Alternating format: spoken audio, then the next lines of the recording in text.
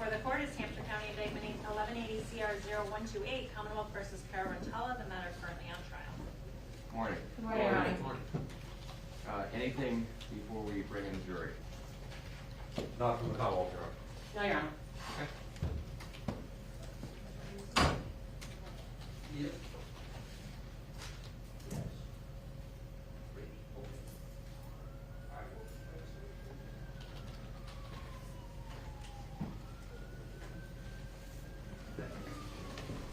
Jury entering.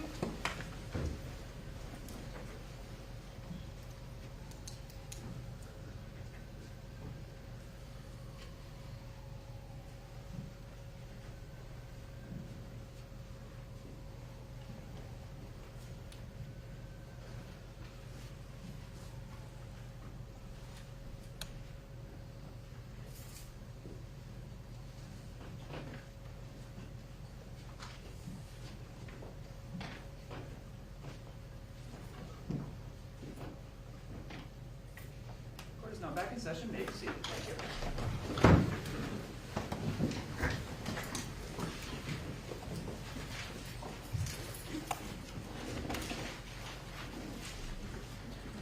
Morning. Morning.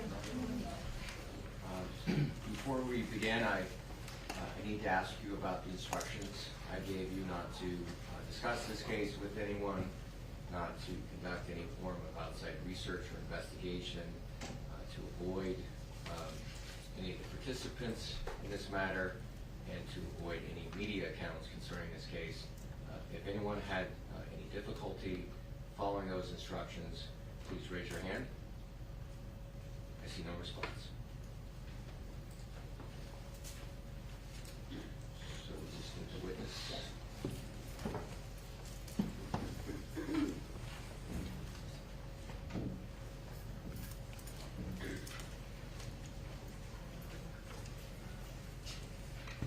This way, Chief.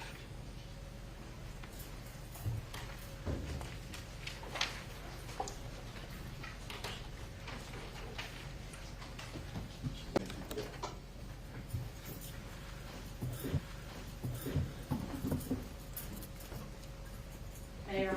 Okay. Thank you.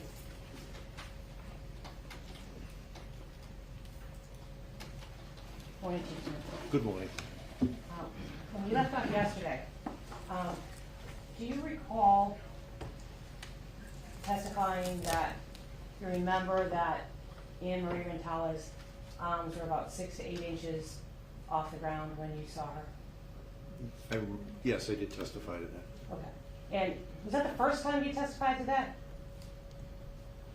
I don't recall. Okay. Well, let's talk about that. Okay. Do you remember your testimony in February of 2013?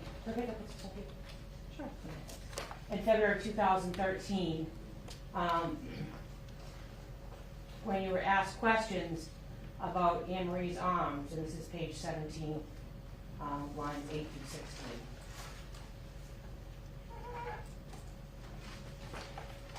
May I approach the witness, Your Honor? You may. Thank you. And counsel, and this goes for all counsel, I appreciate the deference, but you need not ask my permission if you want to approach a witness or if you want a witness to approach the screen. Thank you. I'll try, but I learned a different way. It's so I okay don't know if I you're can learn. not a habit. Thank you. Can you read lines 3 through 15 to yourself, please, sir?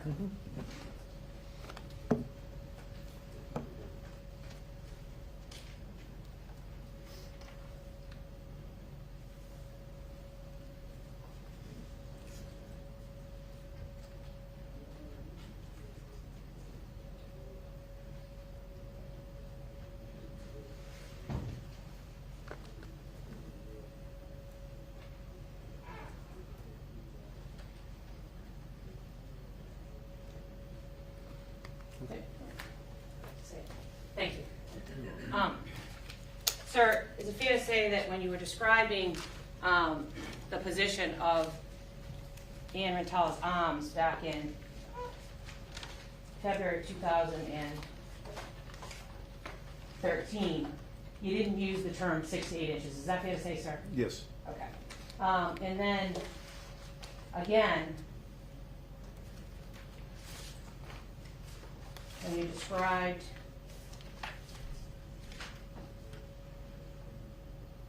this in January of 2014, it's fair to say, well, first of all, do you remember using this 6 to 8 inch description that you gave us yesterday? In 2014? Yes. Are you asking? I don't recall. Okay.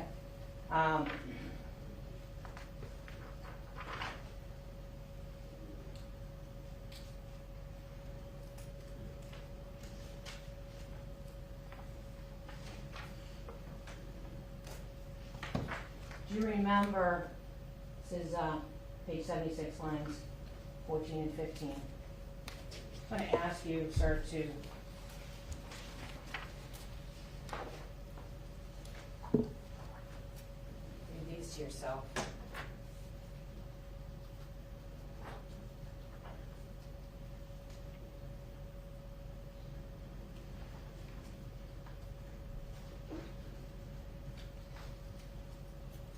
I'm sorry, it's page 77, lines 18 through 25. Can you read those to yourself, please, sir? Yes. Thank you.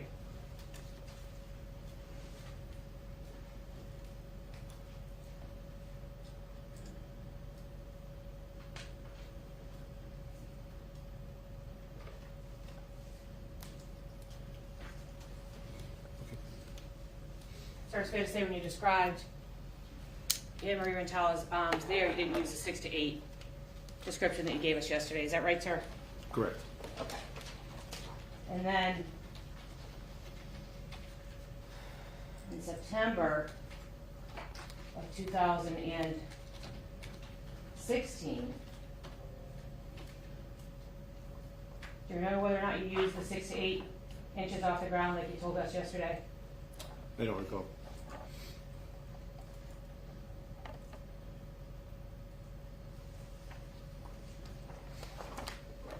This is page 20, lines 1 through 7. Can you read those to yourself, please, sir? Yes.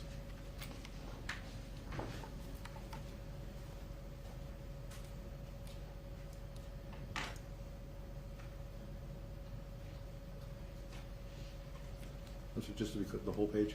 Just lines 1 through 7, sir. Okay, I'm sorry. Thank Please. you. I'm sorry, maybe I didn't make that clear. You did. I apologize. just wanted to make sure. I apologize.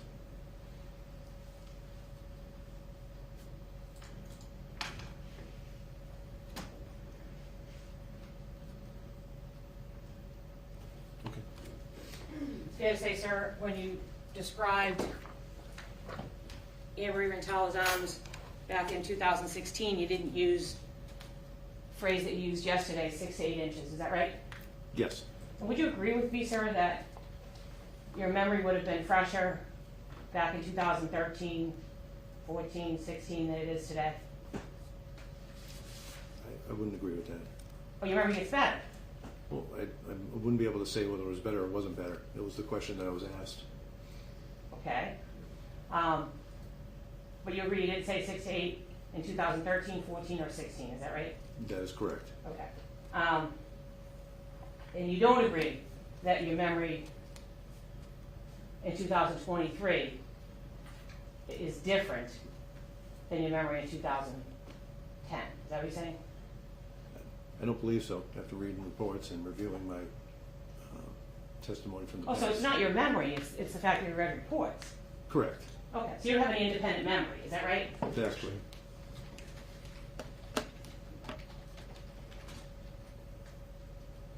Overruled. You don't have any independent memory, is that fair to say, sir? Of, Of the position of the arms? I have absolute memory of the position of the arms. The 6 to 8 inches, do you have independent memory of that, sir? I don't have any memory asked that question before. I'm sorry? I don't have any memory of being asked that question before. Well, you were asked questions about the position of the arms, just like Correct. you were yesterday, right? Correct. Yesterday you said 6 to 8, but you didn't say that in 2013, 14, or 16. Is that right, sir? Correct. Okay. Now, sir, you also testified yesterday regarding, I think you used the word rigid when describing Annamarie's body. Do you remember that testimony from yesterday? Yes. And, sir, is it fair to say that you hadn't used it, well, do you recall using the word rigid before? I don't. Okay. And did you use the word rigid describing Annamarie Wadi in 2013? I don't recall. Okay. Do you remember whether or not you used the word rigid when you described Annamarie Wadi in 2014? I don't recall.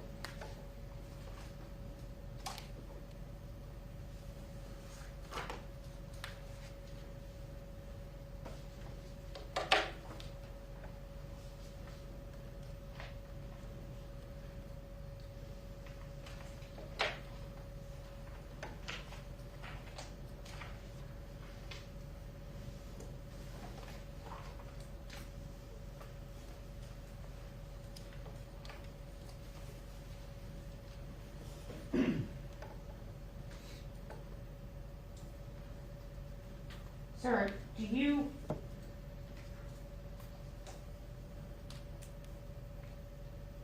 remember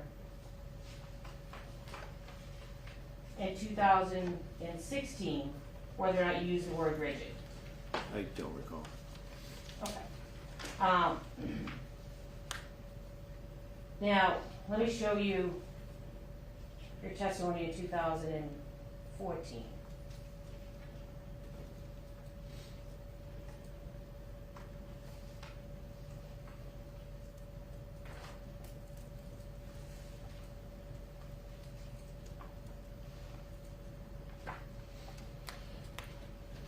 This is page 91.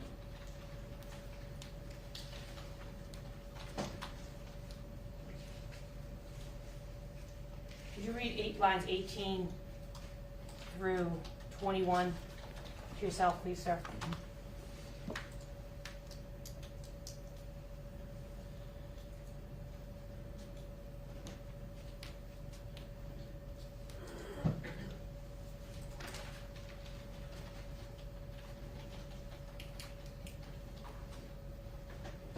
Okay. Thank you. It's fair to say, sir, that when you described, you were answering questions about the body there, you didn't use the term rigid, is that right? I did not. Okay. Now, sir, in 2016,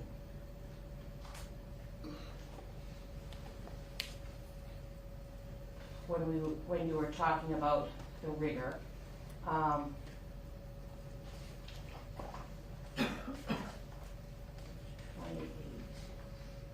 do you remember whether or not you used the word rigid to describe anything there, sir? I don't recall.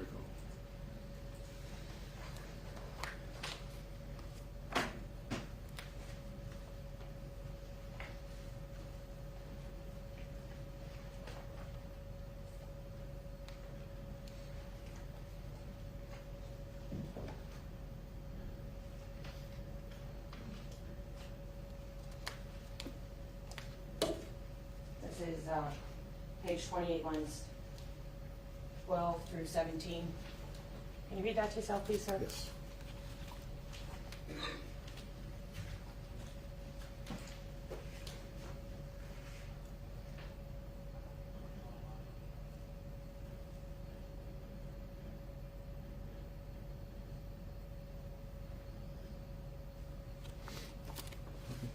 It's fair to say there you didn't use the word rigid when you were describing, well, when you were answering a question regarding the stiffness of the body. Is that right, sir? Correct. Sorry, what page were we on? 28. Or maybe approach sidebar, please.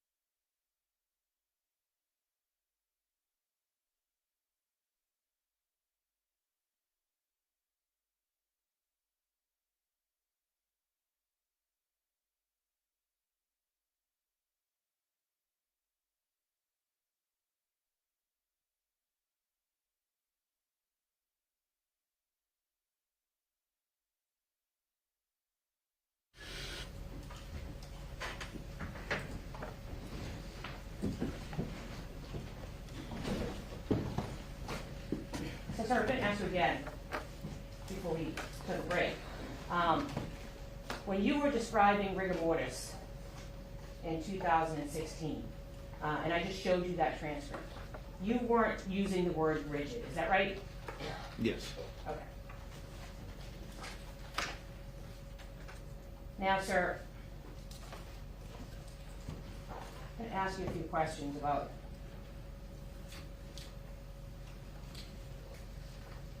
what you observed when you were there.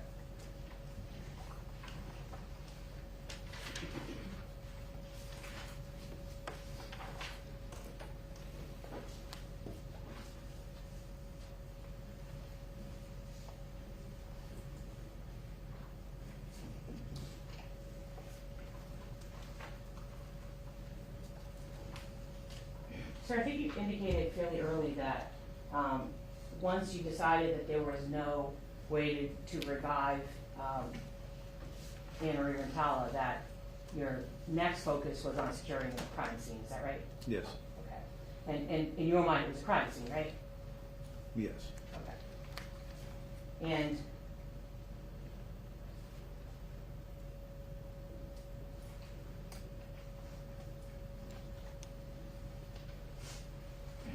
just in terms of assessing rigor mortis, I think yesterday you said that when you were turning Annamarie's body, you were at the hip level, is that right? Yes.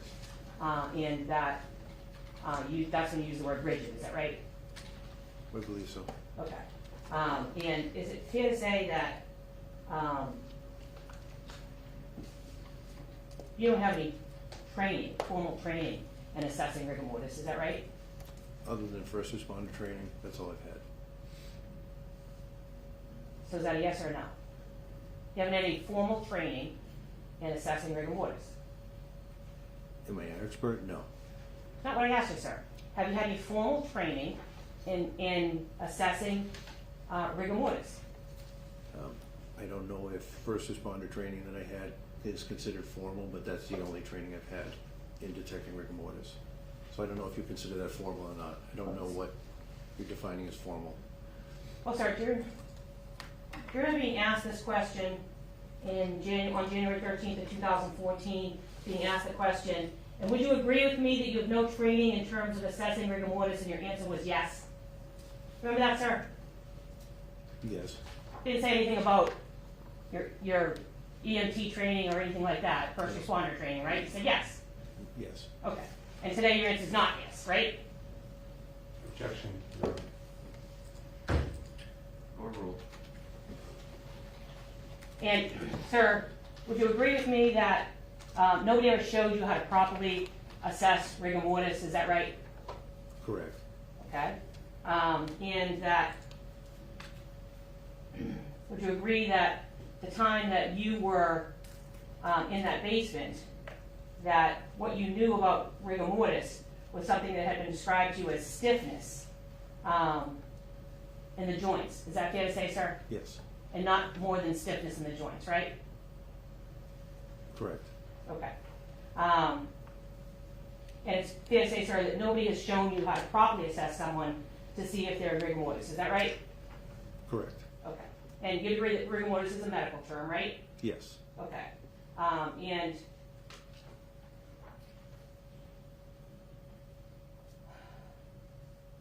the word liver mortis, sir. Have you been trained in how to assess liver mortis?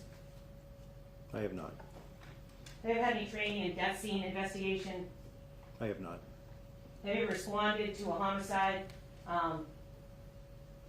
before you responded to this scene on March 29th, 2010? I have not. Okay. And I think you said yesterday that there was another officer, Officer Kohler, at Annamarie Rintala's elbow. Is that right? Yes. Okay. And did you ever see Officer Kohler attempt to bend Annamarie Rintala's elbow? I did not. Okay. Did you see Officer Kohler attempt to move Annamarie Rintala's shoulder? I did not. Okay. And you said yesterday that you pushed on the hip, is that right? Yes, Okay. But you didn't do anything to manipulate her leg or her hip in any way, is that right? correct.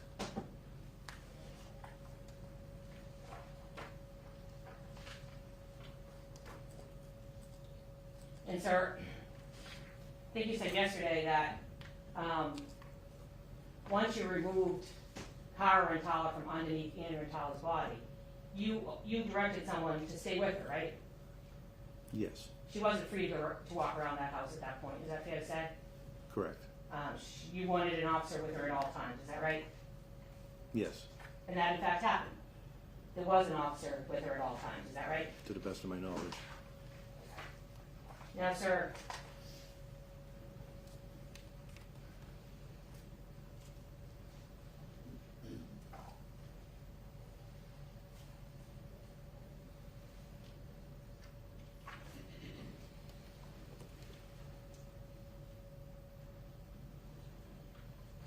in your memory, sir, is that at some point in time, you gave Cara Rintala instructions not to touch anything, and she followed those instructions, right? Yes, She didn't try to touch anything on the way up the stairs, is that right? correct, She didn't try to touch walls, is that right? correct. She didn't try to touch anything other than what you told her to do, which was put her arms like this, right? Yes, And she followed those instructions. absolutely. Okay.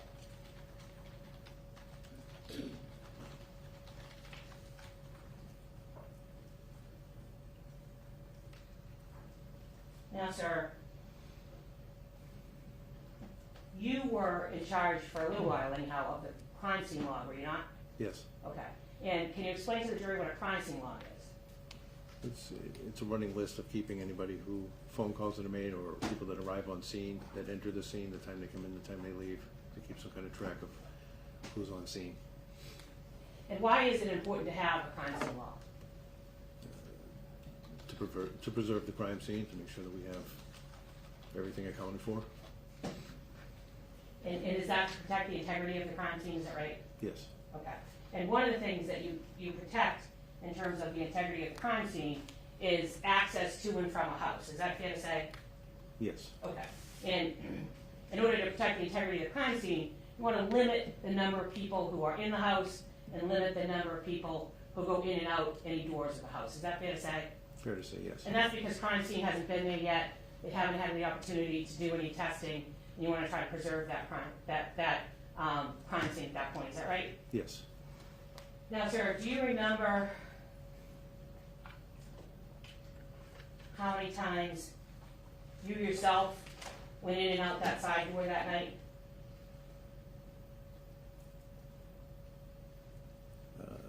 I can account for up until the crime log 4 times I was in and out. I went in, came back out, in, back out.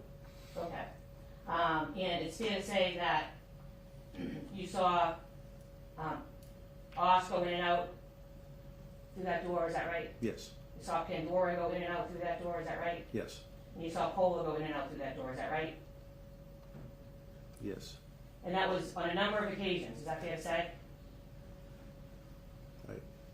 Yes, Okay. And that was before you had established sort of the preservation of the crime scene, is that right?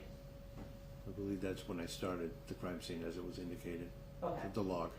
And there were other people other than just the ones that I mentioned that were coming in and out through that door, right? Correct. Okay. And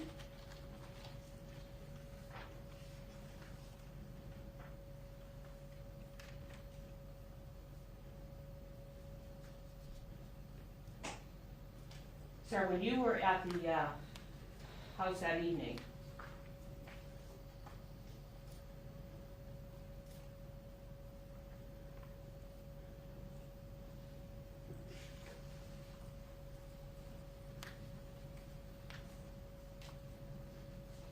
do you remember having any conversations with anyone regarding a domestic?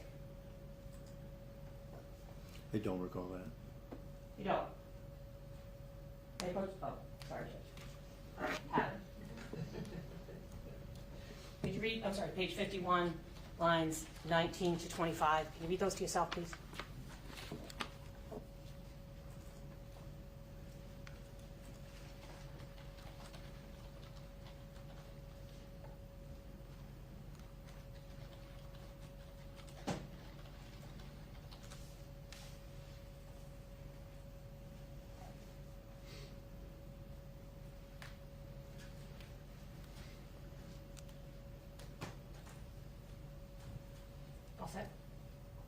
just want to Take your time. make sure I'm understanding what.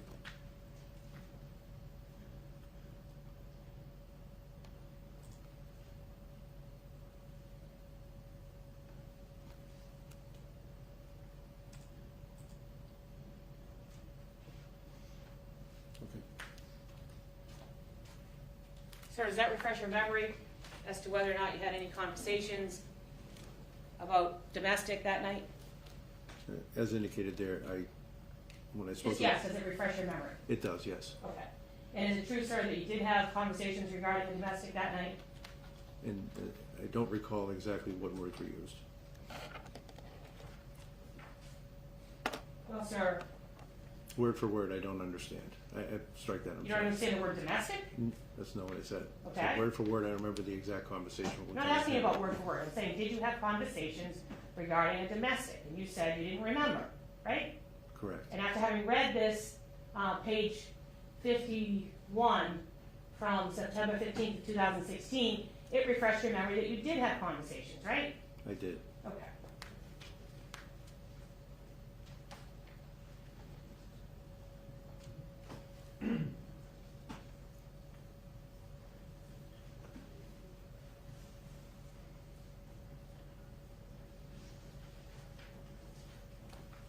Now, sir,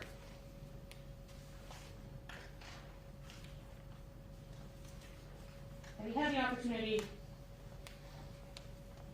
before today to review your crime scene log? I did. Okay.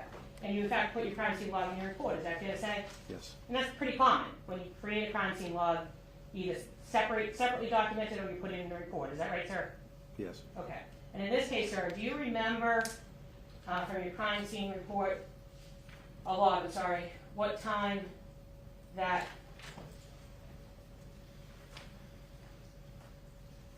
Trooper McGarrian got to the scene?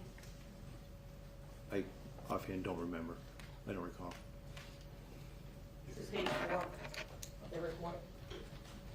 Can you just read this pink highlighted to yourself? Okay. Sir, after having read that, does that refresh your memory as to what time Trooper McGarrian got to the scene that night? It does. And what time did you have in your report, sir? 20, 35 hours. Okay. And for those of us who are not military, Sorry. can you tell, no, don't be sorry at all. Can you tell us what 20, 35 means? That'd be 8:35 p.m. Okay.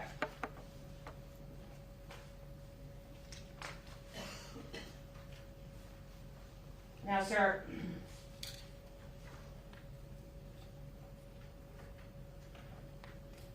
do you ever remember talking or having conversations with a Trooper Holman, Holman, regarding domestic? I don't recall speaking to him about that. This is the report, June 3rd, 2010, paragraph 2. Can you read? Which page? Page 1, paragraph 2.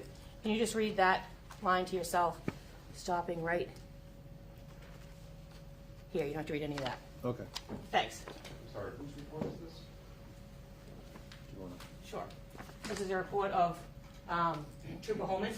Also not his. Right, Okay. not his. I'm using it to refresh his memory. I understand, Counsel. Thank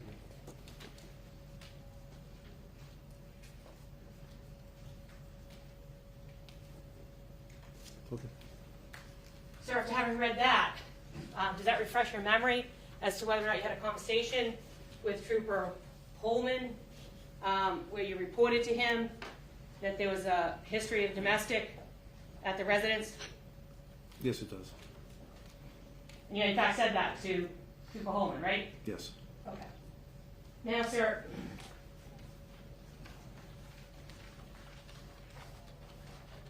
you also, sir, so in addition to being there that night, you stayed involved in some of the investigation in this case, is that fair to say? Yes. And you assisted Trooper McGarrian when you could, is that right? Yes. And, sir, do you remember at some point interviewing or being present when There were interviews of Donna Olasak and her daughter Shannon Olasak. I don't recall. There's a report from Trooper McGarrian dated, let me look at the date. Oh, June 15th, 2011. Can you read that to yourself, please, sir?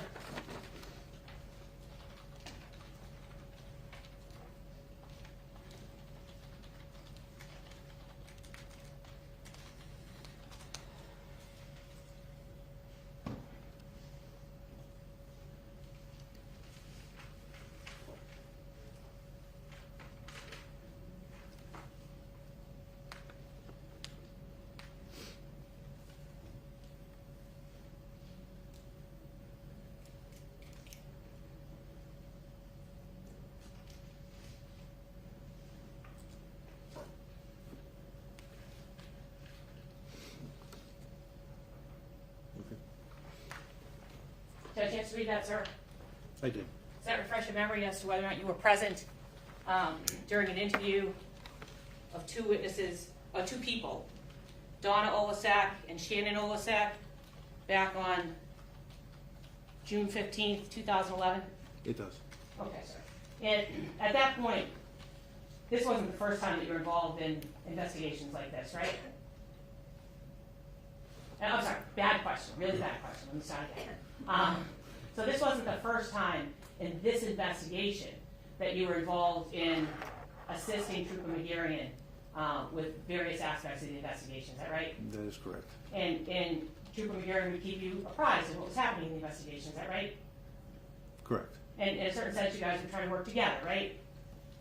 Correct. Okay. And so, on this particular date, you understood, or did you understand, the purpose of speaking to Donna Olasak and Shannon Olasak? Yes. And was that to try to verify the Bob's discount furniture store information? To the best of my knowledge, yes. Okay. And is that because you had learned in the course of your investigation that Mark Olasak had initially said that he Objection, Your would... Honor. Sidebar, please.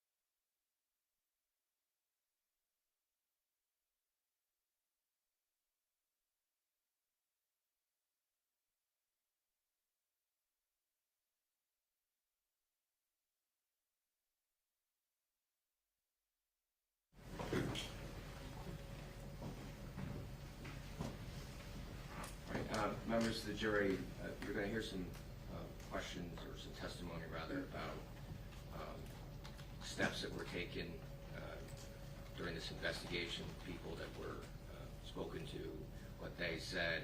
Ordinarily, a statement of someone else, an out-of-court statement, is what we call hearsay. And unless there's an exception, it's not admissible. I won't go into all of that.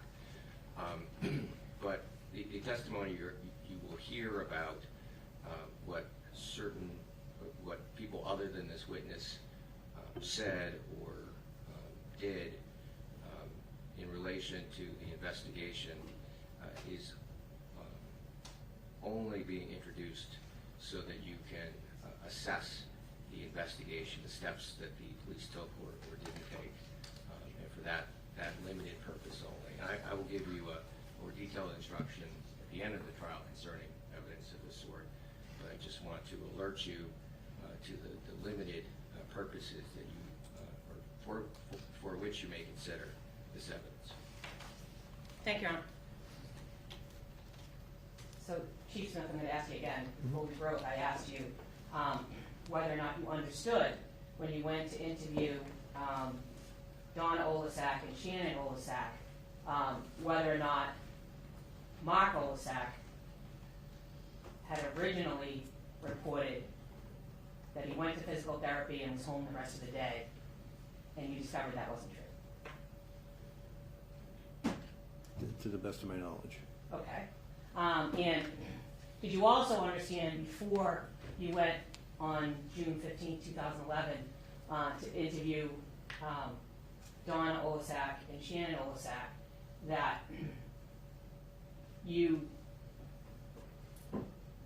that Mark Olasak had credit cards, 3 of them, that he had given to Annamarie Cochrane-Rintala with a balance of about $7,000 on the date of her death. Is that right? From what I can recall. Yes? Okay. Yes. And had you also learned in the course of your investigation that Mark Olasak was in his relationship with Annamarie Rintala would engage in conduct like going to the movies, is that right?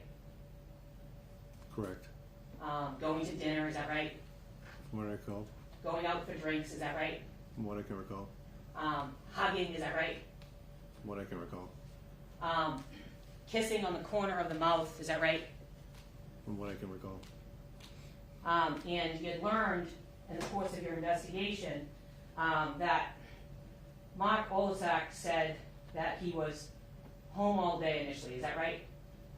After he went to physical therapy. Correct. And in sometime in 2011, did you get access to Mark Olasak's credit card receipts for the date of March 29, 2011 in the course of your investigation? I don't recall that. You don't? I don't. Well, Getting the access. you don't recall getting access? Did you become aware that somebody got access to the Correct. credit card receipts? Yes. Not you personally. That was a bad question. Somebody got access to the credit card receipts. Is that right? Yes, to the best of my knowledge, yes. And you learned that Mark Olasak, in the course of your investigation, had been to Home Depot that morning. Is that right? Correct. And that he had gone to Walmart. Is that right? Correct. And that at Walmart he had purchased a $7 pair of pants. Is that right? To the best of my knowledge. And that purchase took place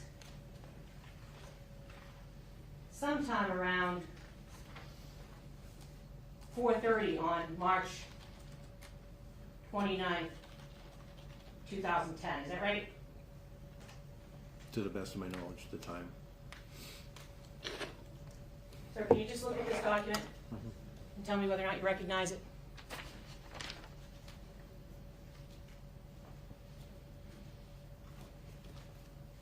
I don't recognize the document. You don't? I don't. Okay. Sir, do you ever remember being told by Trooper McGarrian that there was a $7 purchase from Walmart back on March 29th, 2010 at 16:28:15? I don't recall. And again, could you give us the military equivalent of 16:28:15? That would be 4:28. PM. You don't remember Trooper Gary ever telling you this? I do not recall that. Okay. Well, do you remember when you were speaking to Donna Olasak or Shannon Olasak, whether anyone asked them if they went to the Walmart at 4:30 in the afternoon? I don't recall the Objection, question. Your Honor, this hearsay.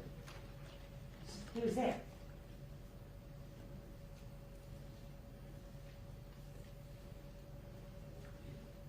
She's asking him if he recalls that being said, so it's really his recollection based on his direct experience, so how's that hearsay? Yes, Your Honor, it's the substance of the third-party statement is not here. Okay, well, so at this point he said, I think he said he didn't recall, so let's just get to, I'm gonna overrule it for now, but go ahead. Thank you. So, do you remember, sir, when you were interviewing, or you were present when Donna Olasak and Shannon Olasak were interviewed, whether or not you ever heard anyone ask them about whether they went to the Walmart at around 4:30, 4:28, 15 on March 29, 2010? I don't recall. If you had asked about the Walmart, would it have been included in any report that you're aware of? I'm sorry? In other words, if you had asked about Walmart, would it be something that would be included in a report? I would assume so. Well, it's a pretty significant thing, right? A witness told you that he was home all day. You have a receipt that he was at Walmart, and you're interviewing the wife and the sister, and nobody asks them? I don't recall the question. Being asked, Correct. okay? Now, sir, we talked a little bit about you being aware that you got the credit card receipts from Mark Olasak. That happened sometime in 2011, right? I believe so. And that was your reason, once you looked at the credit card receipts, that was your reason for going and interviewing, one of the reasons for going and interviewing Donna Olasak and Shannon Olasak, is that right? Objection, Your Honor. This witness has not testified that he has seen these receipts. Well, the question was whether that was the reason, so he can clarify that with his answer, but that's not the question. So overruled. I'm sorry, could you Sure. repeat the question? Was one of the reasons that you were going to interview Donna Olasak and Shannon Olasak was to clarify these credit card receipts from Mark Olasak, is that right? I went along with the trooper. I don't know the reason why if that was the direct reason why he was interviewing her. You don't know? I don't know Okay. his reasoning. Well, he knew that you were there because there was some claim now that with both Shannon Olasak, Donna Olasak, and Mark Olasak were at the Bob's Discount Furniture Store on March 29, 2010, right? Correct. And in the course of your investigation, did you learn, or did Trooper McGarrian tell you, that he had gone to the Bob's Discount Furniture Store and looked at video and didn't see any video of Mark Olasak, Shannon Olasak, or Donna Olasak at the Bob's Discount Store? Objection. Did you learn that? So that is sustained, I think we're getting. I'm sorry, Judge, I didn't understand. So I'm sustaining that objection. Okay, I'll ask a different question. Before you interviewed Shannon Olasak and Donna Olasak, did you learn that Trooper McGarrian had pulled the video of the Bob's furniture? Objection. Did you learn? So this is just, we're still talking about what he knew about the investigation. That's correct, Judge. All right. And again, ladies and gentlemen, these questions and the testimony in response to these questions is not being offered for its truth. It's really as to this witness's state of mind as it related to his role in this investigation. It should be considered only for those purposes. Go ahead. So, sir, let me ask you again. Before you went to interview Donna Olasak and Shannon Olasak, did you learn from anyone in the investigation that Trooper McGarrian had been to the Bob's Discount Furniture had looked at the video and had not seen anyone on it. From what I can recall, yes. Okay. And when you interviewed Dawn Olasak and Shannon Olasak, is it fair to say that Dawn Olasak told you that the day that her daughter usually comes home to have dinner was on Wednesdays, not Mondays, which was the day of the murder? I don't recall that. You read the highlighted portion, paragraph 1, last sentence.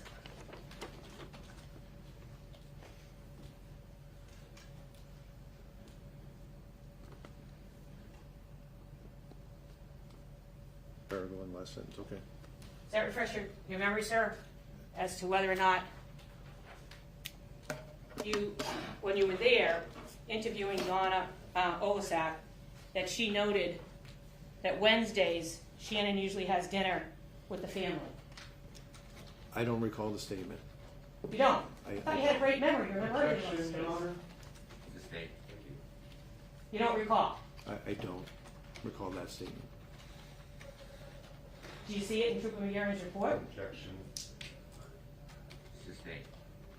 Well, sir, in terms of what you recall, because we all know you have a good memory, what you recall the interview was about with Donna Olasak, do you remember anyone asking her about when her daughter comes back to have dinner?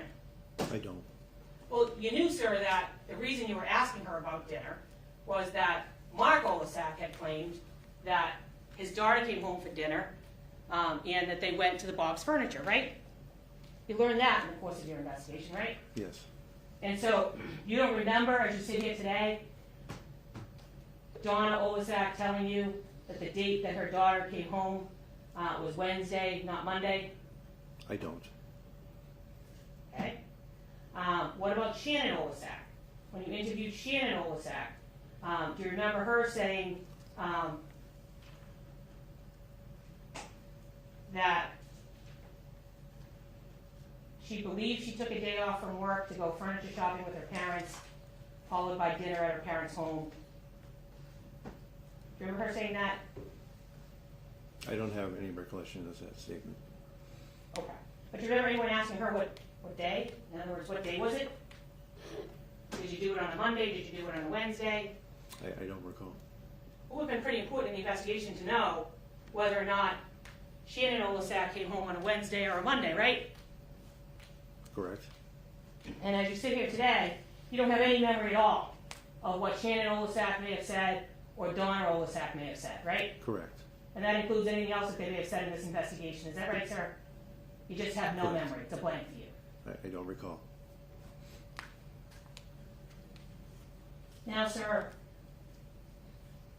do you recall before you interviewed Shannon Olasak and Donna Olasak that you learned in the investigation that Mark Olasak had been sleeping in Annamarie Rintala's pink sleeping bag? Remember learning that, sir? Yes. And that at least somebody in the investigation thought that was odd, right? Correct. Okay. And at this point, when you found out that he was sleeping in Annamarie Rintala's sleeping bag in the course of your investigation, did you already have the phone records that showed that he deleted that text from 153? I don't recall. Also, do you remember learning in the course of your investigation that Mark Olasak deleted a text to Annamarie Rintala at 152 or 153 on March 29, 2010? Yes.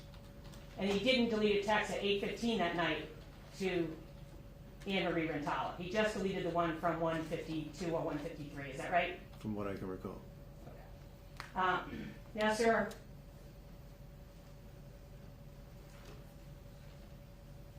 in the course of your investigation, when you spoke to Donna Olasak and Shannon Olasak and got that information from them, do you know whether or not anyone went back and interviewed Mark Olasak about what his wife and his daughter had told you?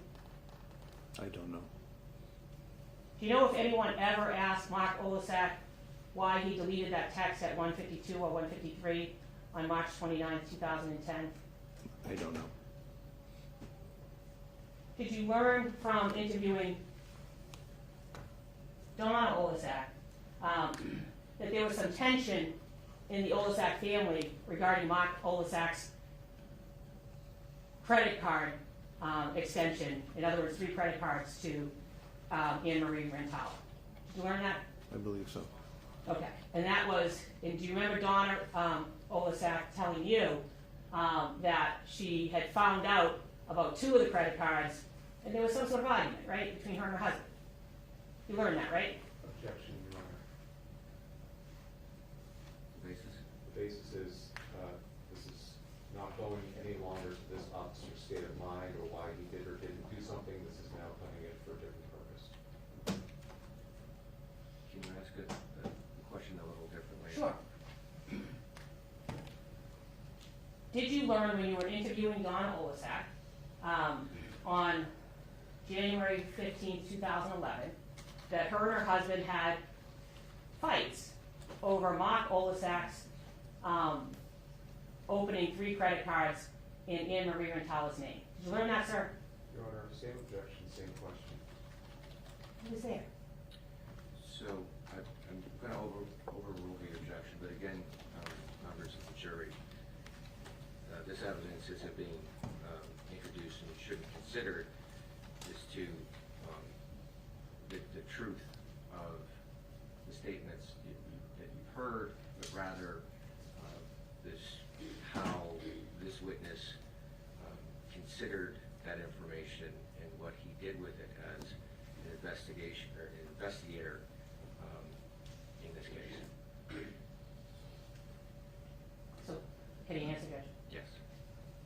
You would ask it again? Yes, please, sorry. Okay.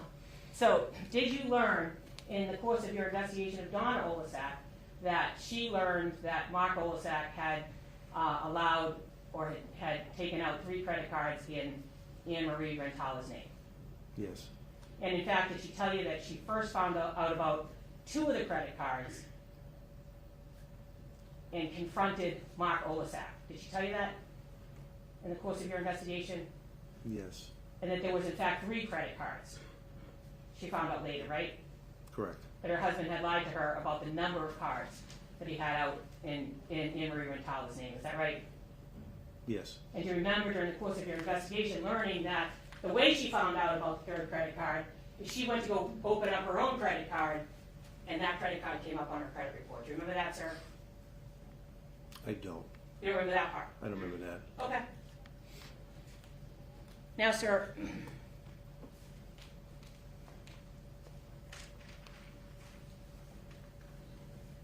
when you interviewed Donna Olasak on June 15th of 2011, do you remember her telling you that she asked her husband not to work with Annamarie Rintala any longer? I believe so. And did you learn in the course of your investigation he continued to work with Annamarie Rintala? I believe so. And did you learn in the course of your investigation that in fact he Mark Olasak, went on a trip with Annamarie Rintala to Connecticut shortly before her death? Objection, Your Honor. Overruled. Did you learn that, sir? I believe so. And they went to Connecticut for the day, and did you learn that there was some talk about purchasing a dog? I don't recall. Okay, so you know they spent the day in Connecticut, you don't know what they did.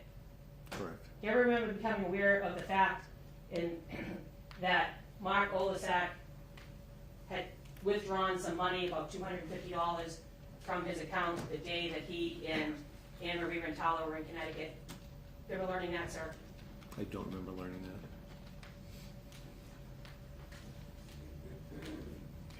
that. No, sir.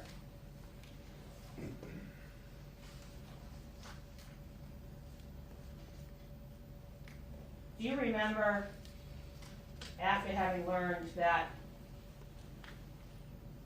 Mark Olasak lied to his wife about his relationship with Annamarie Rintala, whether or not anyone went back to Mark Olasak and re-interviewed him? I'm sorry, I don't recall. You don't recall whether or not he was re-interviewed? Correct.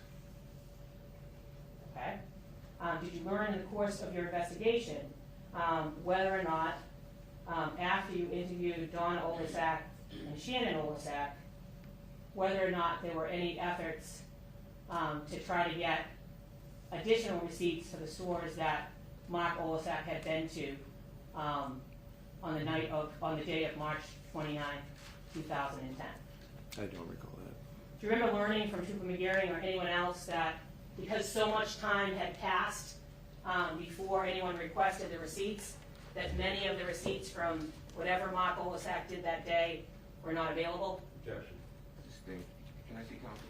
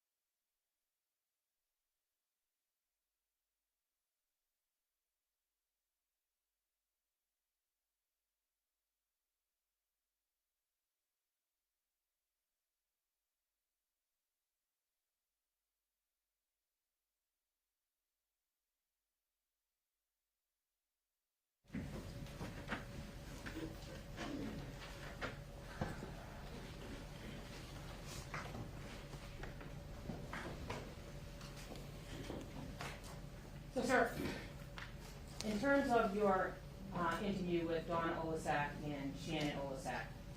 It's fair to say that the date of that interview was June 15, 2011, Yes, and the date of this homicide was March 29, 2010. correct. And to the best of your memory, is that the first time that anyone interviewed Donna Olasak or Shannon Olasak in the course of this investigation? From what I can recall. I don't have any further questions, thank you. Mary Ellen?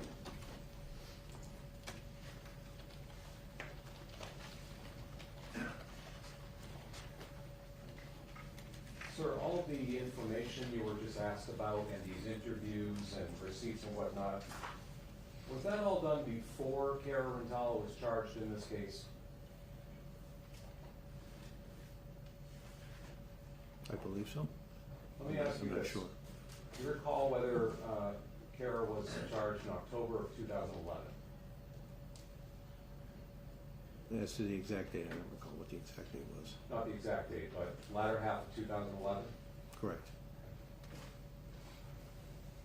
Who was the lead investigator in this case? Trooper McGarry, And who is Trooper McGarry? he's part of the State Police Detectives Unit. And were you making independent decisions as to what investigative steps to take in this case? No, Who was making those decisions? Trooper McGarry. And this June 15th, 2011 report that you were shown regarding an interview with Donna and Shannon Olasak, I believe you used the phrase, I went along with Trooper McGarry for that interview? Yes, What did you mean by that? it was his interview when I was just there, going along on the interview. And what would be the purpose in a second officer or a second sergeant such as yourself going along with a state police detective? To be part of the process. Did you write a report based upon those interviews? I did not. And who did? Trooper McGarry. Now, these questions or the information that you learned during the investigation established that on the afternoon of March 29th, 2010, Mark Olasak was shopping in Westfield, am I right? Correct. And there were at least one receipt from that afternoon shopping in Westfield, correct? For what I was told, yes. Okay, and just to orient us, the area in Westfield where Mr. Olasak was shopping that afternoon compared to Granby, are you familiar with those locations or where the towns of Granby and Westfield are? Yes. And have you driven from either Granby to Westfield or Westfield to Granby throughout your time here in Western Mass? Yes. And how would you approximate the travel time from one location to the other? Josh? Overruled. Depending on traffic, half hour. And after speaking with Shannon Olasak and speaking with Donna Olasak and investigation of receipts and talking to Mr. Olasak, was he considered a suspect any longer? I don't believe so.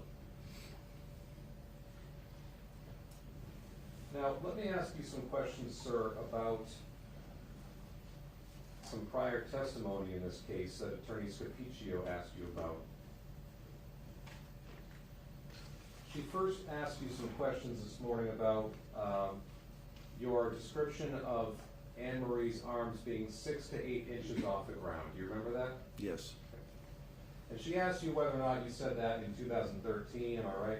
Yes. She then asked you whether you said that in 2014, correct? Yes. She then asked you if you said that in 2016, correct? Yes. And as a witness, you testified in cases before, correct? Correct. You only answer the questions that are asked of you. Correct. So, going back to 2013, pages 17 and 18.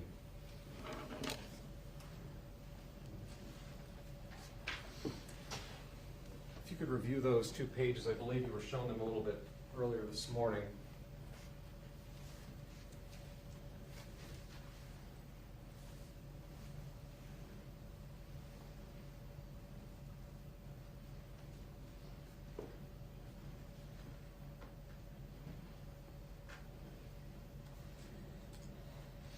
Sir, as you're reading that, let me tell you what my next question will be.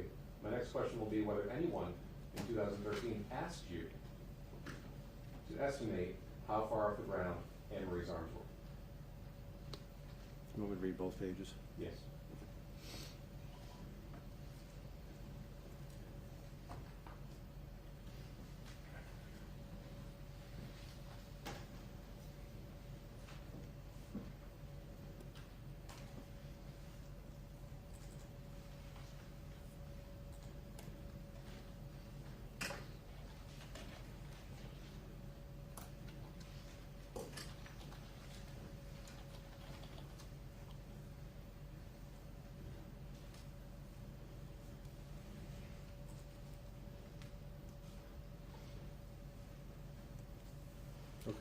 Were you asked that question back then?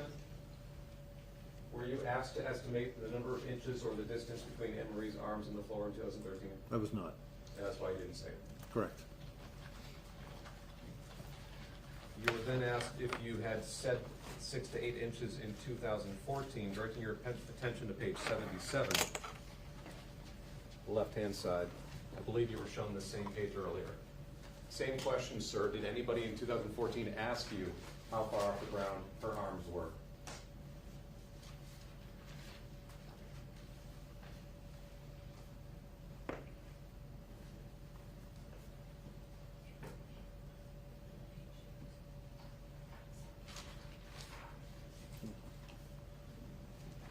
Were you asked that question? I was not. And that's why you didn't say it? Correct. You were also asked about your testimony in 2016, and I'll refer your attention to page 20. Again, you could review that with an eye toward whether you were asked by anybody to estimate the distance.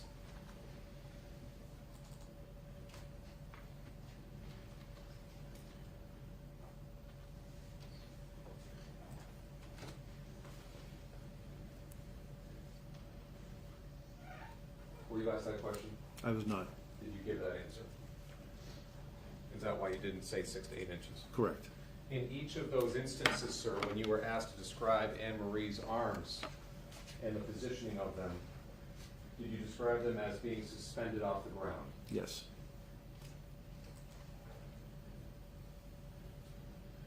Now, you were also asked questions about whether you had used the word rigid prior to yesterday, correct? Correct. And what do you understand the term rigid to mean? When you use rigid, what's your definition of rigid?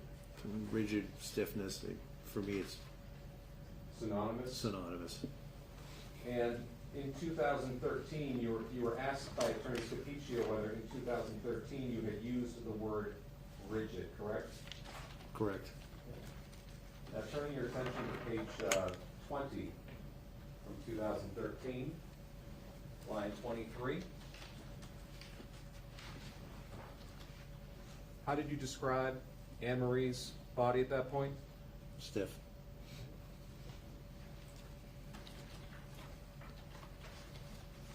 In 2014, you recall also being asked to describe Annamarie's body as you were rotating it so Cara could get out from underneath the body?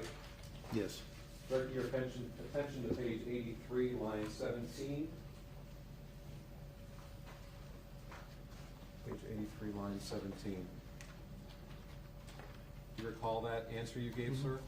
And how did you describe her body at that point? Has to be as in one unit when we rolled it. Rolled her. And in 2016, you were asked by Attorney Scapiccio this morning whether you had used the term rigid, correct? Correct. And page 27, lines 7 through 20. What terms did you use in 2016 to describe her body as you moved it?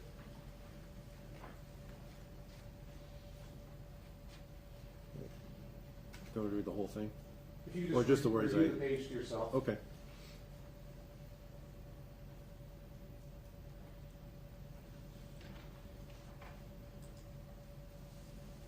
Okay. And what terms do you recall using 7 years ago, sir? That the body was stiff. Which you associate with rigid. Yes.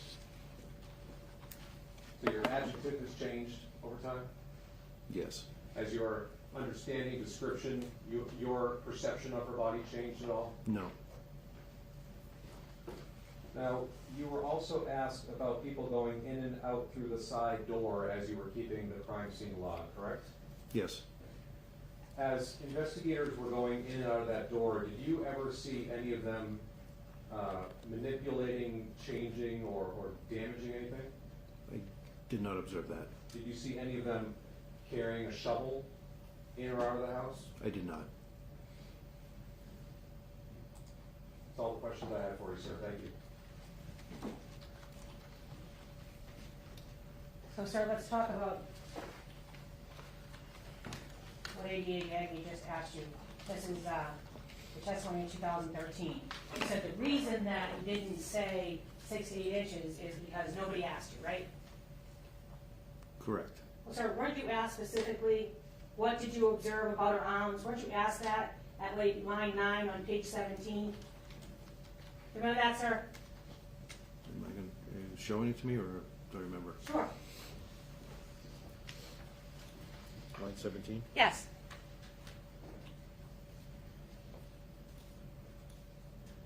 I'm sorry, which line did you want?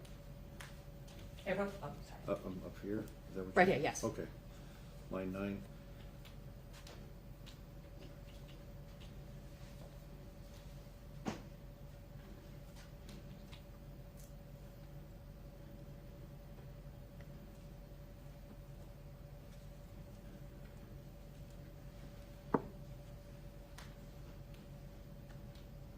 Okay. So it's fair to say you were asked to describe, in 2013, describe her arms, right? Yes. And no one told you, don't say 6 to 8 inches. They just said describe her arms, right? Yes. You didn't say anything about 6 to 8 inches, is that right? Correct. Now, sir, you indicated that rigid, stiff, in your mind is the same thing, is that right? Yes. And, sir, you understand, because you're chief of police, and you testified a lot, that consistency matters in your testimony, right? Correct. And so when you start using different terms, it seems inconsistent. Is that fair to say? Objection. Overruled. Is that fair to say, sir? Correct. Because you're an officer. You're a chief. You understand the importance of being consistent, right? Yes. And one of the other things you weren't consistent about, sir, was your description yesterday of the V in Annamarie Rintala's legs that didn't move when you moved the body. Do you remember that, sir? Yes. And you hadn't said anything about that in 2013, right? Correct. You hadn't said anything about that in 2014, right? Correct. And you didn't say anything about that in 2016, right? From what I can recall, correct. That was something that you just said for the first time yesterday, right? From what I can recall, correct.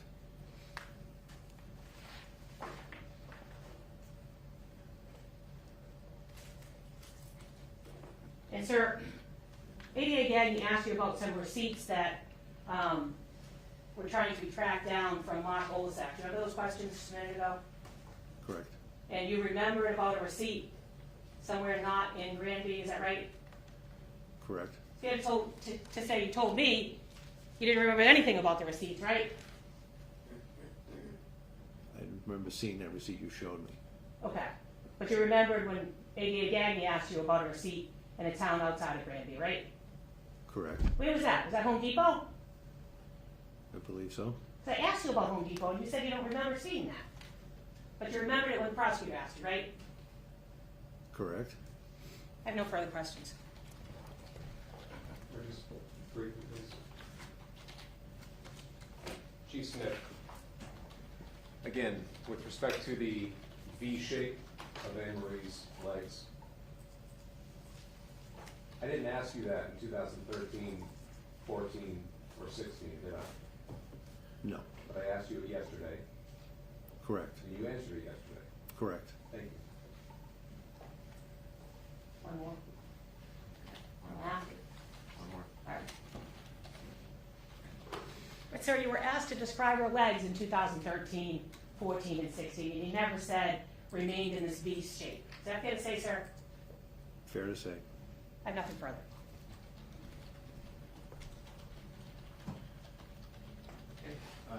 step down, thank you. Thank you.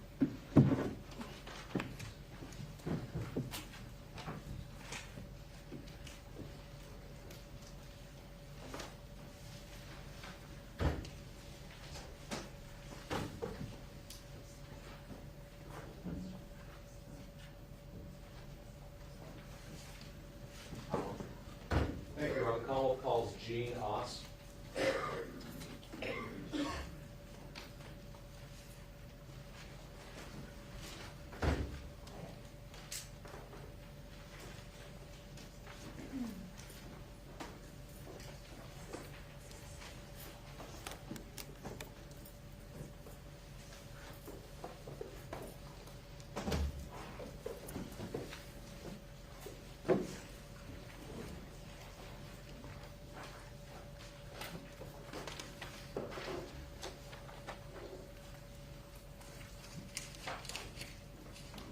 Right to swear, sir. Stand here and face the floor for a short hand. Do you solemnly swear or affirm that the evidence which you shall give to the court and jury in the case now in hearing shall be the truth, the whole truth, and nothing but the truth, so help you God, or do you so affirm? Right to swear.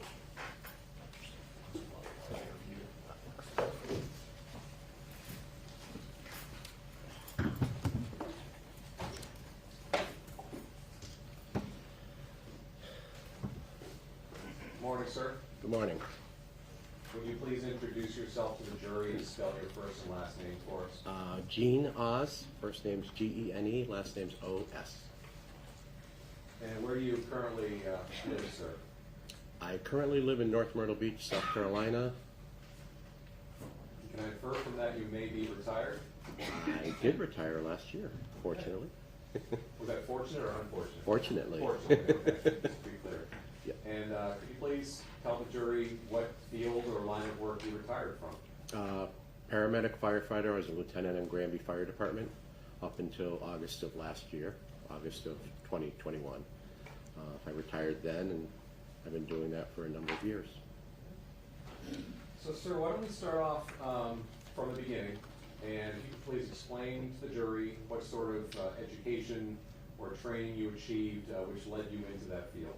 Okay, in '93 I decided to go into the field, and I went to Springfield College, started my education there as a basic EMT. I did Springfield College in '93. I worked full-time at the same time as a dispatcher at Commonwealth Ambulance. Then I went on to the intermediate program. I worked as an EMT and a dispatcher for Commonwealth and Charter Ambulance. Not long after, American Medical Response came into the area and bought everybody that was standing. So I changed over to AMR. I went to paramedic school in '95 to '96. Took the year-long didactic classroom portion then, and then went on to my field internship after that. I received my national and state certification in '97, beginning of '97 as a medic. Was there anything in particular in your own life experience which led you to gravitate toward this field? I just wanted to help people and do what I could to help people. I was a manufacturer's rep before that, and I just wanted to do something a little bit different. And I believe you've used terms like EMT, EMT intermediate, and paramedic, correct? Correct. Are those three different levels or ranks, so to speak, within your field? Yes, it's additional training for each level. Basic EMT gives you basic life support skills. As you go into intermediate, you enter in with IV therapy, what we call intubation, where you can put a breathing tube down somebody's airway into their trachea and protect their airway and breathe for them, and a few other skills to assist a paramedic. And then as a paramedic, you have everything.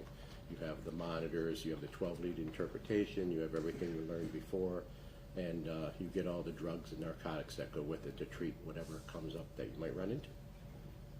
Now, within the fields of being a paramedic, and also you said you also worked in the fire department. Correct. Are there any sort of physical prerequisites or testing or strength requirements in those fields? You start out with you have to have a how do I put it, a PAT, a physical aptitude test, prior to getting hired. Everybody has to pass that to have a minimum physical standard. Then most people go to the State Fire Academy. Right now we have 3 across the state.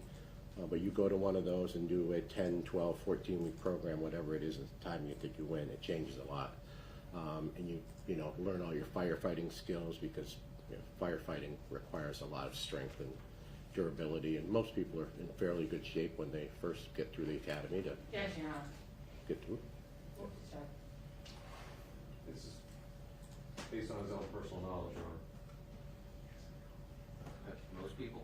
Yeah. So I'm just gonna strike the most people part. You can ask it, perhaps just ask another question. When it comes to firefighting, sir, I believe you mentioned a moment ago that that requires some degree of strength. Yes, it does. And why is that? We carry a lot of equipment. We have to carry an SCBA on our back, which is 40, 45 pounds. In order to go into certain situations with that, we have to be able to throw ladders, extricate people, everything that involves being a firefighter. Within the field of EMTs and paramedics, are there also tasks or duties that require some degree of strength? Almost everything we do, because we deal with a lot of extrication. That'd be nice to read in terms of what this is. Overruled. Continue, sir. In the field of EMS, emergency medical services, everybody deals with extrication, picking people up off the floor, the elderly on the floor, getting people on our stretcher, getting people out of motor vehicle accidents. It's just the nature of the beast. We have to do those things. It's the only way to get them into our vehicle, to get them to the hospital that we're taking them to. So within the field of emergency medical services, I believe you mentioned that you worked for AMR at some point, correct? Correct. And what roles, if any, did you fulfill at AMR? I was a field medic up until, quite frankly, the towers coming down in 2001. When the towers came down, not long after, I was promoted to operations supervisor. So I was a field operations supervisor. It was a very large operation. We covered Springfield and Holyoke, East Longmeadow, Hamden. We had roughly 40 to 45 trucks on the road every day, ambulances, not trucks. It was a very, very large operation, and continues to be. Now, when you became a paramedic, I believe you mentioned that there was a year-long class, correct? Correct. Were there also any internships required in that? 500-hour plus internship in Bay State Medical Center and Mercy Medical Center. That was for me, the local Springfield College. And then once we did the 500 plus hours internship in the hospital, we had to do another 250 or 300 in the field, working on the ambulance as a field internship. And we got signed off on all our skills so many skills were required to do in the field. And it's whatever the state and the national laid out, we have to do. Any sort of exams or certifications required along the way? Well, we had to have, obviously, our basic life support certification, CPR, AED use, advanced cardiac life support, pediatric advanced life support, and then we had the final exam for the state and the national, which got you your certification, so you could start. Now, during your career, did you also have the opportunity to engage in any sort of teaching or training? I did, and I still do teach all of the above. I still teach basic life support, advanced cardiac life support, pediatric life support. I'm an adjunct faculty at Bay State Medical Center, so I routinely teach all that. I continue to do that now. That's mostly what I do in the field, is teaching. Now, within your field, to become a paramedic and the education that you received along the way, what specific topics did you receive education in? And specifically, if I could turn your attention to human anatomy, was that covered? Anatomy and physiology was covered. I actually took a anatomy and physiology course at Stick prior to becoming my basic EMT, just because it all went along. So yes, we had to know anatomy, physiology, you know, how the body works, what happens to certain processes, yes. Did part of your education include signs of death? Yes. And why would signs of death be relevant or important within your field? because we deal with signs, we deal with dead bodies and dead people all the time. It's just nature of life. So when we go out in the field as a paramedic, as you can imagine, we deal with whatever's in front of us. We get a call, we go to it, whether they're, you know, alive in certain conditions. We have state and regional protocols that we have to follow for everything we do. So somebody's coughing, okay, you know, what do you do for coughing? You follow the protocol down. If somebody appears to be lifeless, what are you going to do? You know, we follow a certain protocol to a certain area, then we, you know, depending on what we find, we keep going down the protocol. Now, among these signs or indicators of death, am I correct that you're familiar with one of them being the cooling of the body? Yes, Or I believe it's referred to as alber mortis. Have you heard that term? yes, Okay. What about liver or livor mortis? yes. And what do you understand that to be? The- Yes, Ron. What is he?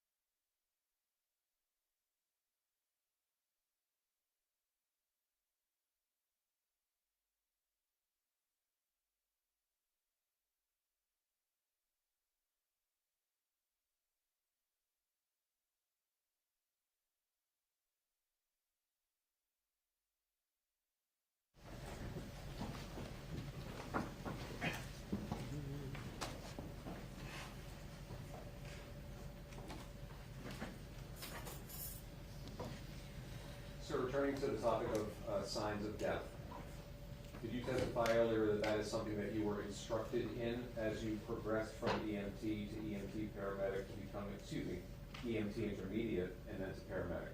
Yes, Do you also have firsthand experience or observation of those signs of death? I do. Have you attended classes on those signs of death? I have.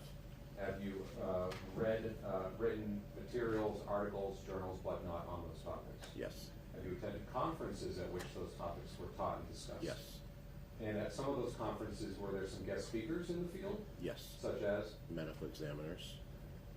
And Yes, Your Honor. Overruled.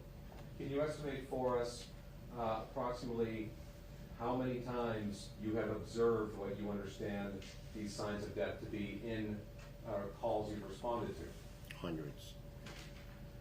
So given that, sir, We already discussed how the cooling of the body can be a sign of death, am I right? Correct. And I asked you a question about livor mortis or livor mortis, L-I-V-O-R mortis. Yes. And what is your understanding of what that is?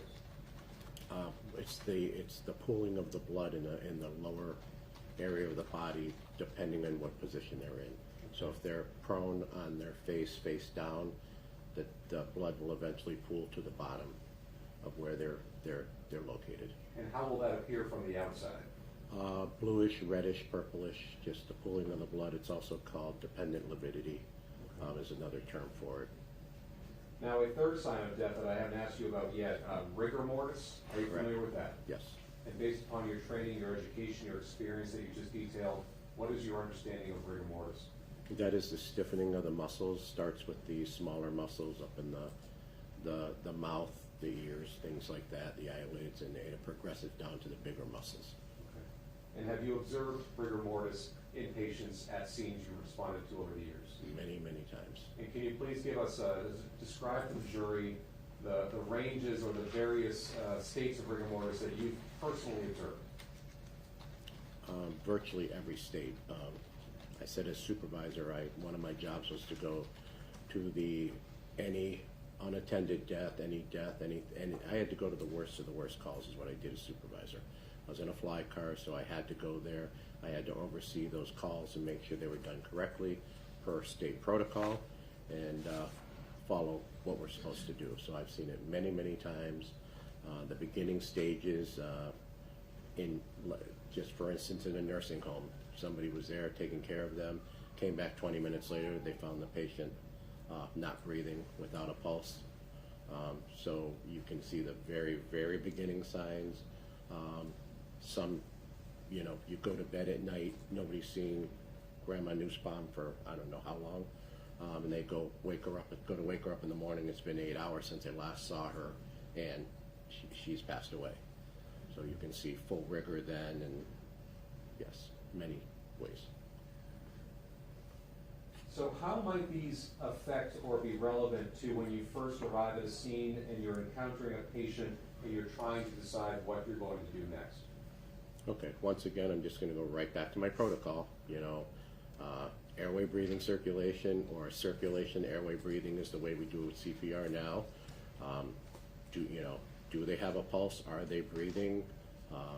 Are they moving? Are there any signs of death that would preclude us from doing anything, or what we call working a patient, where we would determine what our next steps are. If we feel that they're so-called workable and we're going to work the patient, we start CPR right away. That's what we want the public to do, is start CPR, circulate the blood, and give that person a chance, and then we work the patient per our protocol. Whatever it says to do next, we do next. How do you assess a patient as to whether or not life-saving measures may be viable?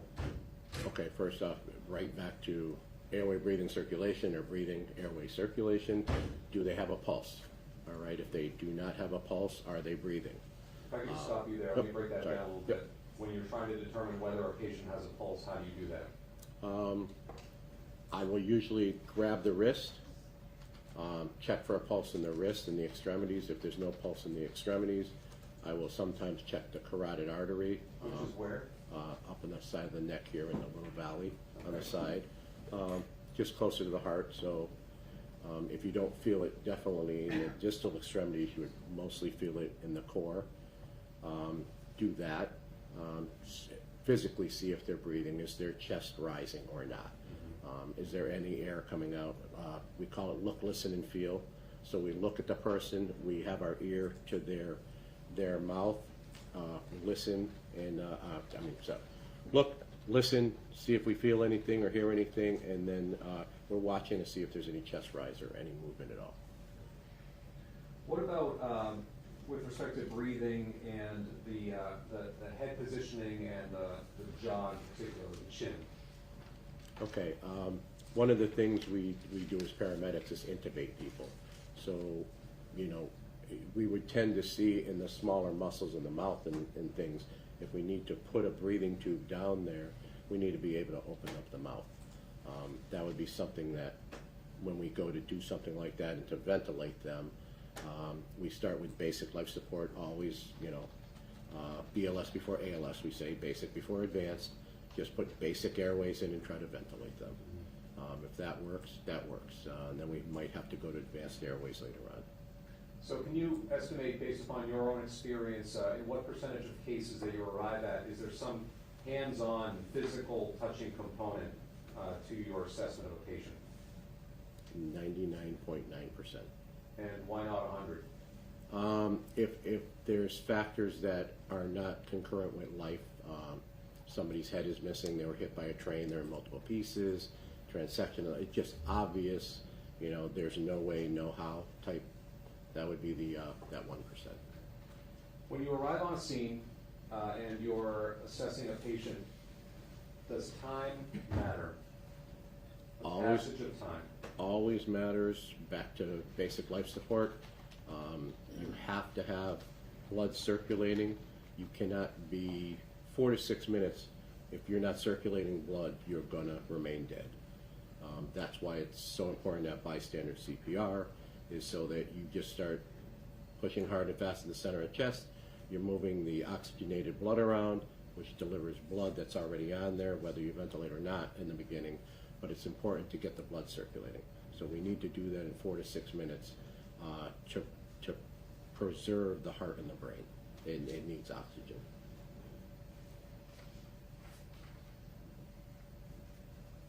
Now, sir, during your own career, your own life, your own experience within the field, can you give the jury, please, some sense of how many calls for service you would respond to in a given year? When I was working full-time, 1,500 to 2,000 a year, roughly. And you maintained that pace for approximately how many years of your career? 93 until August of 2021. And when you were the operations supervisor for AMR, did that also involve overseeing others in the field and ambulances being on the road? That was my job. Yes. At any one given time, how many ambulances may be out deployed responding to calls? Then and right now, during the daytime, over 30 ambulances on the road in the city of Springfield. We had 3 or 4 in Holyoke, 1 in East Long Meadow and Hamden. It still goes on that way. It's a very busy service. I believe you mentioned this, but just to clarify, a significant portion of your experience in this field was within the town of Granby, am I right? Correct. And what specifically in Granby, what roles did you fill? I was a on-call paramedic in the beginning. I believe that was around 2003 I started there. I was an on-call paramedic. Later, that's where I went to full-time after I left South Hadley. I went to Granby full-time in 2018 until I retired. And you served as the EMS director within the Granby Fire Department, correct? Correct. And what type of duties and responsibilities did that carry with it? All the normal lieutenant, firefighter, everything duties, but I oversaw the billing, the QA, QI, which is the quality assurance, quality. It's just basically going over the run reports, making sure the run report was done correctly, the billing was done correctly, and I handled everything that went with that. Now, in terms of when you're responding to a scene as a paramedic, have you had occasions during your career to respond to situations that turned out to be a crime scene? Yes, I Or have. that appeared to be a crime scene? Yes. How does that affect, if at all, how you would go about doing what you need to do? Just that I'm very careful on scene. I don't want to destroy evidence or disturb evidence, and I try to be a little bit more observant in my later years as, I learned what can happen at crime scenes and what happens when you end up sitting in this chair in the courtroom, quite frankly. Yeah, sorry, don't need to ask permission. Mr. Haas, I'd like to show you this 3-page document, which I believe you'll recognize. And what do you recognize that as? My summary or qualifications? Your resume, seat, curriculum vitae. Yes. Your Honor, could I please have this marked for identification only at this point? Yes.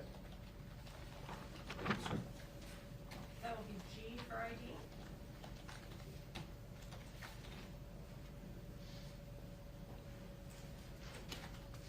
Honor, I'm about to transition into a different topic. Thank you. So I think this would be a good time to take our morning break. So members of the jury, it's almost 11. We're going to take about a 20-minute break, so we'll see you back at 20 after 11. Sure, please rise.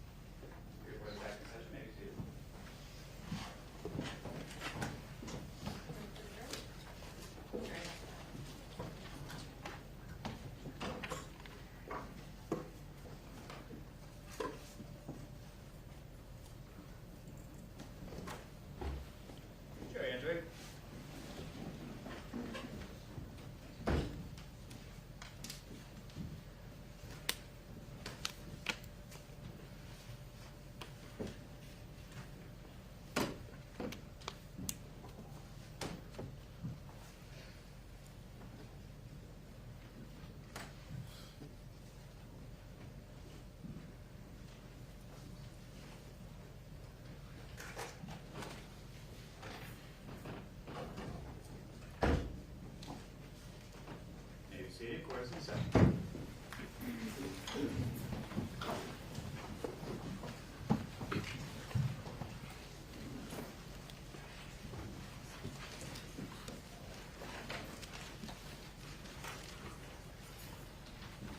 May I proceed, Your Honor?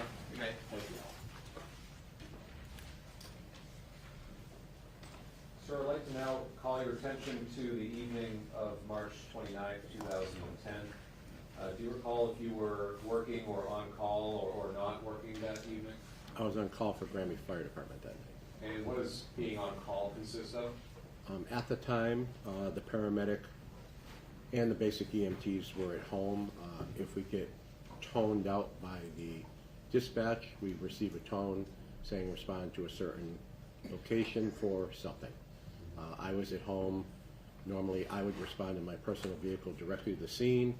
The basic EMTs would go to the station, get the ambulance, and also go to the scene and meet me there. Where were you living at the time? In South Hadley.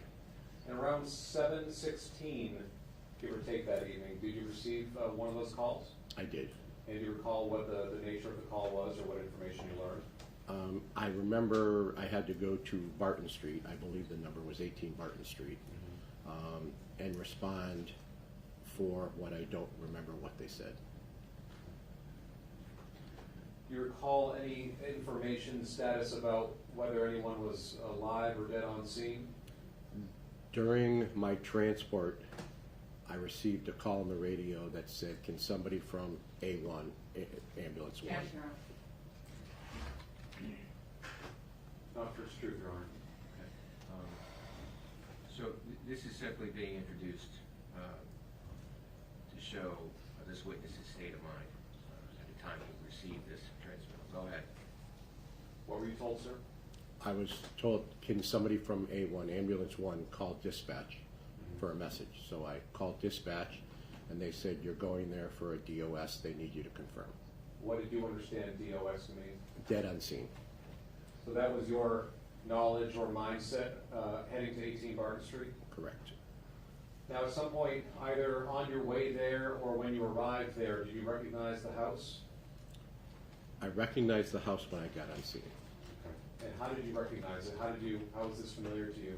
I personally knew Ann and Cara previously because we worked together at AMR.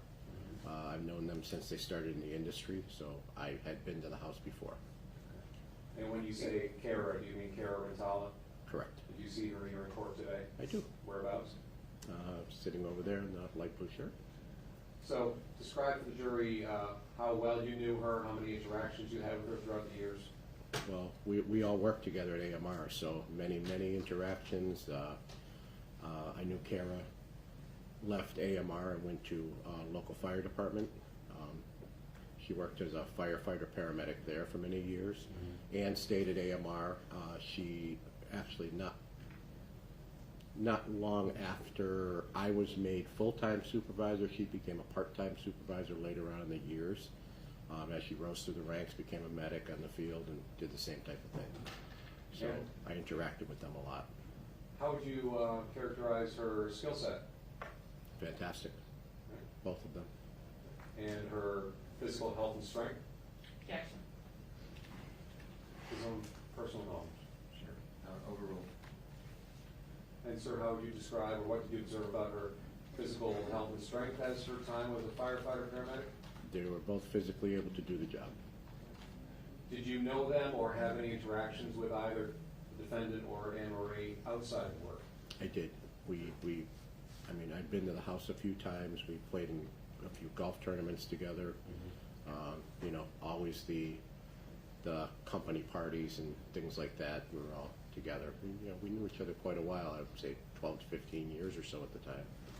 Can you estimate approximately how long it took you to get from your house in South Hadley to 18 Barton Street? 4 or 5 minutes or so. And that would put your arrival on scene somewhere in what ballpark? I don't recall which time I was dispatched. If dispatch were 7:16 or thereabouts. 22, 23, 7, 22, 23, something like that. When you arrived on scene, can you please describe to the jury what you saw outside, if anyone, who you saw outside? 2 police cruisers and at the time, I believe it was Sergeant Mark Smith. He was outside, and basically said, you know, Ann, Yes. don't, Sustained. Did you have some brief conversation with Sergeant Smith? I did.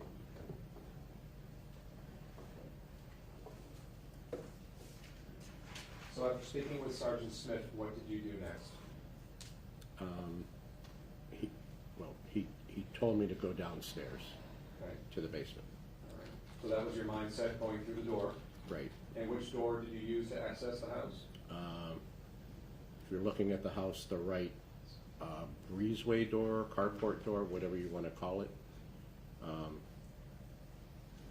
Sir, showing you on the screen to your left, exhibit number 2, do you recognize this to be 18 Barton Street? I do. And do you see a breezeway between the garage and the house? Yes, where the two posts are is the door I entered. And showing you now exhibit number 3, would this be that door next to the two posts on the breezeway? Yes, That's the door you entered the house through? correct. Thank you. When you went through that door, did you see or hear anything coming from the kitchen area? I heard Cara crying and wailing somewhere in the kitchen area. And are you familiar with Officer Gary Poehler from the Granby Police Department? I am, He was an officer at the time, correct? correct. Okay. Did you hear another person's voice, or did you recognize another person's voice telling you anything at that point? Officer Poehler basically just said downstairs. Okay. So did you see them or just hear them in the kitchen area? I only heard them. I didn't see them. Were those the only two voices you heard? Yes, And based upon what Sergeant Smith told you, and based upon what Officer Poehler told you, did you go downstairs? yes, I did.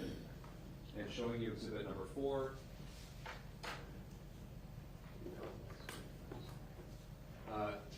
Do you recognize this as being the view once you pass over the threshold of that side door? Correct, And this would have been the approximate view you would have had of the basement at that time? correct. If I could now show you on the presenter what's been marked as exhibit number 5. These would be the basement stairs you went down. Correct. And when you got down to the bottom of the stairs, describe for the jury, based upon your own memory, what do you remember seeing? What was the scene like in the basement? I remember Ann being on her back with her hands up like this. Her feet were closer to the stairs and her head was away. I don't quite know what direction away is, but her feet and then her head were on the other side. Showing you now exhibit number 6. Does this photo fairly and accurately depict the view you would have had of Ann's body when you got toward the bottom of the stairs? Correct.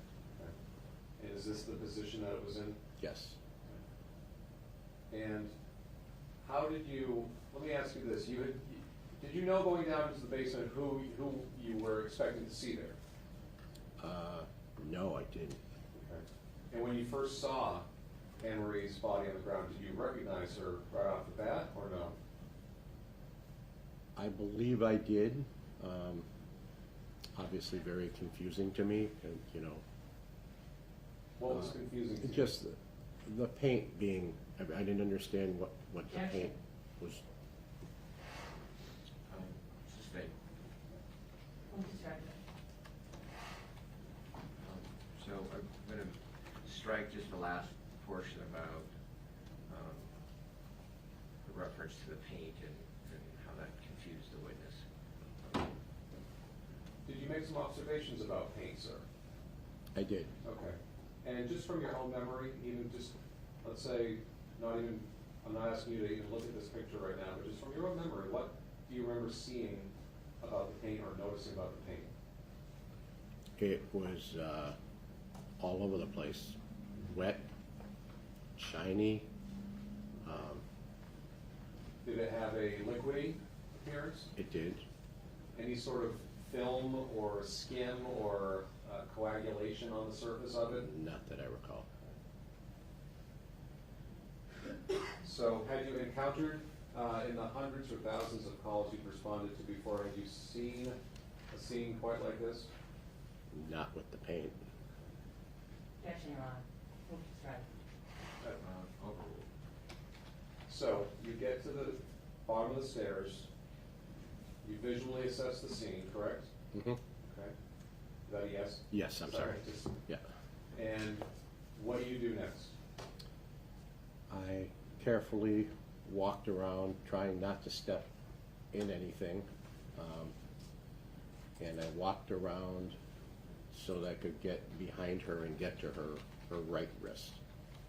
Do you see that pointer there leaning up against the corner of the jury box, sir? I do.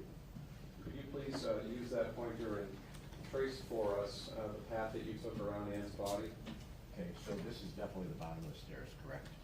Well, I can't. Well, I know it to be the bottom of the stairs. I can see the rail, and I came down and her feet were at the bottom. Because from the top, I could see a foot from when I went down. So I came down and walked around this way, walked around the bag and tried not to step in much of anything if I could, and just to get to her wrist. Okay. Do you recall what you were wearing for footwear that night? I always wear Rocky boots when I work. Okay, thank you.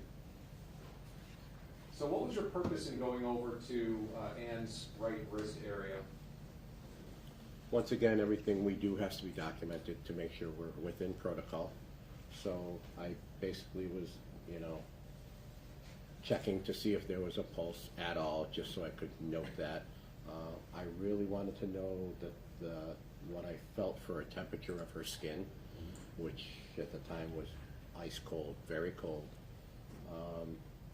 And her arms seemed to be locked in that position, so I pulled on her wrist at the same time to see if there was any breaking of the wrist, or she up or down, and everything moved together. When you say everything moved together, tell us a little more what you mean by that. She was in rigor, and I knew her to be. Yes, Your Honor.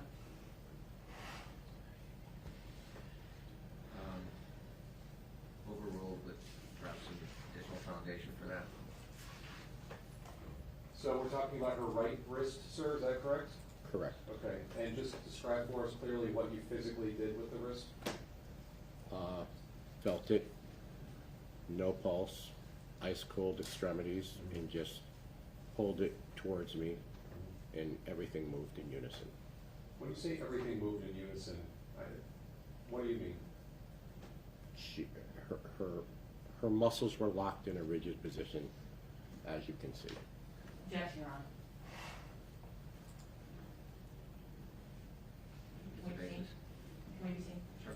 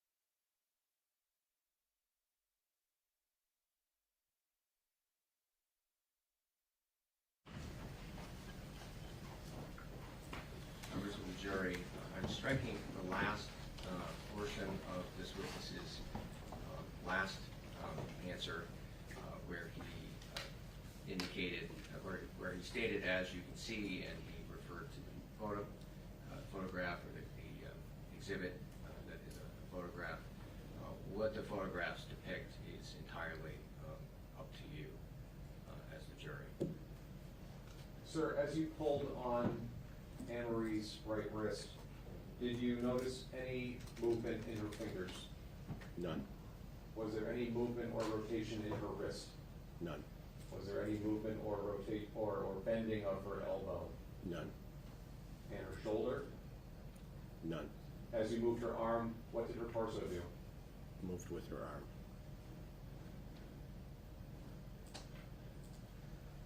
When you went over to Ann's right side and reached down for her right arm, did you make any observations about the position of her arm and hands relative to the floor? They were off the floor. By approximately how much? 2-3 inches. Okay.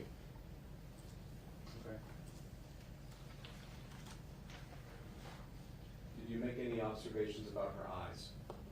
They were fixed and dilated. What does that mean? No signs of life.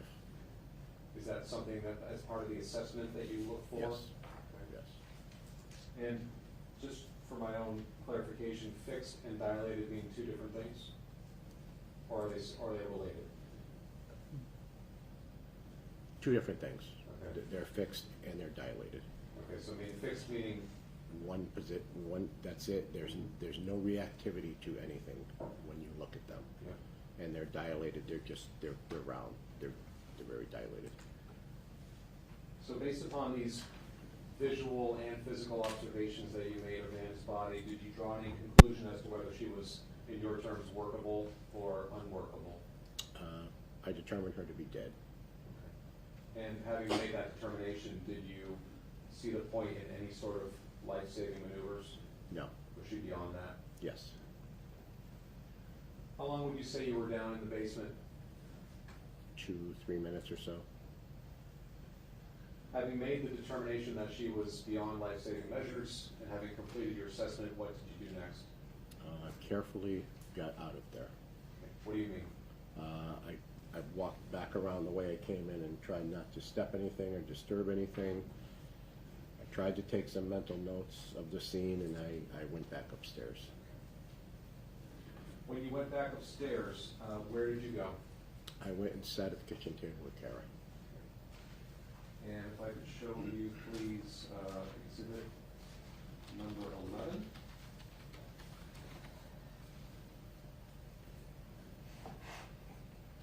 Do you recognize this area inside 18 Barton Street? Yes. And is that the table that you sat next to with Cara Rintala? Yes. When you went into that kitchen area, was she by herself or was Officer Kohler still with her? Officer Fuller was with her. When you, did you take his place essentially? Or did he remain? No, he remained there. Okay. So how was the defendant's demeanor at that point? I think you said earlier when you came into the house, you could hear He was hysterical, crying, upset. wailing, very upset. Okay, so now, after you've come out of the basement and gone into the kitchen, what's her demeanor at that point? Pretty much the same. Did you start off with asking her something? Well, I always have to gather previous medical history and, medications, allergies, things like that. It's just a standard thing we have to document on every patient. Standard thing that I know the ME wants, state police. It's just standard information everybody wants. So I try to gather that as soon as I can, while I can, just to document it. And you're talking about medical information about the patient, Correct. who in Correct. this case would be Annamarie. Correct. So was part of your conversation with the defendant focused on that? Correct. What do you recall asking her, and what information do you recall getting from her? Previous medical history, just that she had asthma. She used metered dose inhalers, the individual on-demand inhalers for her asthma. Back stomach problems, which she said were because of her big boobs. She was allergic to a couple medications, which I noted in my notes. I don't remember exactly what they were. Okay. And I believe she might have been allergic to, like I said, in my notes, I wrote all that down. I don't remember exactly what she was allergic to. So Were you taking notes real time at the table with the No, defendant? Or no. when did you take these notes? When they took Cara away from me at another time, they said, "You're not gonna see her again, you stay outside." And I immediately said, "I need a pad of paper." And I stayed outside and wrote notes right then. Okay. Now, did part of your conversation with the defendant concern what had happened that day? It did. Okay. And was that information that you were seeking to obtain for your own paramedic purposes? Not for paramedic purposes, it was more of a personal thing to, talk to her, see how she was doing, just basic information of what the hell happened, but, I was more concerned about, you okay? What happened?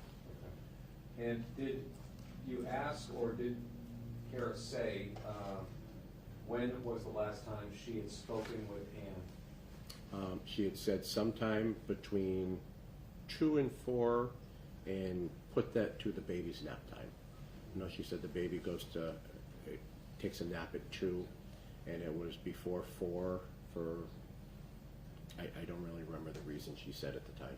Okay, but that was the bracket? It was the timeframe? bracket of 2 to 4. And did she say to you how it was, through what means she last spoke to Ann between 2 and 4? On the phone.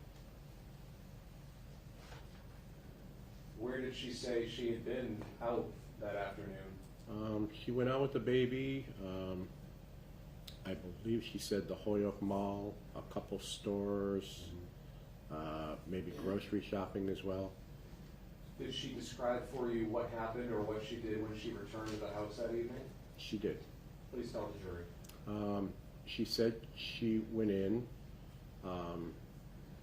that there was a light on in the basement, and she looked down, called Ann's name, and she looked down and saw that there was a foot at the bottom of the stairs. And she ran next door with the baby and the dog.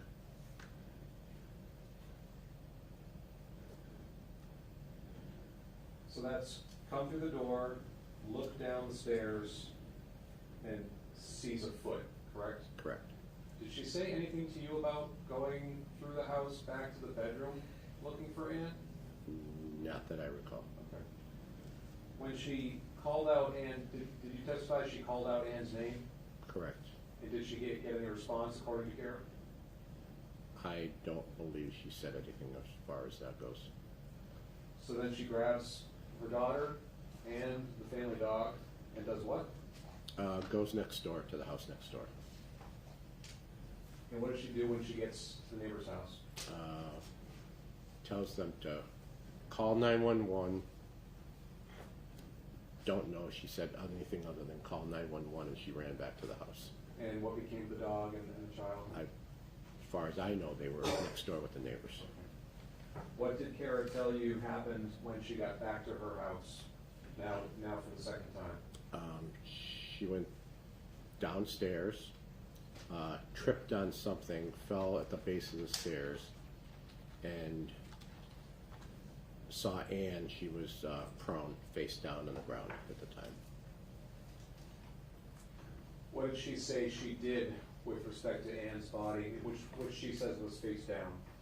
Rolled Ann up onto her and just held her in her arms.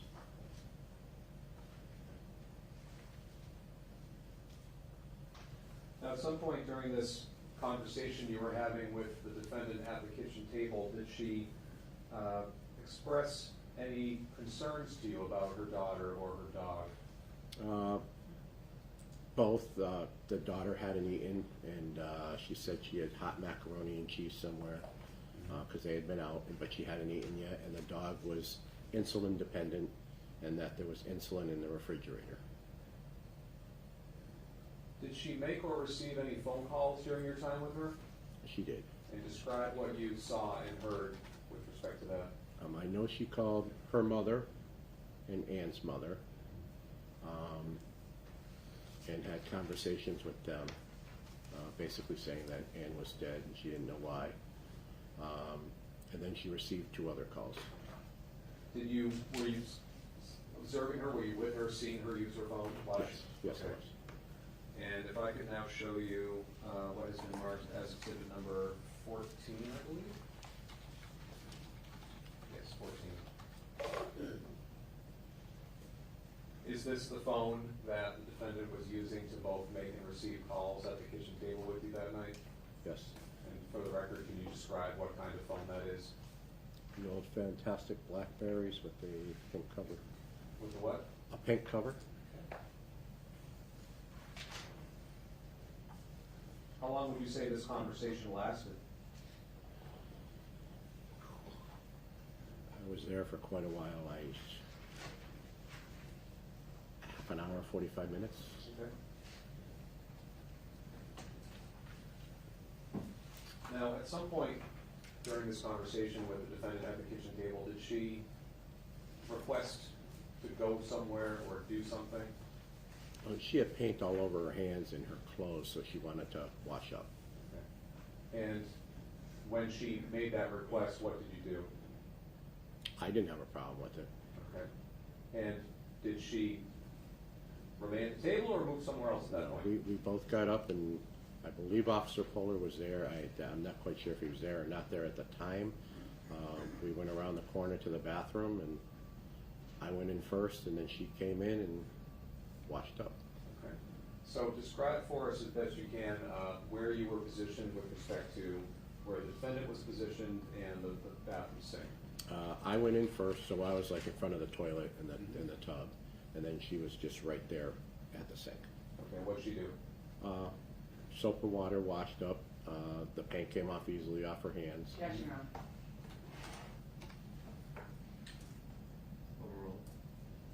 Okay, so it came off easily, you said? Yes. Okay. Was the washing primarily just her hands or any other parts of her body? Her hands, and she cleaned up her face Okay. as well. At some point, did you notice or observe something about her nose? She had a little trickle of blood come out of one of her nostrils. Okay. And I handed her a face cloth that was there, Yeah. and she kind of moistened it and just wiped it off, and it came off. What became of that little hand towel? She kept it with her. Why did she keep it with her? Objection. Sustained. Did she make any statements to you about why she was keeping it? Just in case she had any more. Objection, Your Honor. Wait a scene. Sure.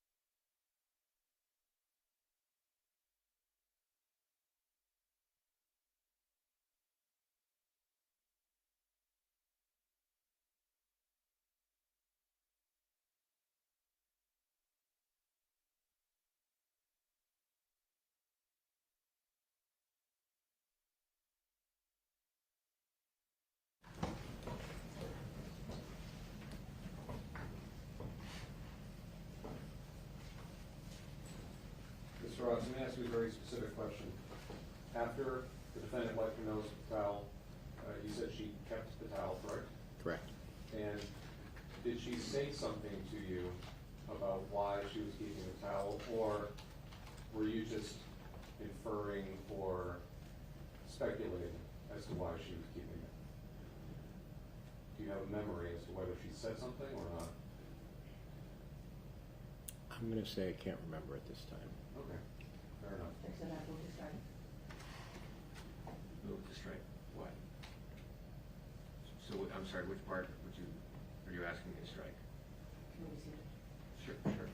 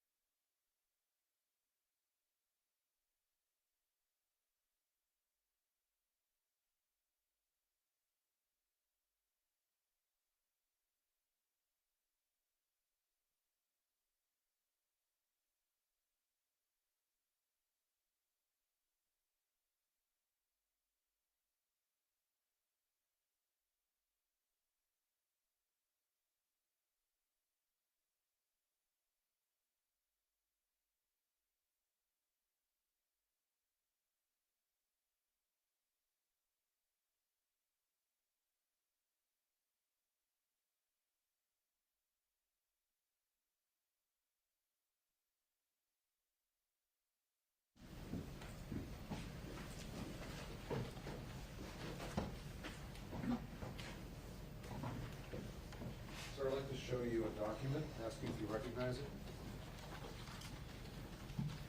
I do, And is that a statement you gave to the state police? correct. And turning your attention to page 4, the paragraph in the middle, can you review this paragraph, please? Read it to yourself.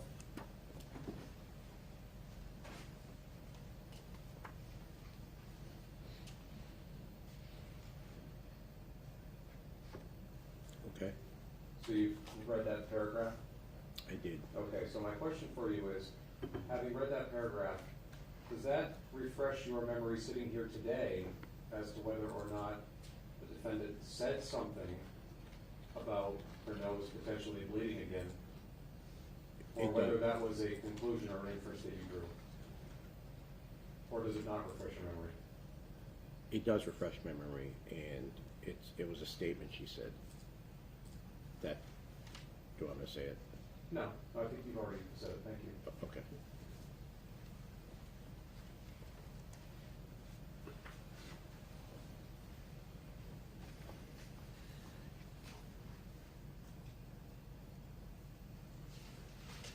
Once the defendant was done washing up in the bathroom, what happened next? She wanted to change out of some of her clothes that were also covered in paint. So we left the bathroom, took a right to go into the bedroom. She went straight ahead and turned the light on. Which light? There was a light straight ahead on an end table next to the bed. Okay. Did you follow her into the room? Yes. And after she got to the light and turned that on, what happened next? Officer Polar said, "Everybody stop.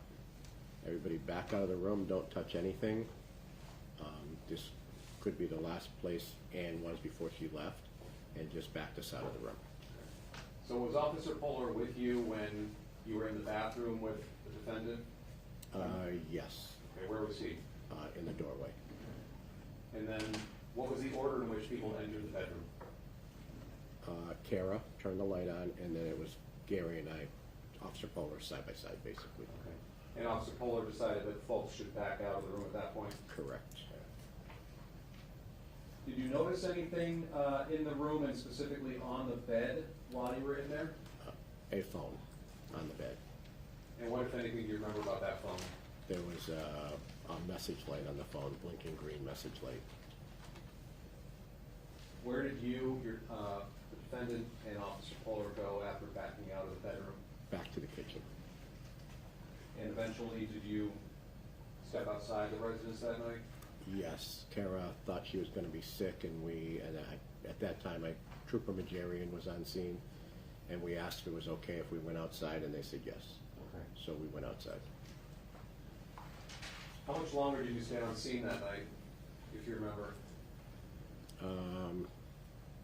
I put the time in my notes, but I believe it was like till 10:30-ish. And was it during that time frame that you wrote down your notes? Correct. Yeah, will you go on, please? Right. Thank you, sir. That's all the questions I have for you.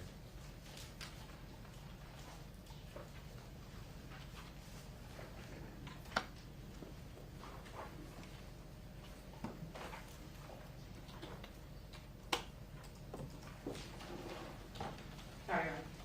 I'm gonna reorganize everything. So, sir, would you agree that your memory was fresher back on March 29, 2010 than it is today? Yes. Okay. And you are, you testified in direct examination that as soon as you got out of the house, you asked for a pad, pen, and paper, and you took some notes, is that right? Correct. And you generated a report from those, or a statement from those notes, is that right? Correct. Okay. So,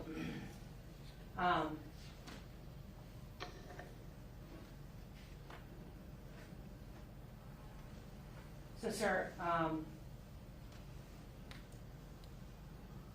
when you initially wrote your report, is it fair to say that you said, when you went down to the cellar, you walked around the area of her head, her arms were up in the air, they were bent at the elbows with her hands facing up? Do you remember saying that? If it's in the report, yes. And that her hands were level with her head? Do you remember saying that? Is it in the report? I don't remember exactly what I said. I only know by the notes, quite frankly. Can you just read this highlighted portion, this is page Yep. 2 of the statement, paragraph 1, 2, 3 paragraphs down, Yep.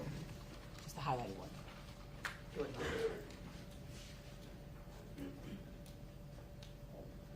Correct. Okay. Yep. So, sir, does that refresh your memory as to whether or not you indicated that her arms were up in the air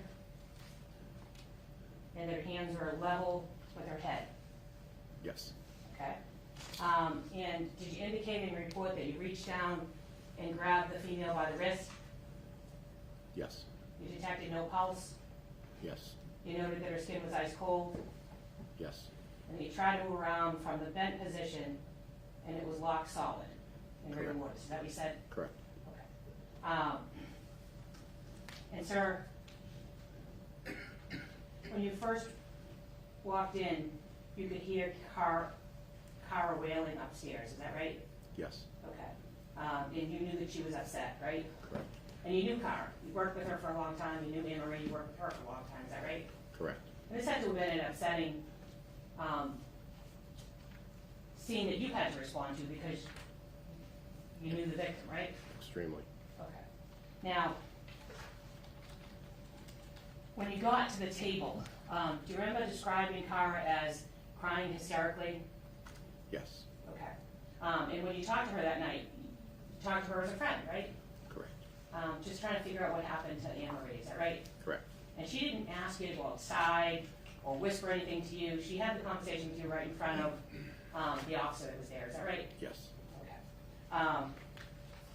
And Cara told you that when she returned home from shopping, she opened the door and saw the light. The only light on was in the basement, is that right? Correct. And that she looked down the stairs, saw her foot, and screamed Ann's name with no response. Do you remember her saying that to you? Yes. Okay. And then she said she ran next door with her daughter and gave her daughter to the neighbor. Do you remember that? Yes. No indication she gave the dog to the neighbor, right? Correct. Your report only says daughter, right? Correct. Okay. But today you have a memory of her giving the dog to the neighbor as well? Maybe slightly confused on that. Maybe slightly confused, okay. So, do you remember Cara saying she then ran back downstairs and that she tripped on something somewhere near the bottom of the stairs and she fell onto Ann's legs? Yes. Okay. and she wasn't sure what it was that she tripped on? Correct. Okay. And she told you that Ann was prone, face down on the floor, is that right? Yes.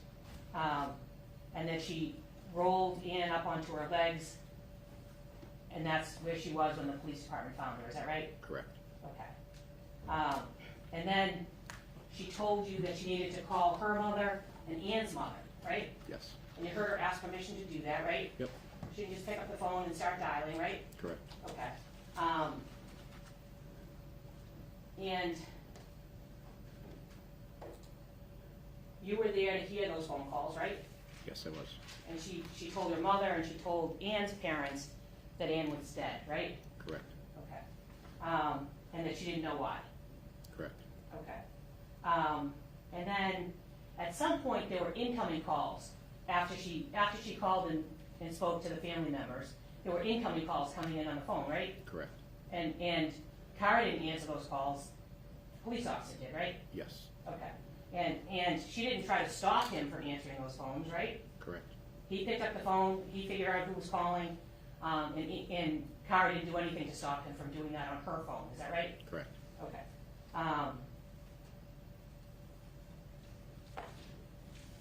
Now, do you remember saying in your report that while Cara was sitting there, she realized the dog was not there?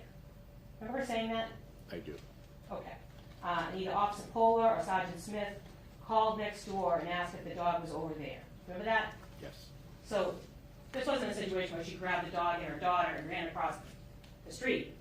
She's talking to you, and she realizes the dog isn't there, and she's trying to figure out if the dog is safe, right? Yes.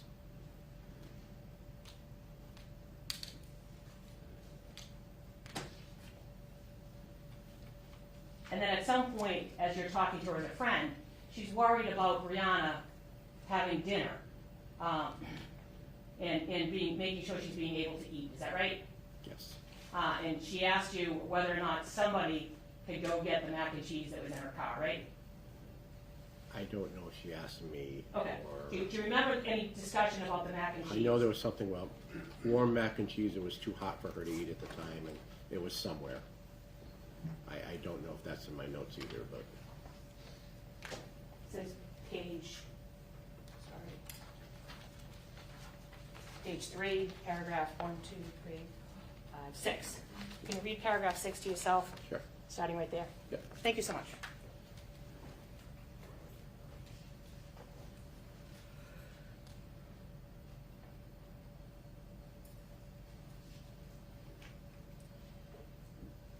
Okay.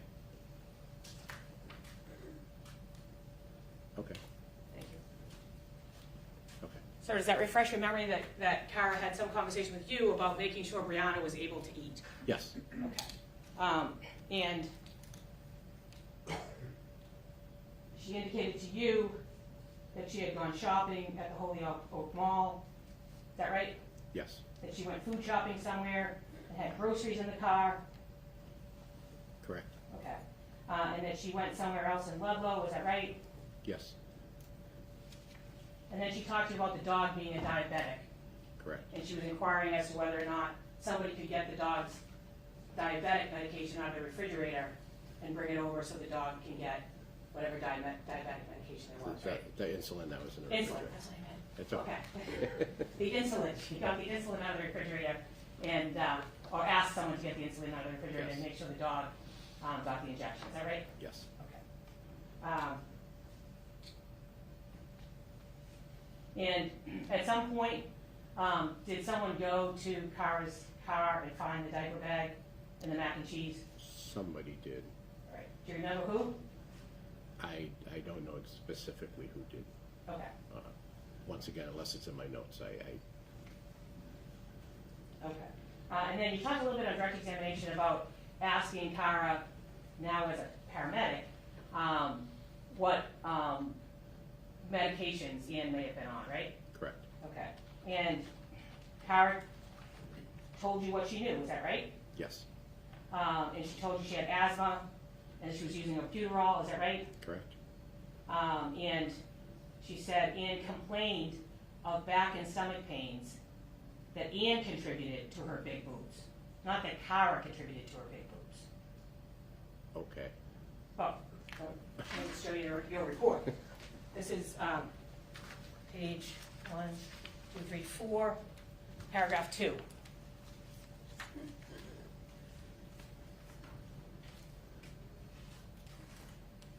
Okay, Does that refresh your memory, sir, as to whether or it not does. That Ann Ann contributed contributed that. her back Yes. and her stomach pain to her big Yes. boobs? That wasn't something that Cara had contributed, Yep, right? correct. Okay. And she also told you she was allergic to Demerol and amoxicillin. Remember that? Yes, Okay. And the conversation you had with her was about 30 minutes, is that right? somewhere around there. I don't know exactly. Okay. And you talked a little bit with the prosecutor about Cara's request to go and wash off, is that right? Yes, Okay. And you remember talking about when Cara washed her face, I think you described it as a small bloody nose, which she washed right off, and you never noticed it prior to her washing her face, is that right? yes, And that Cara was blowing her nose as she was washing her face, is that right? yes, So it wasn't like trickling down, she blew her nose and there was blood in her nose, right? yes, And you know when people are upset and crying hysterically for hours, sometimes they can get a bloody nose, right? possible. Now, sir,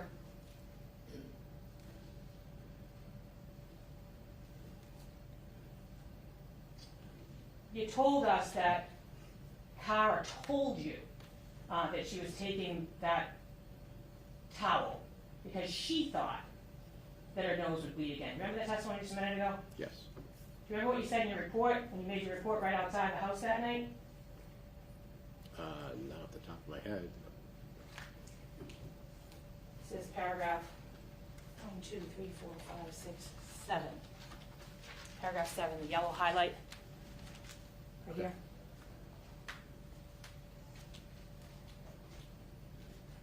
Do you want me to read it? No, just read it to yourself, sir. Okay.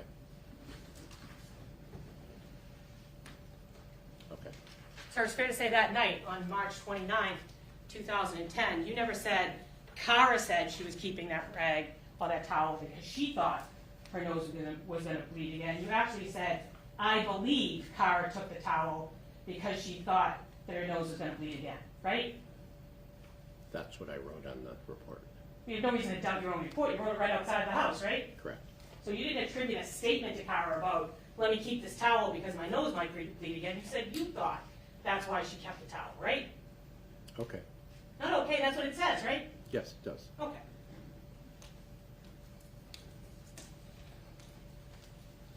Now, at some point, Cara thinks she's gonna vomit, right?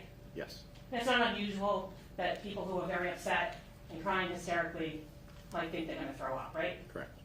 And she asked for permission to maybe go outside, and you try to facilitate that with her, right? Yes, Because you thought she was gonna throw up, right?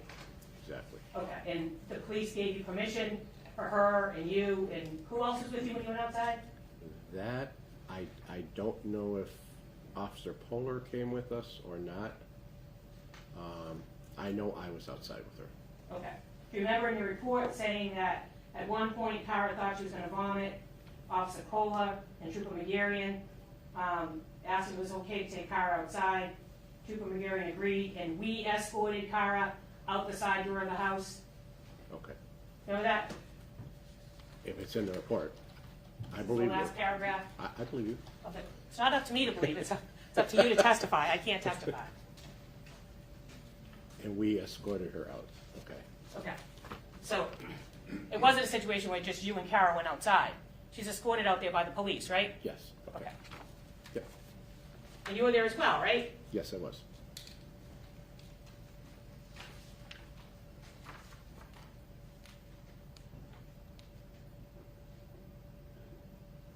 And then when you went back into Cara doesn't vomit outside, right? Correct, Okay, and then at some point, she gets some fresh air, she's breathing deeply outside, is that right? yes, And you're trying to help her calm down, right? yes, Because she's a friend.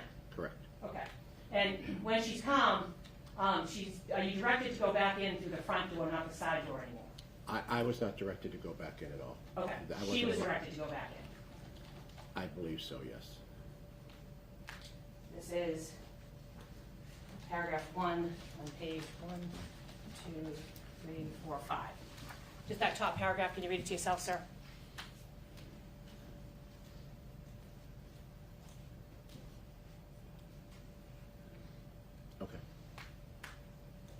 memory, sir, as to whether or not It does. Cara was directed and escorted by police back into the house? Yes, he was. Okay.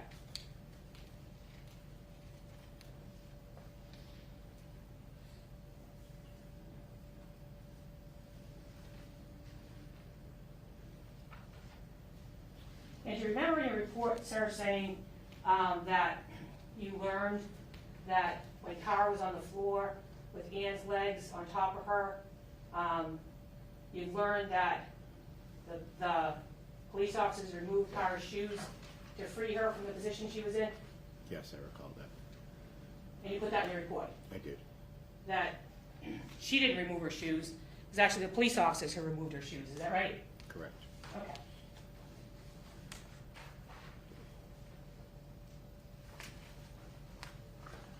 Now, sir,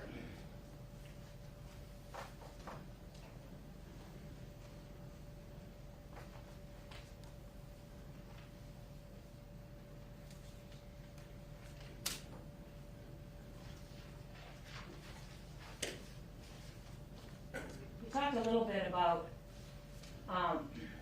your training and experience, and the number of years you've had experience in responding to death investigations, is that right? Or deaths, I'm sorry, deaths. Yes, correct. How many death investigations, homicides, have you responded to? So homicide cases, scenes, you mean? Yes, A number of them. prior to 2010? Yes. Okay. And in terms of you responding to those homicide scenes, is there always like a protocol of what to do and how to do it? There's not a written protocol of how to approach a scene. There's a protocol for our treatments once we're on the scene, should we decide to do any treatments, but there's no protocol to approach the scene, Okay. other than scene safety, universal precautions, and things like that. Okay, so there's no protocol about trying to make sure you protect the integrity of the scene? You have protocol for everything else, but you don't have it for that? Okay, true. Okay, just ask. Yep. And then in terms, sir, of your testimony on direct examination about how you went downstairs and you took Annamarie Rintala's wrist, you confirmed at some point that you had no pulse? Yes, Okay. And you talked on direct examination, the reason that you touched the body was to determine that it was dead, right? yes, You weren't touching the body to assess rigor mortis, is that fair to say? correct. So your job was just to assess, was she breathing? And could we do anything to help her, to support her life at that point, right? Correct. Okay. And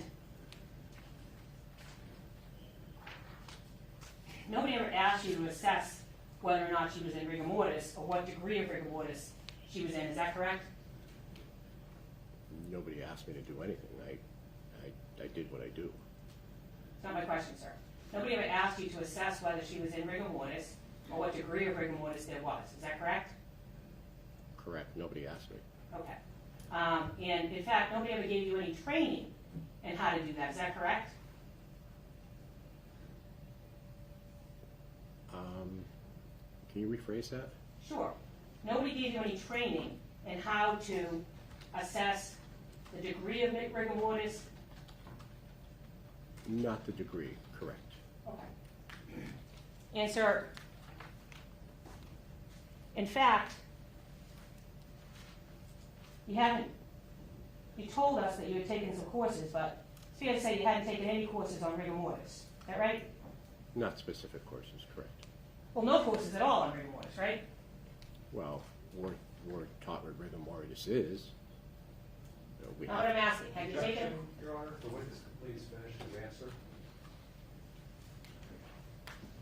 I thought he had, but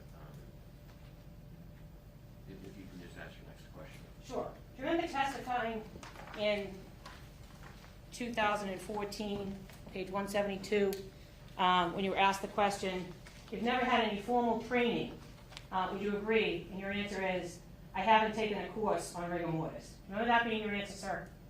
I don't recall, but This is page 172, lines 21 through 25. Can you read those to yourself, please, sir?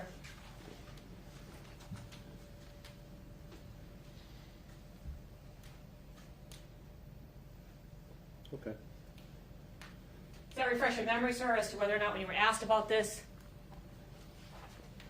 in January of 2014, you said you hadn't taken a course on rigor mortis, and that you weren't certified as a death scene investigator. Is that right? That's correct.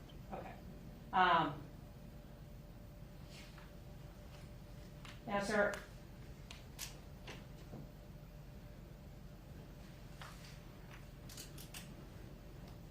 in assessing rigor mortis, that's not something that you would routinely do in your job. Is that fair to say, sir? Fair to say. Okay. And in fact, you don't have any training in assessing rigor mortis, right?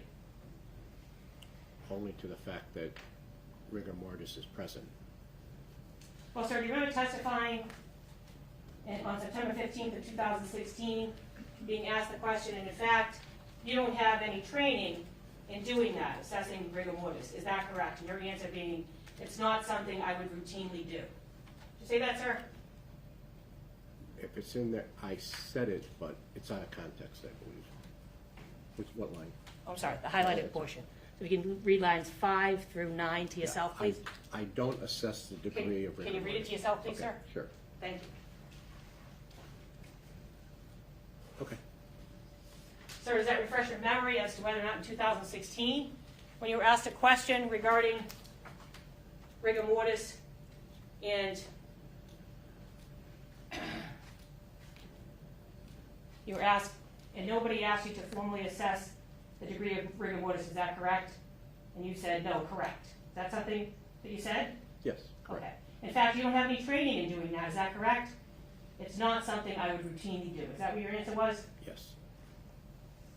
And that was in response to touching the body that night, right? I'm not sure. I don't know what I said in response. Well, you were being asked questions at that point about what you did in terms of touching the body, right? Okay. Okay. And when you touched the body, I think you told us on direct examination that you touched the hand, is that right, the wrist? Yes. That I think you said on direct examination that the purpose in touching her wrist wasn't to determine rigor mortis, it was to determine whether or not she was alive or dead, right? Part of it, yes. Well, you're saying today that part of what you were doing was to determine rigor mortis? No, I just noted that rigor mortis was present. I didn't determine the degree. I determined that she was in rigor. Well, that wasn't my question. My question is, the purpose that you went to touch her wrist was to confirm that she was dead, right? Yes. So the purpose wasn't to assess rigor mortis, right? Rigor mortis was part of that assessment. Well, that's not what you said in 2016, was it, sir? Once again, I gotta. Can you read on page 110, lines 1 through 6 to yourself, please?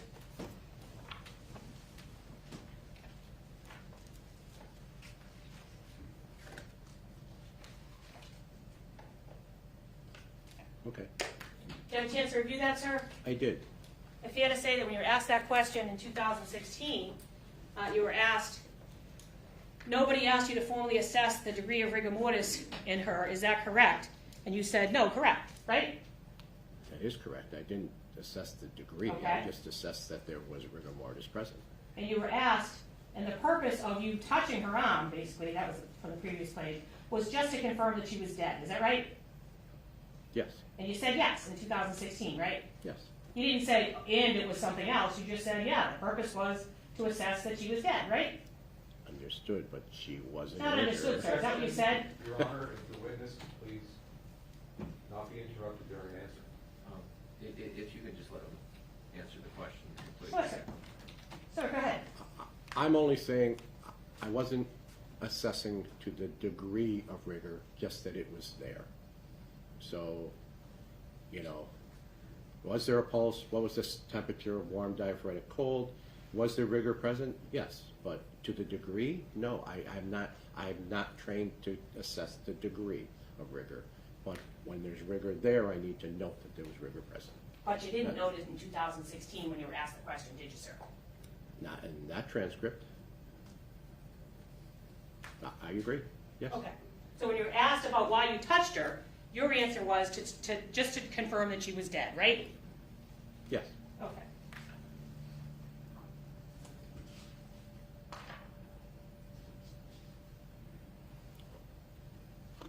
And it's fair to say, sir, that nobody asked you as a paramedic for an opinion on the degree of rigor or anything like that. Is that right? Correct. Okay.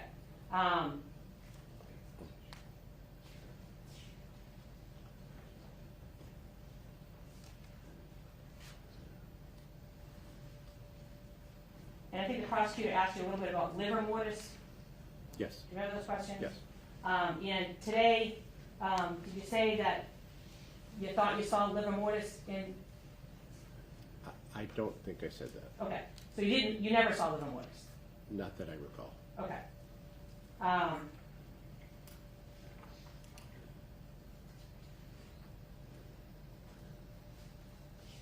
And sir,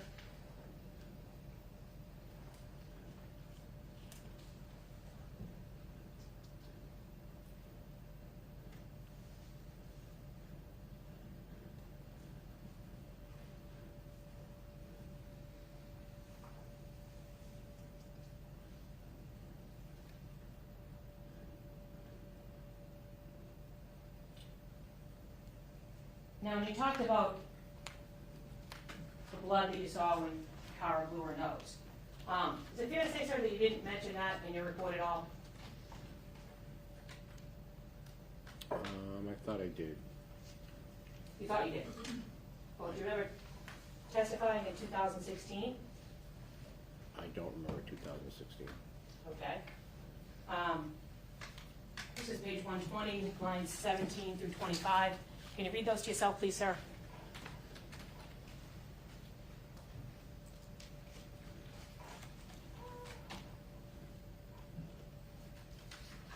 Okay. So you remember being asked questions in 2016? Specifically,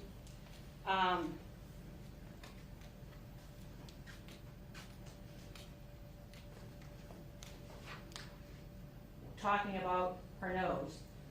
That, as a matter of fact, you didn't even mention the notes in the notes that you wrote about the bloody nose. Is that right? And your answer was first, if you say so.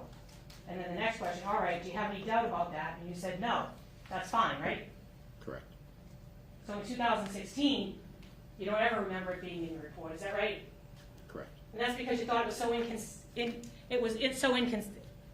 even get the words out now. Because it was not that important to the investigation. Because oftentimes when people are that upset, Objection. can I finish the question? Let me just hear the rest of the question, but go ahead. So, sir, you didn't think it was significant when you testified in 2016, and you didn't put it in your report in 2016, because you knew that when people get upset and they cry hysterically, their nose could bleed, right? Objection.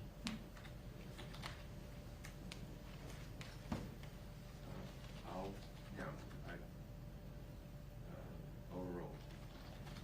Right? Can you say that again? Sure. Only because you said my notes were from the scene in 2010, not 2016. Right, I'm talking about your testimony in 2016. Oh, okay, all right, you said Like the one that you just read. All right, okay. Right? Yep. That's what I'm focused on right now. Okay. So you're saying in 2016 that it certainly didn't seem like a significant thing to you at the time. Is that correct? And you said correct, right? Okay, correct. Okay. And then as a matter of fact, you didn't even mention it in your notes that you wrote. Is that correct? And ultimately you said it's correct, right? Okay, correct. Okay.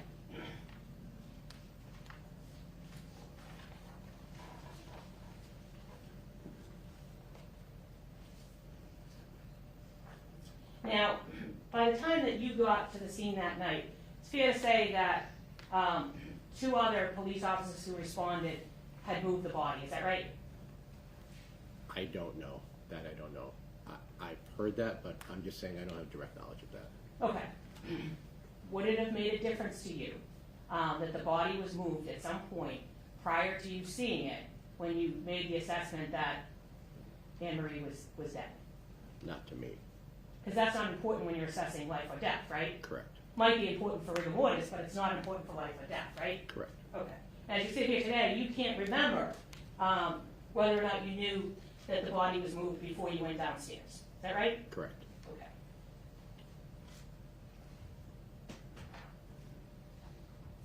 Now, I think you said on direct examination, you weren't sure if Polar came with you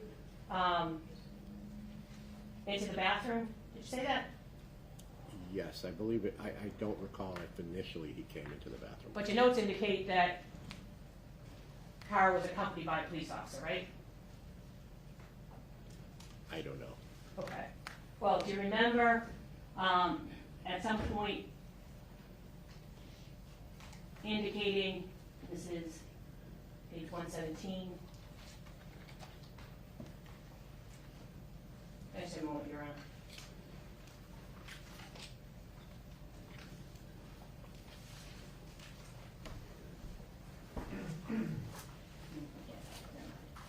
Do you remember at some point, sir, being asked questions about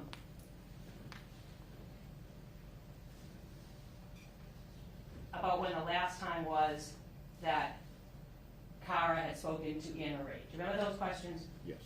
And what Cara could remember was that it was sometime in between when Brianna had her nap time, right? Correct. And she told you Brianna's nap time was between 2 and 4. So it was sometime between that, is that right? Yes. And she didn't say 3 o'clock to you that night, right? No. And you didn't push her to try to be any more specific, right? Correct. Because you were there as a friend, right? Correct. You were just trying to figure out what was going on. Is that fair to say? Correct.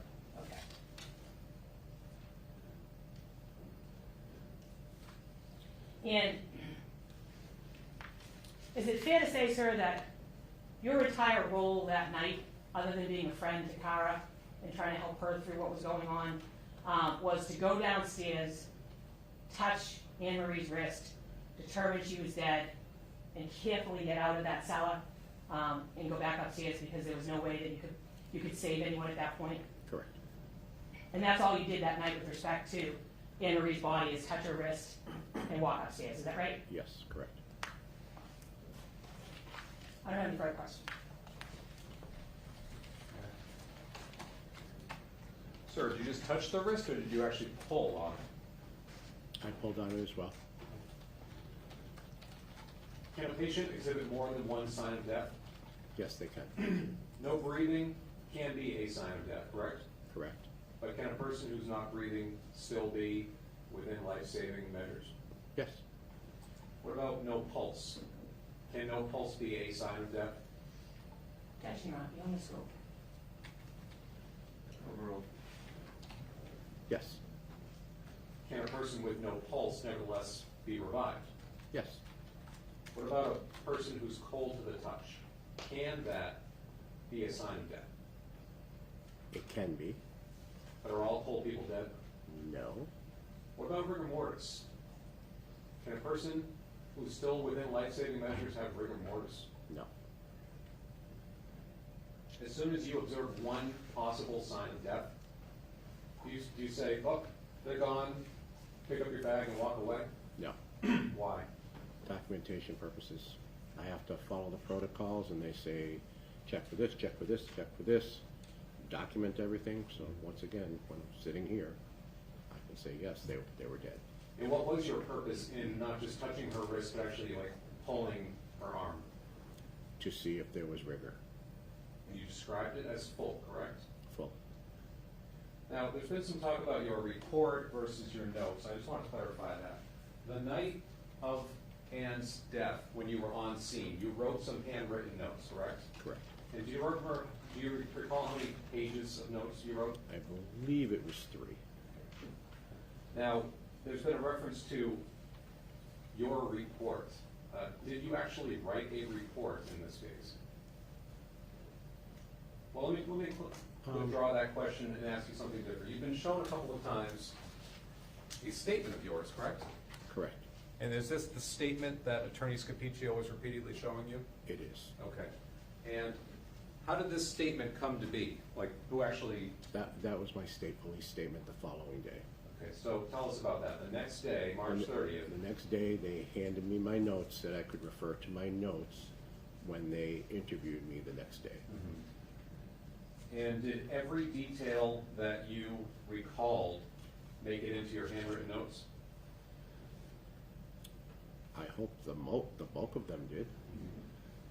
And were there details or statements in your state police statement that weren't in your notes? Which is lengthier? I believe the state police statement. And in that statement to the state police on March 30th is when you mentioned the nosebleed, am I right? I believe so. Okay. I- Showing you page 4 of your statement to the state police on March 30th. Okay, You did state that to the state police, am I right? I did. Thank you, sir. That's all I want to clarify. Sir, in your handwritten notes that you took outside the house that day, you didn't mention anything about a nosebleed, is that right? I believe so. Sir, here are your handwritten notes. Can you look at them to see if there's any mention of a nosebleed from Cara Rintala?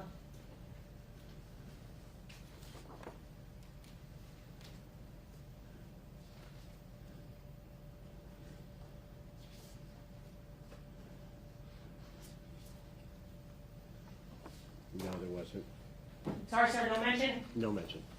And those are the notes that you took right outside the house when you asked someone for a pad of paper because you wanted to make sure you could remember the details. Is that right, sir? Yes, ma'am. Yes, correct. I have no further questions. Thank you.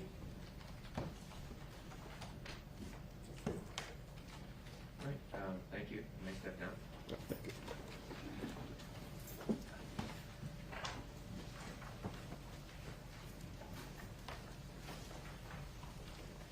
Your Honor, may we call the next witness? May. Thank you. Your Honor, the Commonwealth will call Michael Pandora.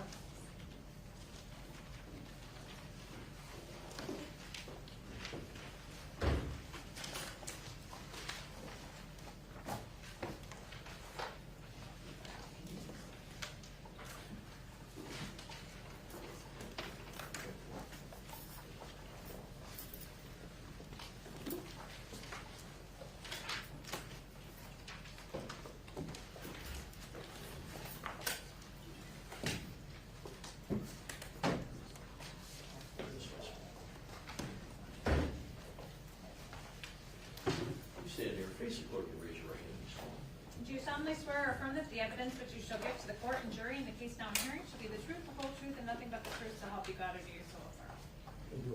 Right this way, sir.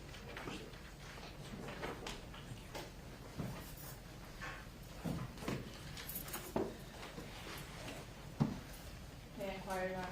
May. Thank you. Good afternoon. Afternoon. Could you please state your name and spell your name for the jury, please?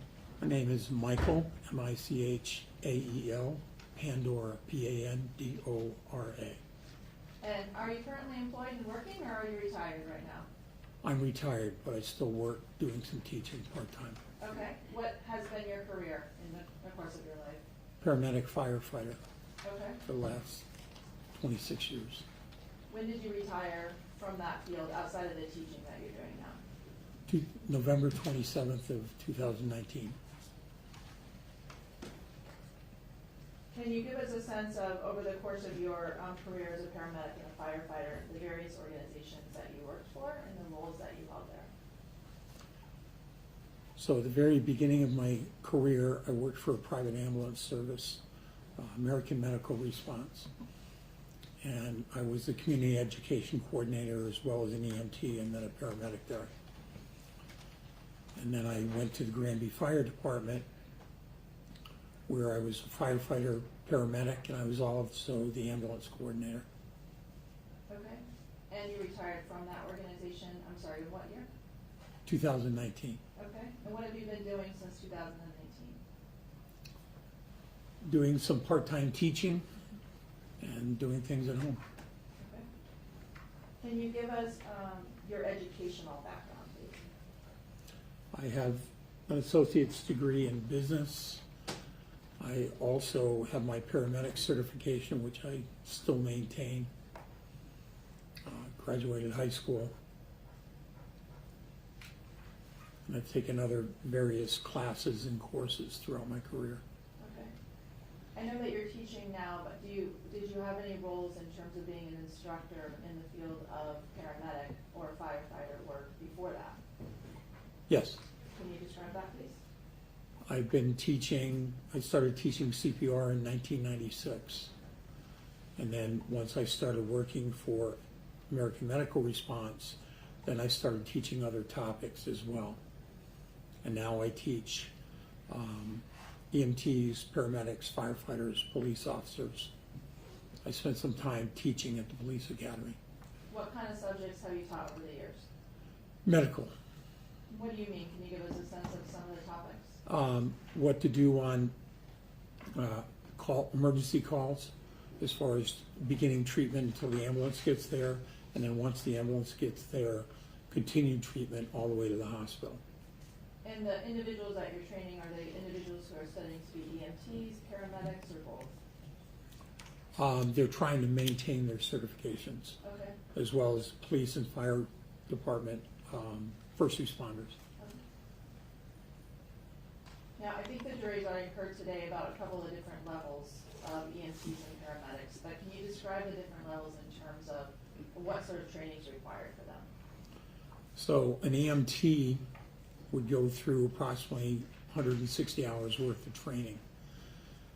You need to be an EMT, and then you can take a paramedic course, which takes 1.5 to 2 years to complete, with all of the classroom time, the skills practice, and clinical time in the hospitals and on an ambulance.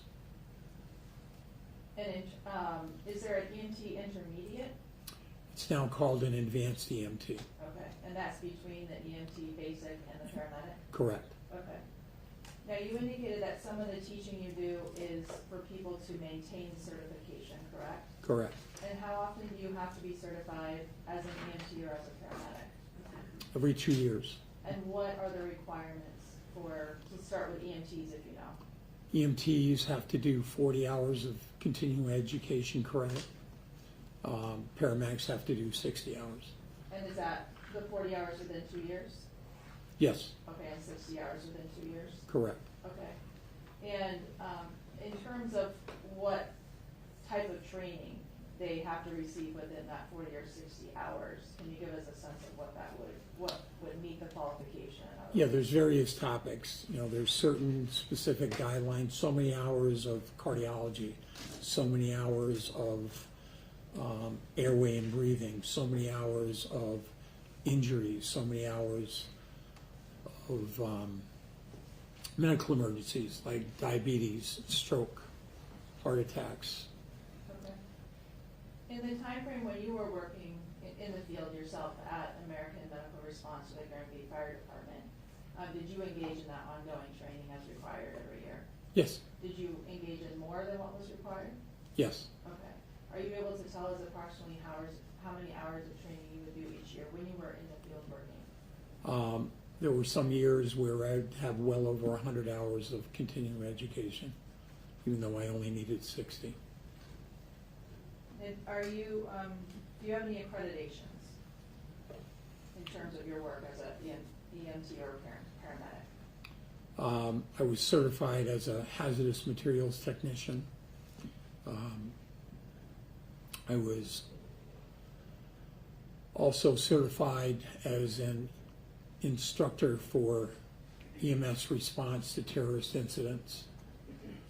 I'm certified as a CPR instructor and have been since 1996.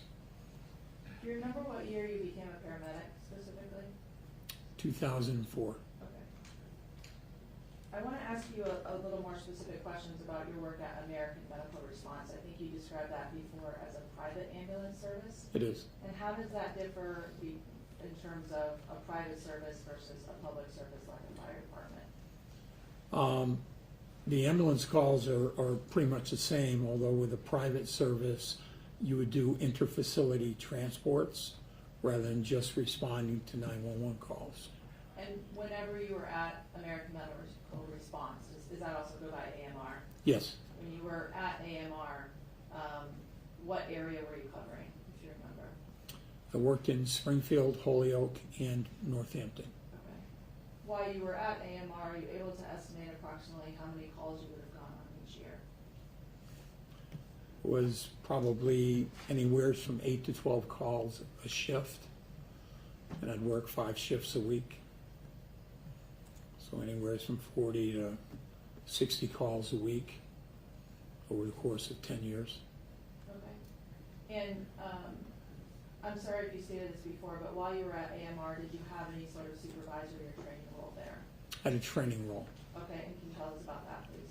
I was community education coordinator. I also did annual training that was required for all AMR employees, OSHA standards, and other topics that were required.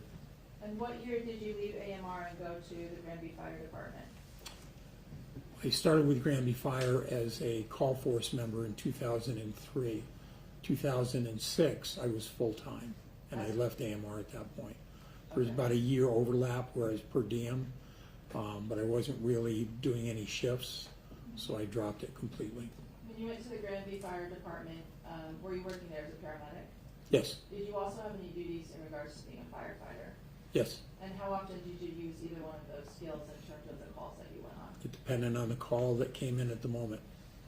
Are you aware of the physical requirements to be a firefighter and a paramedic when you work for that form of agency? Yes, you need to be reasonably fit. I believe the weight that you need to be able to lift is 150 pounds. Okay. What type of calls or what type of things would you respond to that would require you to be able to lift 150 pounds or to be physically fit? Lifting patients, from the floor to a stretcher, from the bed to a stretcher, lifting the stretcher up to get it into the back of the ambulance. I'm sorry if you didn't finish your response. Yeah, it would take 2 of us because that total weight with the stretcher and the patient on it could be as much as 300 pounds, sometimes more. What about your role as a firefighter in terms of what you physically be required to do? I might have to drag a person out of a building, certainly have to drag hoses in and out. Sometimes those hoses are charged with water. They're much heavier. I'd have to throw ladders on a building. Now, in terms of your own training and the coursework that you went through as a firefighter and paramedic, can you give us a sense of what sorts of topics would be covered that you received training on prior to March of 2010? I had my paramedic course, which covered everything from cardiology to diabetes to breathing emergencies, trauma emergencies, those sort of things. And then I did additional training where I went to a course to be certified as an instructor for terrorist bombing incidents as well. In terms of the training and education that you received, did you receive any training in terms of signs of death? Yes, that's Can you tell us part about of that? every course. Sure. So there's certain things that we would look for that would be obvious signs of death. Decapitation, transection of the torso, rigor mortis, lividity, and decomposition of the body. And how often would you receive training on those subjects? That training would be ongoing. Every 2 years, we'd review the basics of what we had already learned in the paramedic course. Now, as a paramedic, when you respond to a scene, what is the first thing that you're trying to do once you get to the patient? Assess them. In what way? So we would, under normal circumstances, we would be looking at the condition of the patient If they're awake and talking to us, then we're going to ask them questions. We're going to try to figure out what's going on. We're going to check vital signs, check a pulse, blood pressure, lung sounds, those sort of things. Most likely put them on an EKG to see what their heart is doing. What if they're not awake? Then we're going to look for signs either for pulse, rigor mortis, lividity, where the body fluids pool to the lowest point. And why are those topics, or why are those important to you? Why are you looking for those? Because once the body hits that point, the patient is no longer viable. What do you mean by that? In other words, we're not going to start CPR. We're also not going to transport that patient. And the other one would be any sort of decomposition of the body. Now, if I did the math right, when you were giving us some numbers earlier, in how many scenes or patients that you have seen in the course of your career, fair to say thousands? Yes. In terms of death, in terms of responding where a patient has died, could you estimate how many times you responded to a scene like that? It's probably at least 100. During that particular time frame when Ann died, I'd responded to 8 deaths in a 3-month period of time in Granby. And in terms of the timeframes that you responded where the patient was deceased, fair to say it runs the gamut in terms of what that person's condition was? Yes, In other words, whether they were recently deceased or perhaps would have been deceased quite a while ago. correct.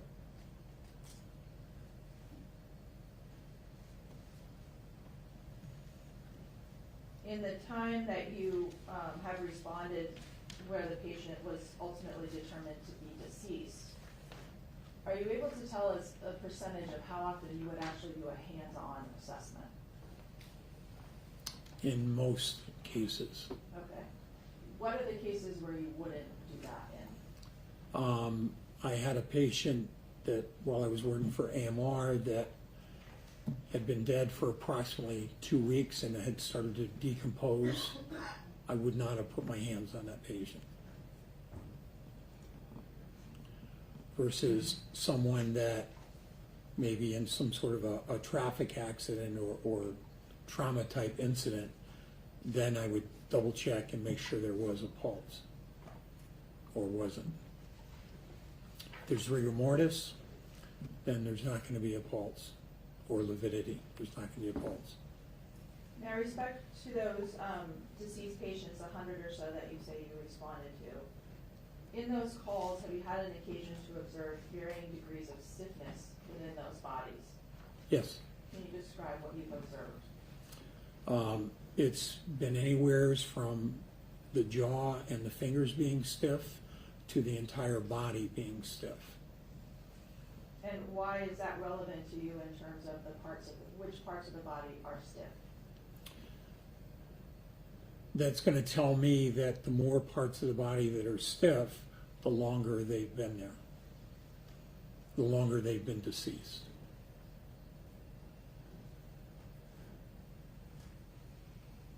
In the course of your career, did you have an occasion to respond to scenes that ultimately were determined to be a crime scene? Yes. And how, if anything, does that affect your response as a paramedic? We have to protect the crime scene. If it's an unintended death and there's not an obvious cause that's natural causes, then we have to assume it's a crime scene and try not to disturb anything that we don't absolutely need to.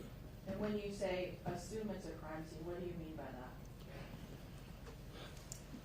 Basically, if a person has died and it's not determined that it's natural causes, you have to assume, until proven otherwise, that there may have been a crime. Sometimes it's easy to prove, sometimes it isn't. But that would be up to the police department to determine that.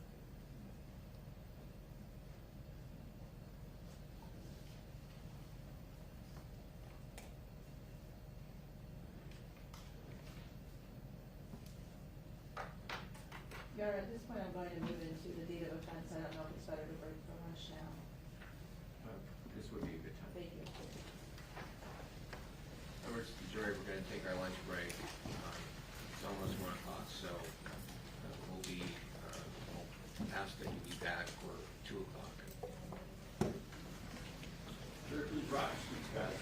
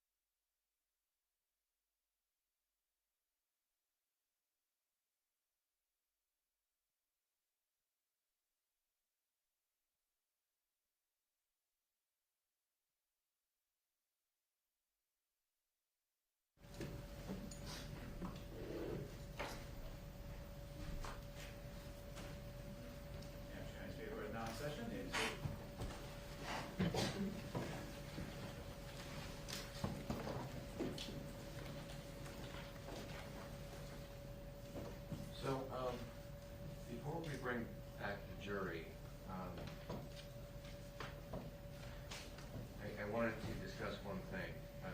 There's been a lot of refreshing of witnesses' memories with reports, but also transcripts of prior testimony.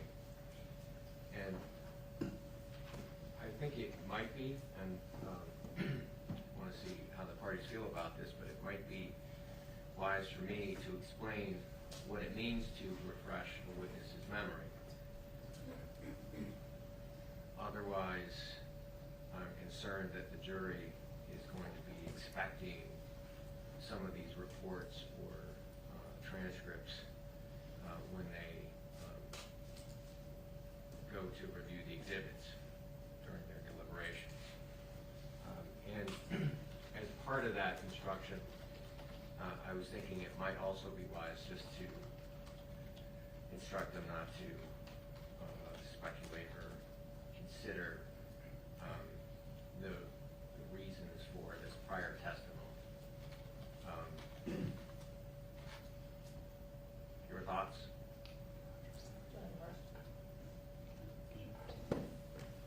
Judge, I think it's fine to give that form of instruction. I think it makes sense to give that to them.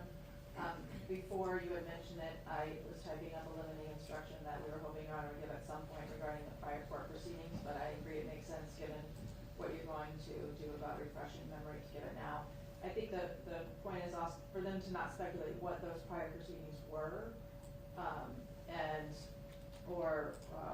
why they occurred, and specifically telling them that they're not to consider in any way that there were prior court proceedings in which there was testimony. That issue, the fact that there were prior court proceedings in which there was testimony, is not relevant to the issues that they will decide in the case. I'm sorry, you did? Yep. Okay. I don't have any issue with the court saying that they should, as far as whether or not there was prior proceedings.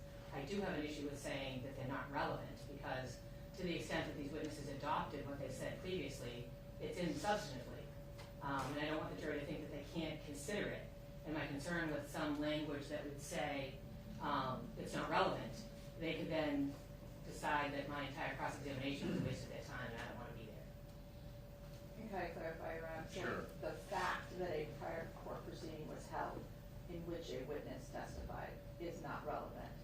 But in terms of testimony or statements that the witness was examined about, those can be considered by the jury for these limited purposes. Right. So what I was planning on saying is that just to remind them that they are to limit their evaluation of this case to evidence that they received during the trial, and with that in mind, they should not speculate about or consider in any way the reason for any prior proceeding or testimony was taken in this matter. I am concerned because I agree that it's not that they should ignore what they're hearing, and it's one thing when a witness's memory is refreshed. That is something, it's really just the testimony that they should be considering. But to the extent that the prior testimony is used to impeach, and because it was sworn testimony in a prior trial, it doesn't come in just for that limited purpose. So I understand Attorney Scapicchio's concern there. And again, I don't want to confuse the jury, and if the part, that's why I'm asking whether it makes sense from your perspective to do this now. I can wait, and I think we have a fairly intelligent jury. I think they intuitively understand what the attorneys are doing. I think when the attorneys are doing it, I think it's relatively clear what you are using this prior testimony for when you are using it, or a prior police report, etc. So I'm also I would be fine saying nothing at this point, but I just thought I would put that out there. If there is some sort of agreement, I will do it. If there's some sort of objection, I want to hear it bat. So you tell me, in the end, what would you like me to do? Should- I'm just looking in terms of, I was able to look at the break, some language that Judge Roop had used in this trial before, when this issue came up. And so specifically, what I would suggest Your Honor give is language that says you have heard during the course of the testimony of some of the witnesses references to prior court testimony or prior court proceedings. I instruct you that you are not in any way to speculate about or talk about what prior court proceedings may have happened in this case. And you're not to infer anything from the fact that there may have been prior court proceedings. I think that could then be a lead-in. I don't know exactly what language Your Honor is planning to use in terms of the refreshing, but I think that's sort of the lead-in to, however, it is relevant under these circumstances so you can understand why a witness's memory is being refreshed. Again, I don't know what language you're going to use, but I think you're saying it can't be considered for this, but it is relevant and can be considered, and I'm giving you an understanding of how it can be used by you. So why don't we do this? I don't think it's necessary to give this instruction at this moment or even today, but I've raised the issue, and I suppose it also goes to whether I instruct on impeachment. And again, it's a bit more complicated here because we have statements that are maybe inconsistent statements that are coming from police reports, but we also have statements coming from prior sworn testimony. So it may be more confusing to instruct on that. And again, just for your consideration. So I'm going to table this. We'll just proceed with this. I think so long as, if I'm going to give this instruction, I'd like to give it early on in this trial, but it's still early. So just given that there's a disagreement, and both parties, I don't think have had enough time to sort of decide what their position really is. I'm not going to give any instruction at this point. We'll just finish with this witness, and then my understanding is that after this witness, the Commonwealth intends to call Dr. Richmond. Yes, Your Honor. Okay, so you may recall from my endorsement on a motion concerning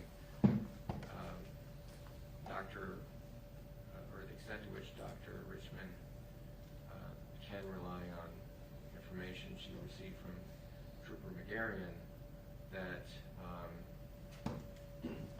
I believe I indicated that if Trooper McGarrion had not been called prior to her testimony, that I would conduct a voir dire on the specific issue of whether Dr. Richmond could be meaningfully cross-examined on that point. So again, what I have in mind is a very sort of narrow, or narrowly focused voir dire on that issue. I have read the transcript of her prior testimony. I don't need any background or a lead up to the relevant part, but what I'm looking for is testimony that will cover to the extent that she relied on any information that she provided. My recollection is that she made reference to him in her testimony on a number of occasions, but it's not clear to me what actual information he provided that she relied on, at least information that he came by directly, as opposed to simply conveying what other first responders told him, and those first responders, I believe, will have all testified by the time she takes the stand. To the extent that she relied on him, then the question is, can the defense cross-examine her on those underlying facts in a way that's meaningful? So if her response is time and time again on salient points, you'd have to ask Trooper McGarrion about that, then that may cause some concern for me. So that's what I have in mind. I'm thinking if we finish with this witness, we can take perhaps an afternoon break. The board here shouldn't take more than, say, 15 minutes. Again, it should be very narrow. And then if we can proceed with her testimony with the jury, then that's what we'll do after that. Okay? Yes, Your Honor. Okay.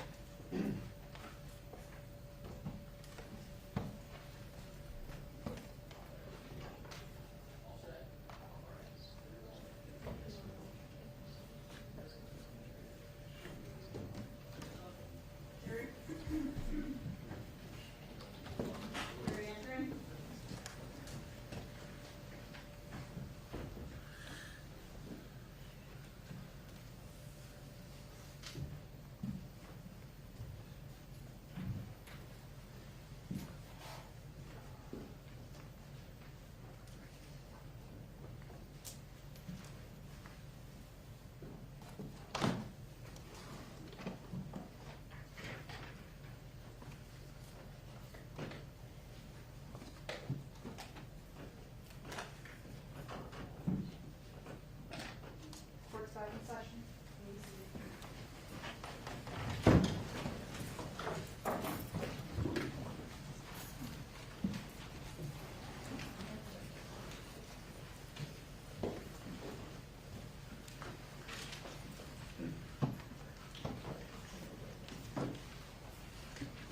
May I call Your Honor? May. Thank you.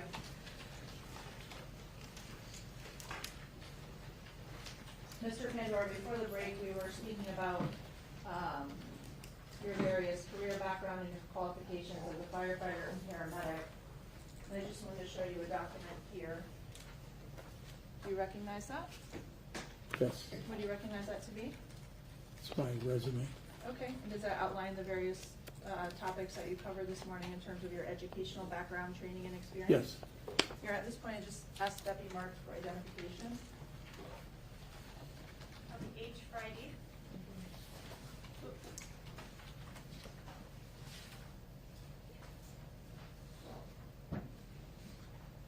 I want to turn to the date of March 29, 2010. Do you remember working as a paramedic on that date?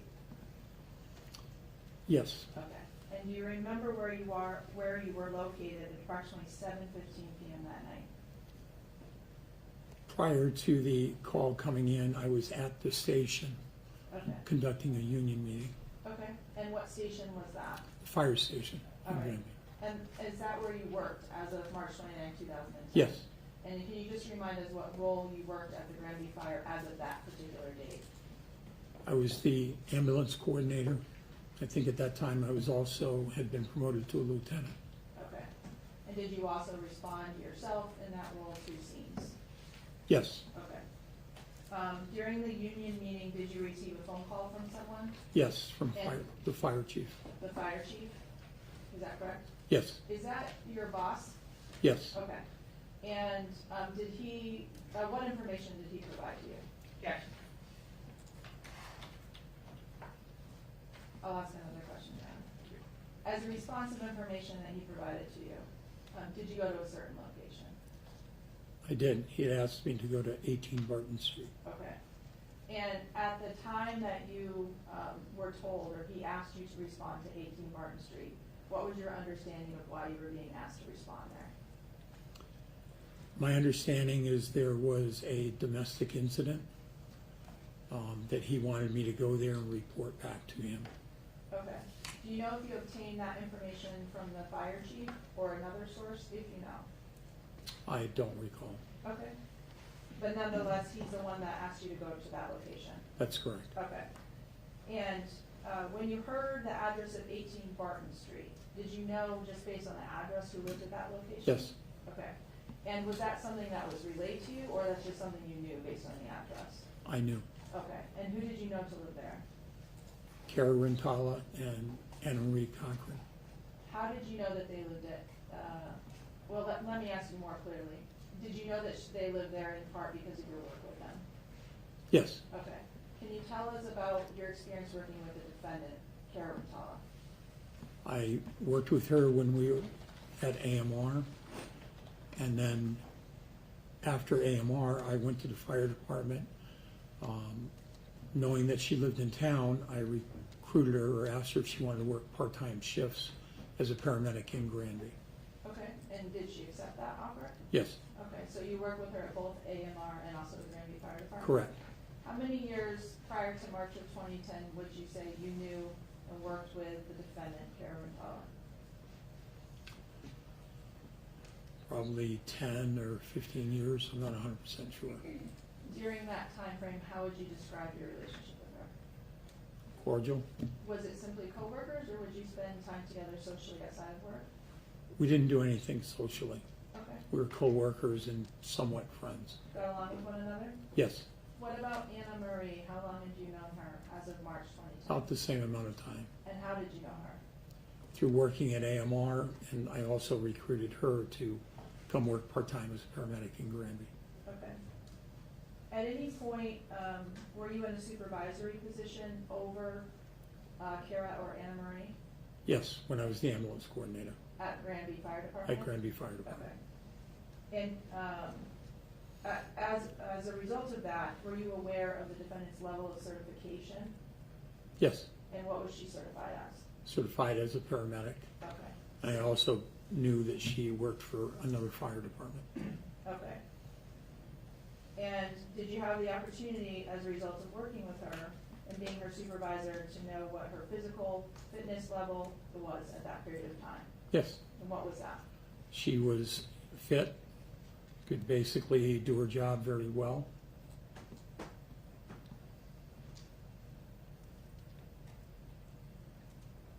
Do you see Cara Rintala here in the courtroom? I do. Can you please point to where she is? She's over there in the blue shirt. May the record reflect these identified as defendant. Well, After you got the call to respond to the scene, are you able to tell us approximately how long it took you to get there? From the station, it was probably about 4 minutes. And did you know, before you got to the scene, if any other paramedics were also responding or were already there? Yes, What did you know? Gene Oz was on duty as the paramedic for the evening. And there were also 2 EMTs on. Okay. And were you aware that Gene was responding as well? Yes, Okay. Did he get there before or after you, if you remember? before I did. Okay. When you got to the scene, who was there? It was Gary Poehler, police officer, at the time Sergeant Mark Smith, and Gene Oz. Okay. Was there anyone else in the house? Just Cara. Okay, so just the 4 of them Yes, at that period of time? When you got to the scene, did you speak to anyone outside without getting into any content? Do you remember speaking to anyone outside of the residence? I believe I spoke to Gary Poehler. Okay. Did you enter the residence? I did. What door did you use? The side door in between the house and the garage. Okay. Now, when you entered the house, do you remember seeing anyone inside? Yeah, Gene Oz was inside. Cara was inside. Okay. Do you remember anyone else? I don't recall where Mark Smith was at that point in time. Okay. And where did you see Gene and the defendant? In the kitchen area. Okay. Did you actually go into the kitchen area of the home? Just stepped in it from the doorway. Okay. At that point, were you able to make any observations of the defendant in the kitchen area? I did. What was that? That she had paint on her clothing and also appeared to be some dried blood on the clothing as well. Okay. In terms of her demeanor, what did you observe? She seemed to be upset. Was she making any statements that you were able to hear at that point in time? That Ann was dead. And do you know if she was directing that statement to you or to someone else, if you know? She was just saying it in general. Okay. How long would you estimate you were in the kitchen area? Initially, maybe 5 minutes. Okay. Where did you go next, or what did you do? I went with Gary Poehler and went downstairs where Ann was. And what was your purpose of going towards the basement? To Or into the basement? into the basement to make an observation of what condition Ann's body was in, And why was that something that was important to you at that time? because I was told by Gary Poehler that was dead. Okay.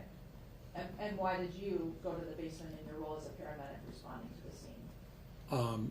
So to confirm that she was in fact dead. At the time that you did that, do you remember if you were aware whether or not Jean Oss had already gone to the basement? At that time, I wasn't aware. Okay.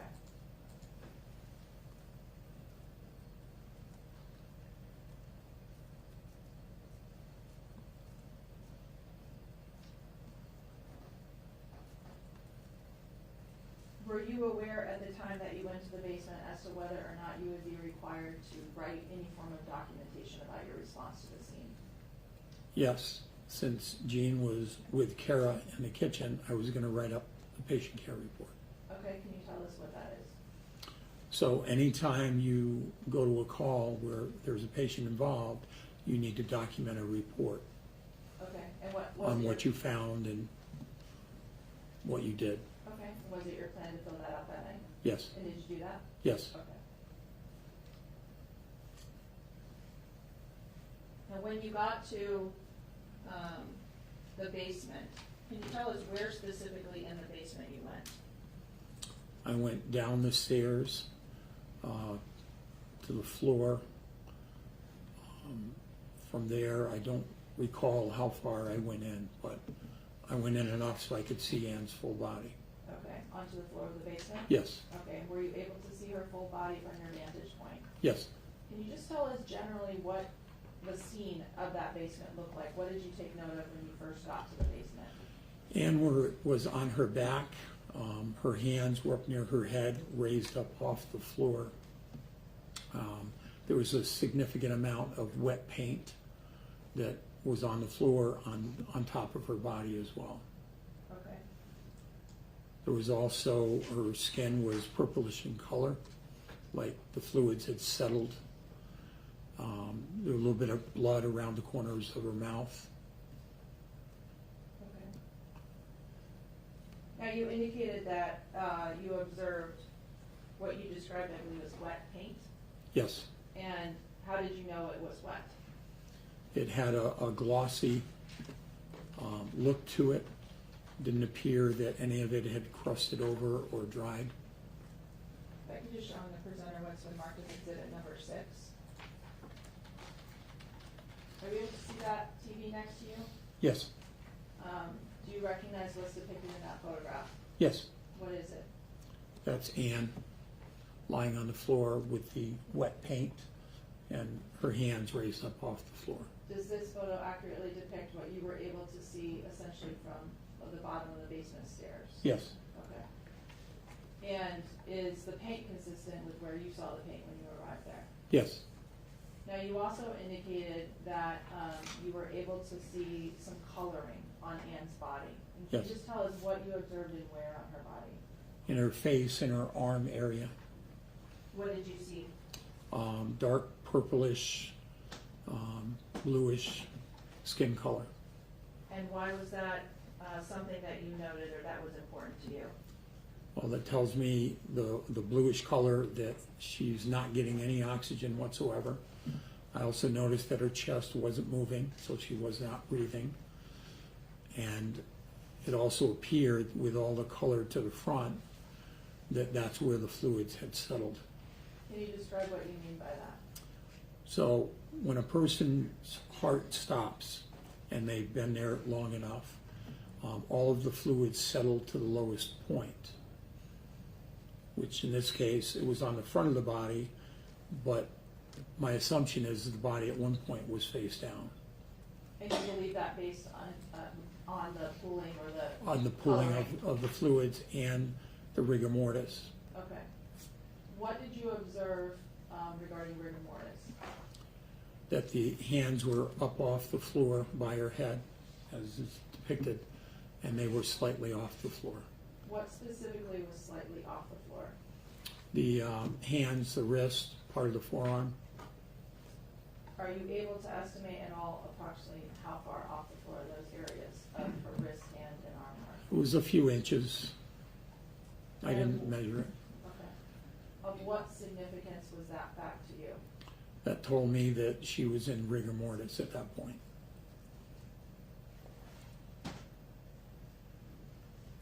Do you remember whether or not you actually approached and touched Ann's body? Sitting here today, I don't recall whether or not I did.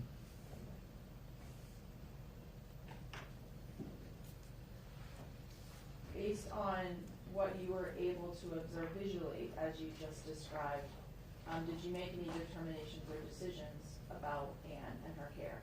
Yes, with the lividity and rigor mortis, she was not going to be able to be resuscitated. Okay, and so you did not attempt Did resuscitation not. efforts? Okay. And did you know that ultimately in the patient care report that you indicated you needed to fill out?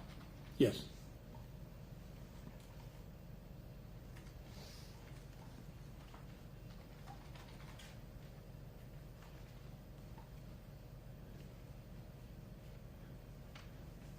Specifically speaking of the patient care report, do you remember when you filled that out?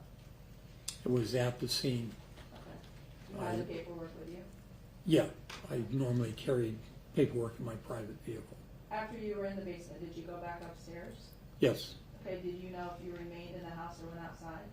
I remained in the house for a few minutes and then I went outside to write the report. Okay, and did you do that outside of the house? Yes, I actually did it on the hood of a cruiser. Okay. Now, when you wrote that medical report, what sources of information were you using to put information into that report? Yes. Overruled. Do you answer? My observations of what I saw at the bottom of the stairs. Okay. Did your medical report also include any statements that the defendant made? No, Okay. I don't believe it did.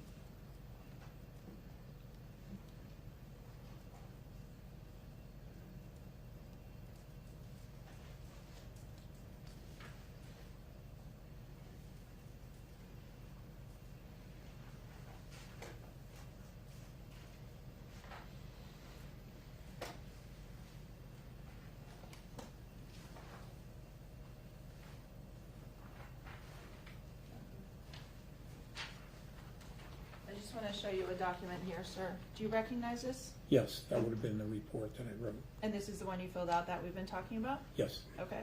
Just looking at this section here and some of the information that's located in that, I just want you to be able to read this to yourself first.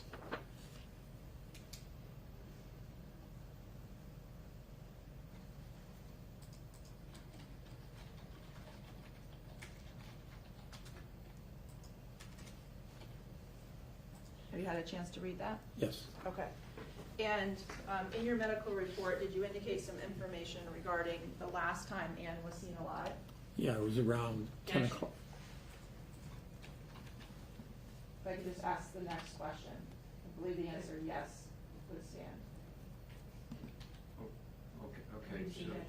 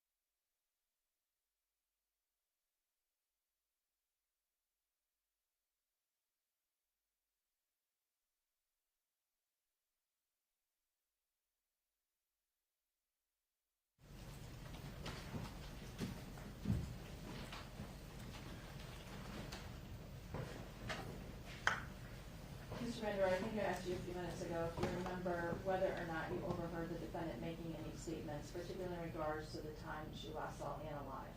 Do you remember hearing from her make any statements in that regard? Yes, which I think I documented in my report as around 10 a.m. Okay. And having looked at that report, does that refresh your memory about hearing that It statement? does. Okay. And she said that she last saw Anna alive at 10 a.m. in the morning? Yes, Okay. And you documented that? yes.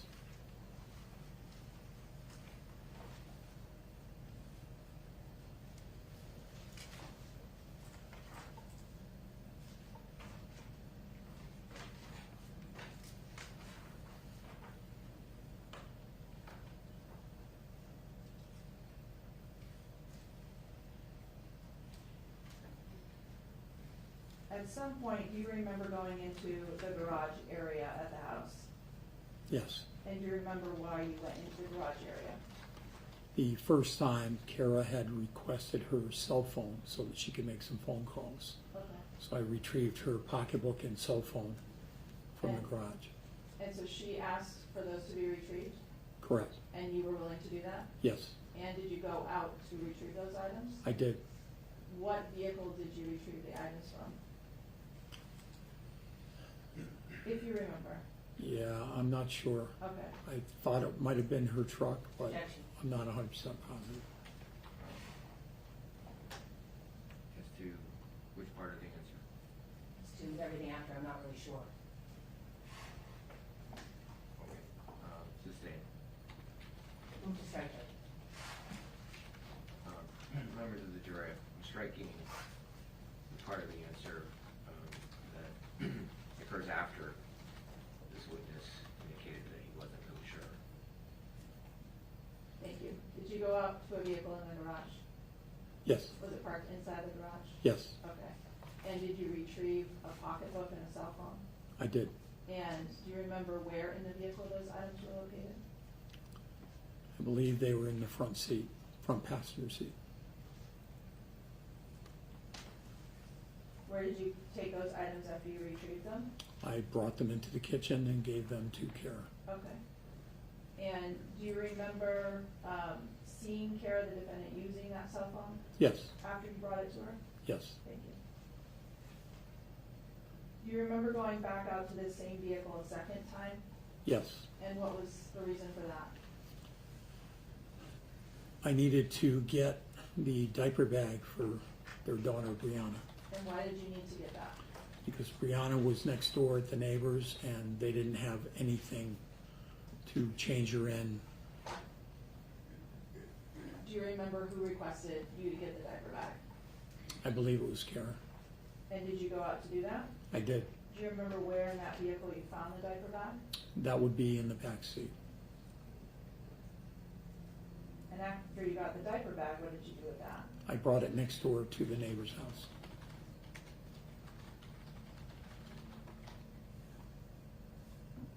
Do you remember, at some point, members of the state police arriving at the scene? Yes, And do you remember whether or not your two trips out to the vehicle were before or after the state police arrived? before.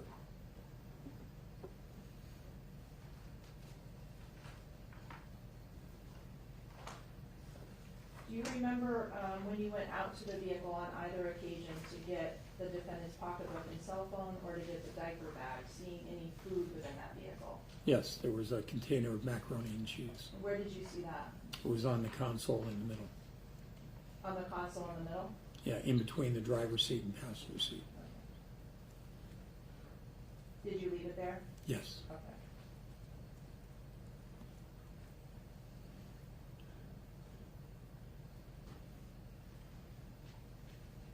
After the state police arrived on scene, did something change in terms of people being in the home? yes. The first state trooper that arrived requested that we did not go back in the house, Okay. And did everyone abide by that? as far as I know. Okay. At that time, do you remember if you had re-entered the home or were you outside? If you know. I believe I was outside. Okay. And did you stay outside after that? I did, after he had said everybody needed to be outside. Okay.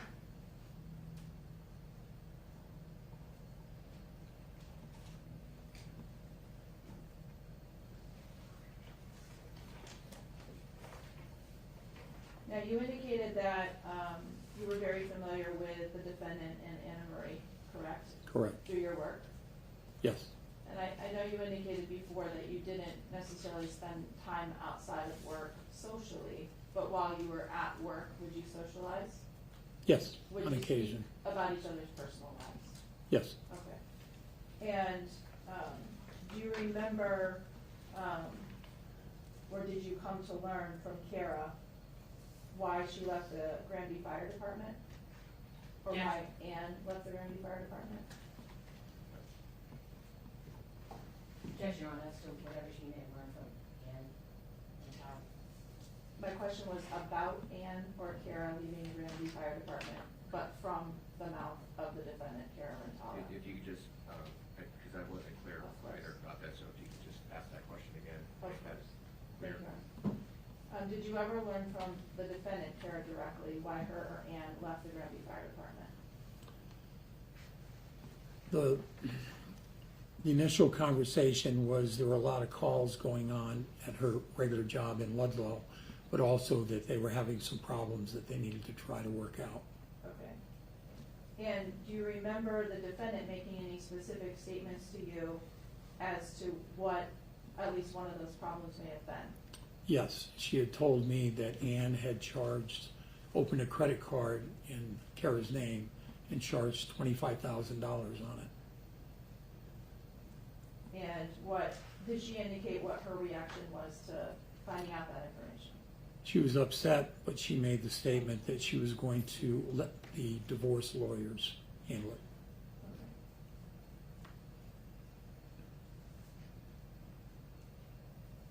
Do you remember when approximately that conversation occurred? I don't. Okay. But you know it was prior to, or do you know if it was prior to Ann's death? It was prior.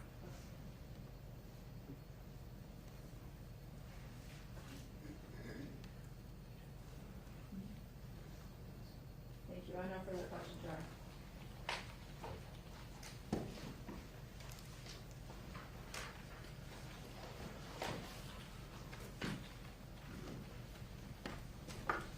Second.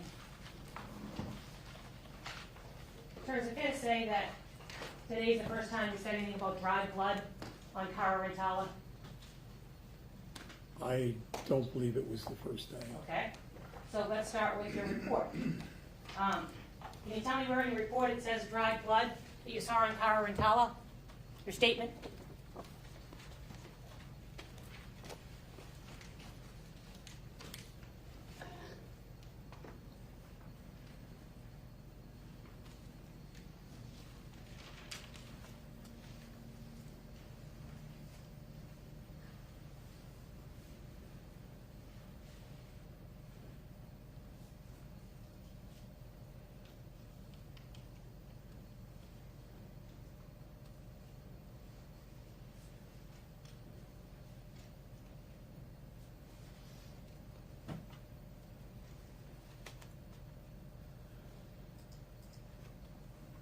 Yeah, it's in here. Dried blood or just blood?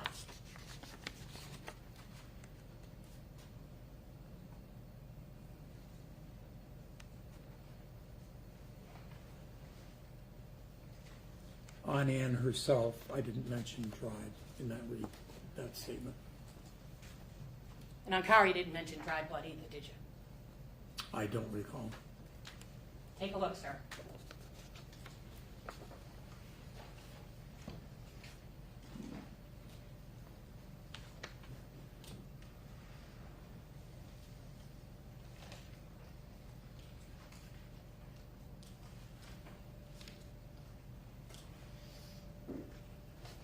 No, doesn't look like I said dried. Didn't say dried in your statement you gave, and fair to say, sir, your statement you gave on March 30th, 2010, is that right? Correct. And it's fair to say your memory would have been fresher then than it is today, is that right? Yes. Okay. And sir, we talked a little bit about your report that you did in this case. You didn't mention anything about dried blood on either Cara Rintala or Ann Rintala in your report, did you, sir?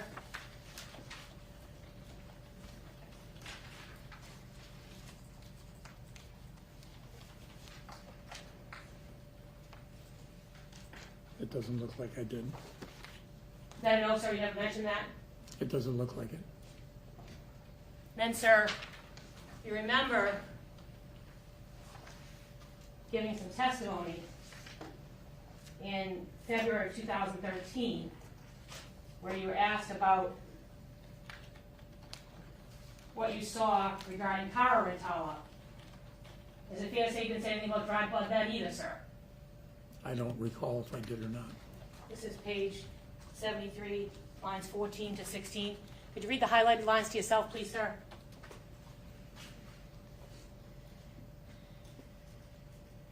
Okay. Does that refresh your memory, sir, as to whether or not, when you testified under oath in 2013, you never said anything about dried blood on Cara Rintala? According to that, no. Then, sir, if we can, sorry. Then, sir, if we can jump to January 13th of 2014,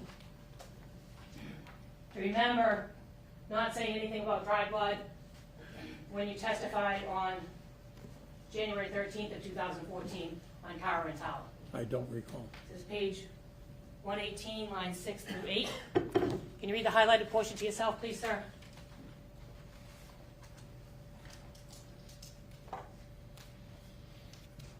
I didn't mention it in those lines. And you were under oath at that time, is that fair to say, sir? Yes, Now, sir,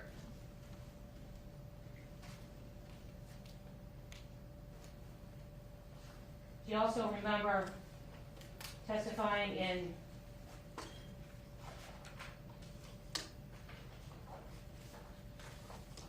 (2016), specifically September 15th of 2016, and not mentioning anything about dried blood when you were describing Cara and what she looked like that night? I don't recall if I It's did. page 140, lines 2 through 7. Can you read those to yourself, please, sir?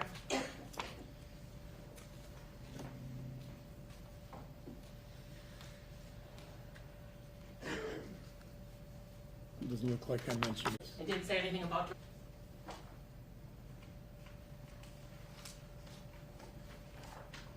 When you made your observations of Ann Rintala, you went downstairs and you stood on the bottom of the stairs. Is that where you were when you made the observations? I was on the basement floor The basement floor, right at the bottom of the stairs. in that general vicinity. Okay. And you don't have any memory of touching the body, is that right? I don't. Okay. And sir, it was from that vantage point that you determined that there was rigor, is that right? Correct. So standing at the bottom of the stairs, looking at the body, is that right? Correct. Do you also remember other observations that you made at that time of Ann Rintala? I don't recall which ones you're referring to. Okay, it was a bad question, let me try it again. You could see Ann Rintala's entire body from where you were standing, right? Correct. Had no trouble seeing any part of her body, right? Correct. Including her face, her legs, any part that you could see the entire body, is that right? Correct. Okay. And do you remember, sir, from that vantage point, when you first wrote your report, saying that there were no signs of trauma to Ann Rintala's body? Correct. Referring to broken bones, major lacerations, major bleeding.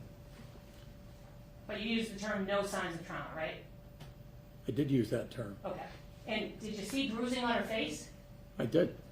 And that wasn't trauma to you? Bruising on her face? In my report, I was referring to major trauma such as broken bones, major cuts, major bleeding. Not what I asked, sir.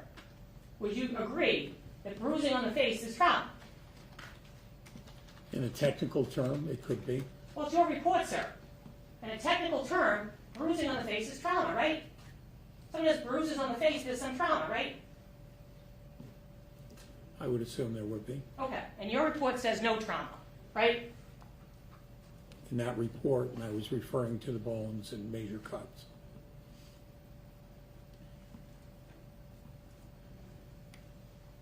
Now, sir, you told us on direct examination about some conversations that you said you had with Cara Rintala. Do you remember that testimony? Yes, And do you remember, I think it's on March 30th, 2010, giving a statement to the police department, yes, being interviewed? yes, And you reviewed that statement, is that fair to say? yes, And you initialed that statement, is that fair to say? yes. Okay. Now, sir, can you show me where in the statement, or do you have a memory in the statement, sir, of ever saying that Cara Rintala told you the last time she spoke to Ann was 10 a.m.?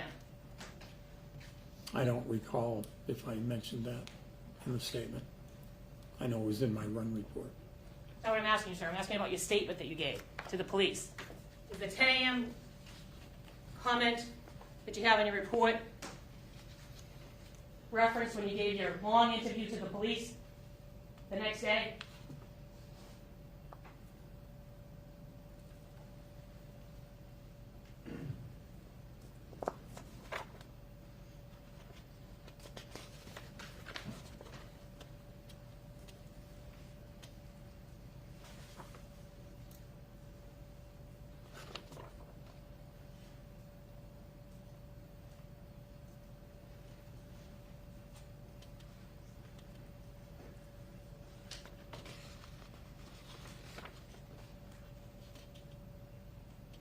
Yeah, I don't see where I might have mentioned the exact time.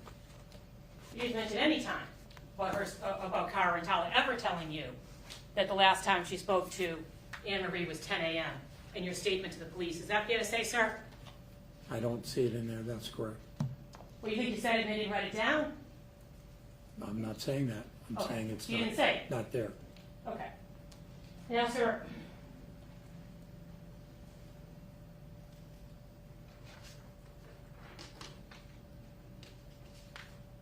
he also talked to the prosecutor a little bit about conversations that you had with Cara Rintala prior to this evening, the night of March 29, 2010. Correct. Do you remember those conversations? I do. Okay. And something about Ann had opened a credit card in Cara's name and had charged $25,000? Yes, Okay. And Ann didn't say anything, I mean, Cara didn't say anything like, I'm gonna kill her, right? not that I recall. Well, that's not what you gave in the statement, right? You said I'm gonna let the divorce attorneys handle it, right? Yes, and that's what I just testified to. Okay. So there wasn't any comment like, I can't take it, I can't believe she did that. The comment by Cara Rintala was, I'm gonna let the divorce attorneys handle it, is that right? That's what she had said to me. Okay.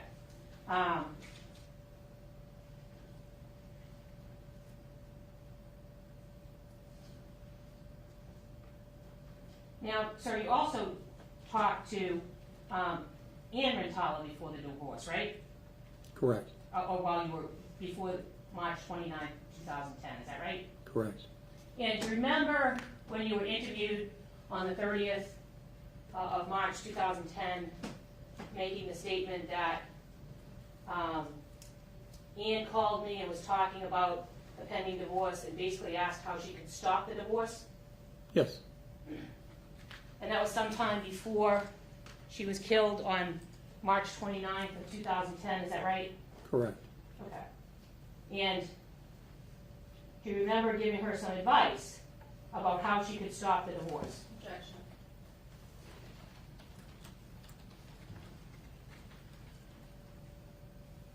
Sorry, advice to whom? To Ann Rintala. It's in a statement. Overruled. Do you remember giving some advice to Ann Rintala about how she could stop the divorce? I do. What did you tell her to do? Contact the courts. The objection is hearsay, Your Honor. Can I see the parties?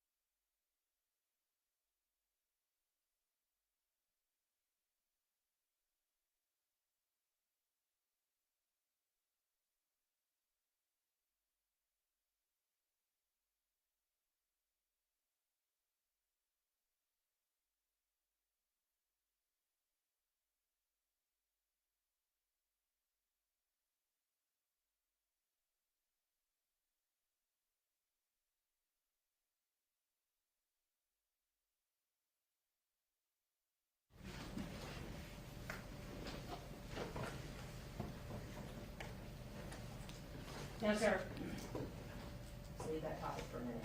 I just have one further question from you. Do you remember being told before you even got to the scene that this was a domestic incident? I don't recall if I was told that or not. I might have been. This is paragraph 2 of the statement given on the 30th. Can you read paragraph 2 to yourself, please, sir?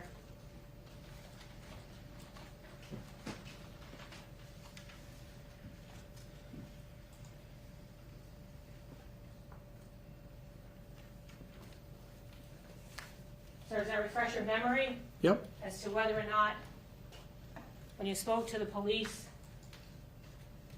on the 30th, you had a memory back then, and I know it's the 30th of March 2010, you had a memory back then that this went out as a domestic, is that right?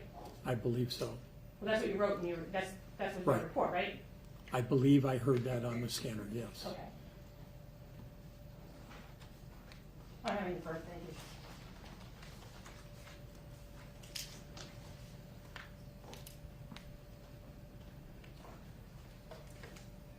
I have no further questions, thank you. All right, sir, you may step down.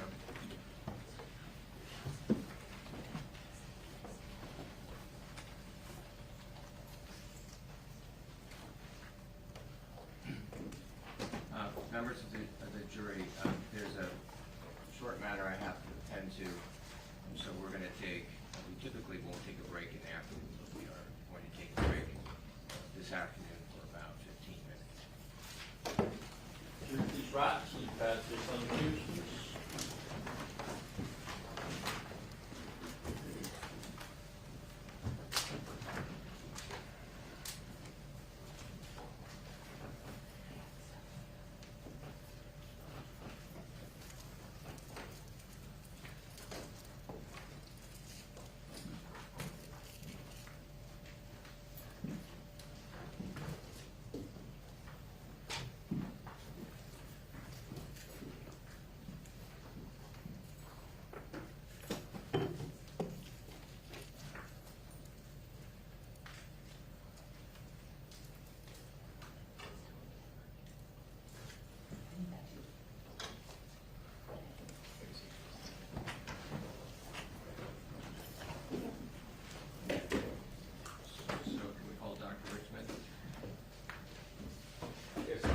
Clarify, is this court's inquiry or the parties? So I will let the parties inquire. I'll let the panel start. Again, the first question I have is to what extent this witness actually relied upon information from Trooper McGarrian, and whether that information came directly from him in terms of his own sort of observations, or as opposed to him conveying information that has been admitted through other witnesses who testified about their sort of direct contact with the alleged victim, or their observations at the scene. So that's part one, to the extent that Dr. Richmond, so it narrows it, and perhaps it narrows it to 0, I don't know. But as to that, then I would be interested in, not interested, but the second issue is whether she could be cross-examined in a meaningful way if Trooper McGarrian doesn't testify, and he hasn't testified yet, so assuming right now that, I mean, we don't have his testimony, so so that's the issue, whether, and it's just as to information that she relied on from Trooper McGarrian. So if I can just to clarify, the first issue you're on, the extent to which she relied upon Trooper McGarrian,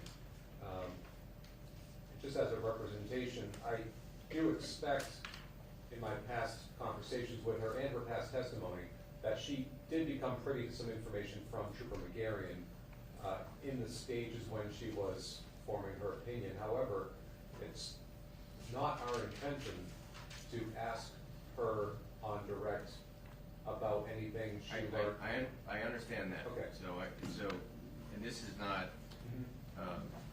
this is not the point of the board here. If she's gonna, so she wouldn't be able to, no matter what, she wouldn't be able to testify on direct examination about anything that Trooper McGarian sort of relayed to her or any information he gave. She's not to mention Yes.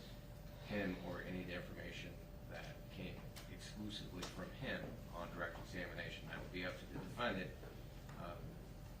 to address if the defendant chooses to on cross-examination, but only the defendant would be able to open that door or those doors. But the case law still requires that the defendant have a meaningful ability to cross-examine. And again, here it's only as to her reliance on Trooper McGarian. And it kind of depends upon whether, I don't quite know how I'm going to view this, but that, so it's not enough for you to concede that she won't make any reference on direct examination to Trooper McGarian or anything that he provided her. Yes, that's understood. So, I guess what I'm really getting at is the real question here whether, without taking into account anything she may have heard from Trooper McGarian, she still has a sufficient foundation upon which to form an opinion about which she can be crossed.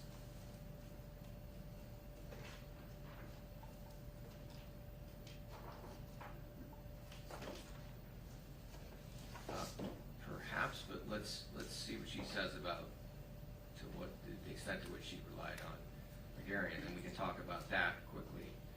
Whether, again, if McGarian simply is the conduit, if he's simply the one who tells her what these other witnesses observed, I don't know. I don't recall whether McGarian actually examined the alleged victim's body at the scene, whether he, and I take it this comes down to, in this case, I think, the time of death, her opinion as to time of death, not so much other aspects of Dr. Richard's testimony. So if McGarian doesn't examine the alleged victim himself, I don't, it simply is reporting what these other witnesses have said, unless he somehow does that in a way that's misleading, then I don't know whether Dr. Richmond has actually relied upon him in forming her opinion. But if he did make some observations and that were his own, not simply relayed to him, whether he examined the alleged victim's body himself or made some observations, direct observations that would go to time of death, the state of the alleged victim's body at the scene, and that information was relayed in a way that was arguably deceptive or incomplete. In other words, if the issue is what McGarian did, for example, he told Dr. Richmond this, but he never put any of that in his report, and he would be the one who would need to cross-examine about that, because Dr. Richmond would say, I don't know if he put it in his report, or you'd have to ask him. Do you understand? I believe so. Okay, well, why don't we just put her on the stand, and if I need to interject, I will. I see I'm not articulating this, and it's sort of forming in my head because I don't know what she's going to say. Sure. And again, it's what that means, what meaningful cross-examination means. I don't quite, I haven't seen that sort of explained in any of the case law, but I guess that we're going to see what that looks like. Okay. So, can we bring her in? Yes, if I could just, If I could just, Your Honor, this was not a procedure or step that Dr. Richmond was aware was going to happen. Can I just step out and Sure. let her know what's happening? Absolutely. Okay, thank you.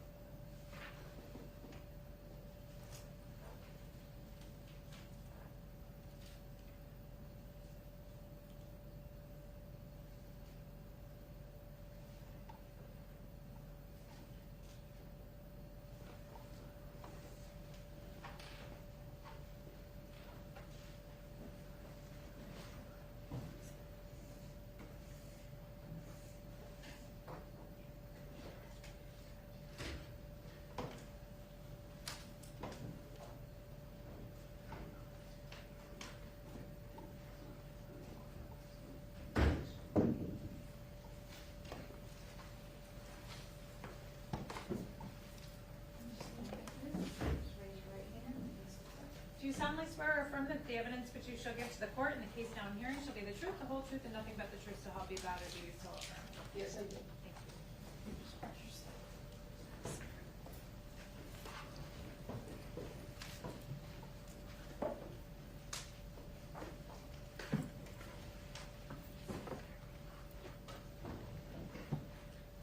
May I proceed, Your Honor? Yes, go ahead. Thank you. Good afternoon. Good afternoon. Could you please introduce yourself to the court? My name is Joanne Richmond, Joannricchmond. And am I correct, Dr. Richmond, that you are the forensic pathologist who conducted the autopsy upon Annamarie Cochrane-Rintala back in 2010? Yes, I am. And you're aware that you're here to testify before the jury about Annamarie's cause of death and manner of death, correct? Yes, As well as offer an opinion about the time frame in which you believe she may have died, is that right? A time of death opinion? yes. Okay. Now, I'd like to just ask you a couple of questions about that time of death opinion. In reaching the opinion that you are prepared to offer, did you rely upon statements or observations and descriptions of Ann's body that came from two police officers who physically rotated her body? I thought it was one paramedic and a police officer. Yes. Okay, yes, So part of the basis of your opinion is information from one or more police officers, correct? yes, And is the basis of your opinion also what you learned as far as observations or descriptions from one or more paramedics? yes, And you also reviewed some information in this case about Anne-Marie's cell phone usage on March 29th, correct? correct.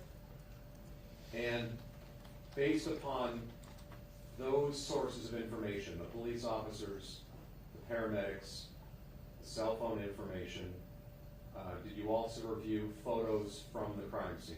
Yes, And based upon those materials, are you comfortable to a reasonable degree of medical certainty as a forensic pathologist in offering a time of death opinion in this case? yes. Okay. Now, at some point during this investigation, back in 2010 or so, do you recall any conversations that you had with a Massachusetts State Police Trooper, Jamie McGarrian? Yes. What do you recall? Oh, I remember he called me up. I'm not exactly sure when, but he asked me how soon a body would be ice cold and stiff as a board. And that was a phone call? Yes, Okay. And you're not quite sure when that phone call happened? correct. Okay. I don't remember how it was in relation to the first call information or the autopsy, I'm not sure. Is that the extent of what you remember him saying to you over the phone? Yes? Do you recall whether or not you met with him at a later date or learned any additional information from him? At a later date, I remember meeting, I believe, with you and with him, Okay.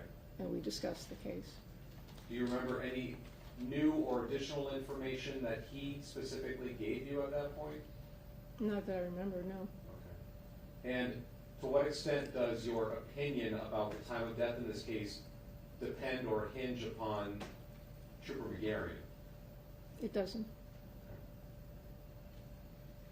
If that's all, Your Honor, if I'm understanding the scope of the hearing, I think I'm sitting down now. Yes, you're sitting down now. Thank you.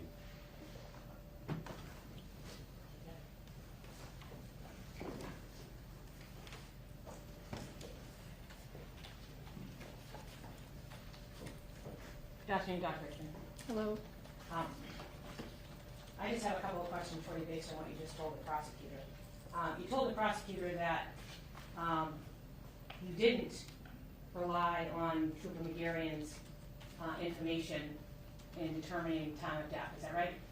Well, he never really gave me information that I remember. I just remember him asking me a question.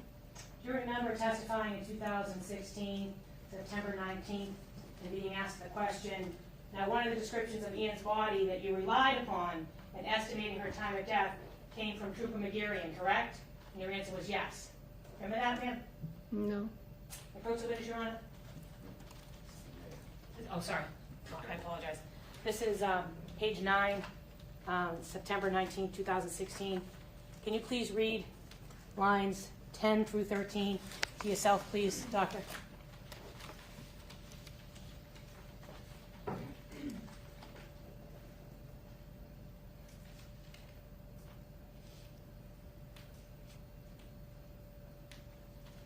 Yes, I see that, but I don't remember that.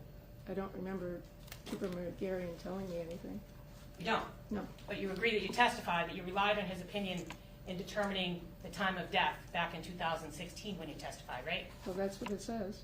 You don't have any reason to doubt that, do you, Doctor? No, I would have told the truth. Now, do you remember being asked on that same day, why is it that you felt comfortable relying on his, Trooper McGarrian's, description of how stiff Ian's body was? You remember your answer being, Jamie McGarrian is a trooper assigned to the district attorney's office. The trooper assigned to the DA's office is a very specialized group of state troopers. They go to every death scene. They go to every autopsy. So they see bodies in the beginning of the death scene, and they see bodies when I do my autopsy. I've worked with Trooper McGarrian for many years, and he has been to many autopsies. And when they're there, they learn. I teach, they learn. Do you remember saying that? Well, it sounds like something I would say, yes. Can you just review your testimony? This is lines 14 through 24 on page 9 of the 2016 testimony.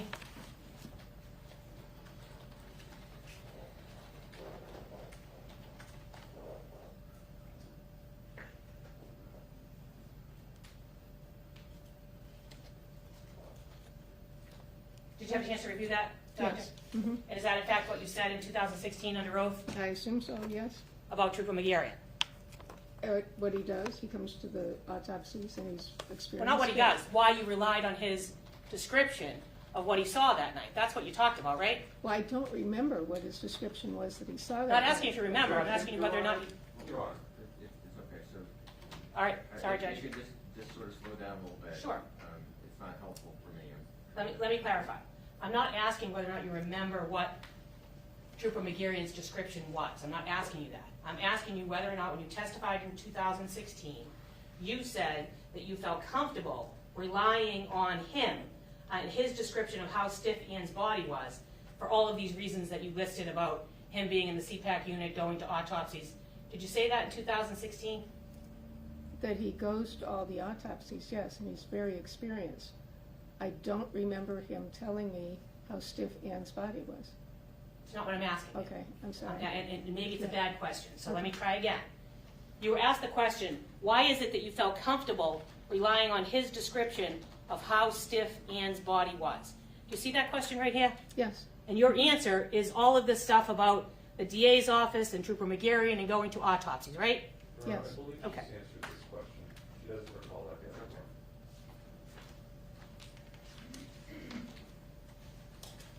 one. And you were asked further why you were relying on Trooper McGarrian's estimate or description of the stiffness of the body. You were asked the question, have you specifically engaged in any sort of informal teaching with Trooper McGarrian at the time he's attended autopsies of yours? And your answer was yes. Do you remember testifying to that? I know, but I know that that's true. Okay. Okay. And that's why you were relying on Trooper McGarrian's, you don't remember what it was, but that's why you felt comfortable relying on his description, right? If he had described it to me, I would rely on it, yes. Okay. And then,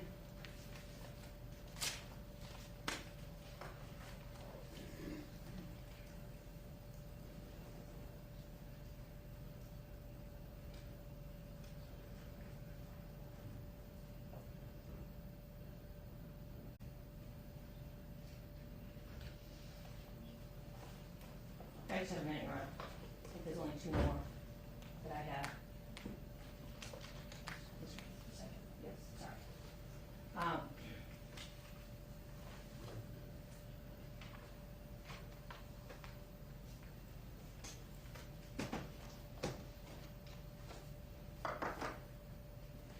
You remember being, well, you never actually went to the crime scene, is that right?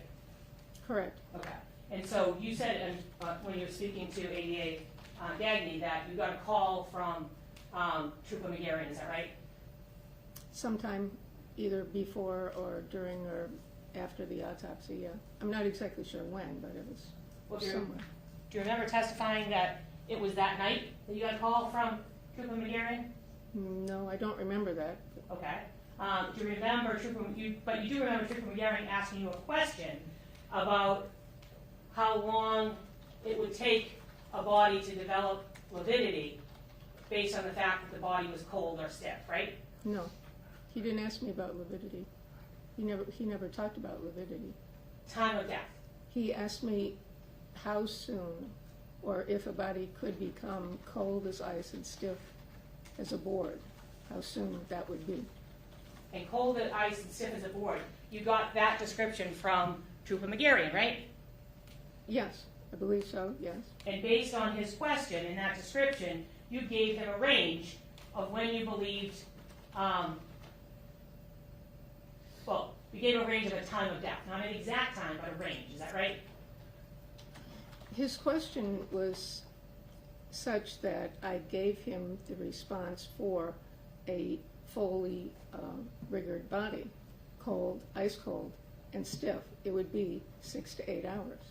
And you've made that determination of 6 to 8 hours based on Trooper McGarrian's description of ice cold and stiff. Is that right? No, the 6 to 8 hours comes from my training and experience. But you were answering the question about 6 to 8 hours, right? Or about the cold and stiff, right?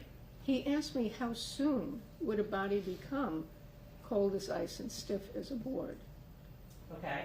And you answered 6 to 8 hours. Is that right? Yes. Okay. Now,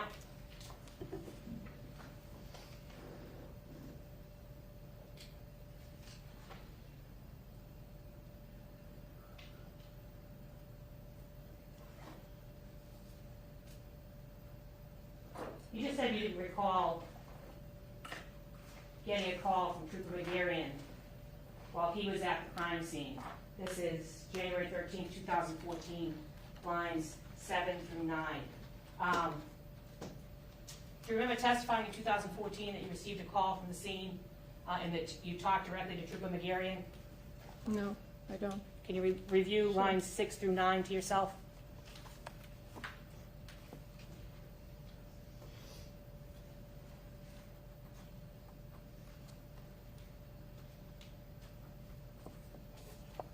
Okay, my memory at that time was, it was Trooper McGarrian, yes. Okay. And your memory would have been fresher in 2014 than it is today in 2023. Would you agree with that, Doctor? Yes. I have one moment, Your Honor.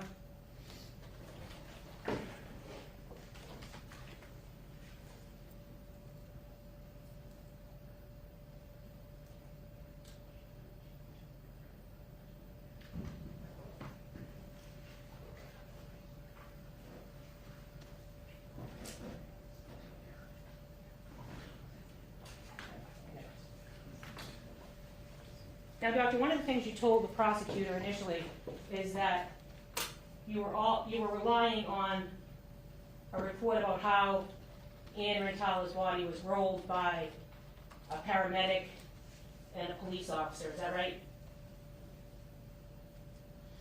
Yes. And you got that information from Trooper McGarry, is that right? No. You did? No. Who'd you get that from? From reading the reports. Well, ma'am, you didn't read the reports that night on the 29th, right? No, but I didn't determine a time of death on the 29th either. When did you determine the time of death? Sometime later. When? After the entire autopsy and all the information was known. So if the autopsy happened, Your Honor, may I interject? Are we a bit far afield from this voir dire? I think this line of questioning is important. I thought we were focusing on Trooper McGarry.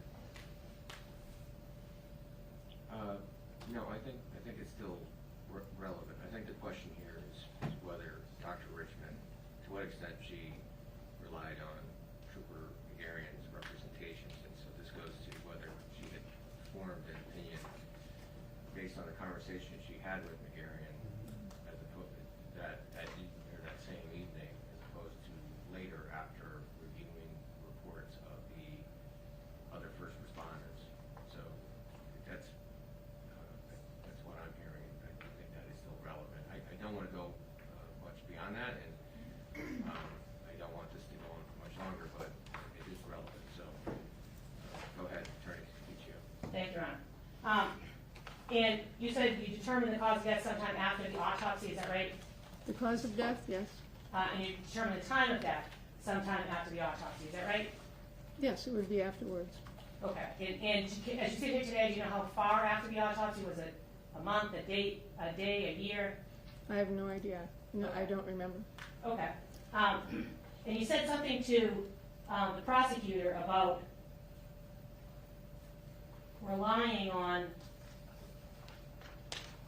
reports. Do you remember that testimony? Well, which reports? Well, do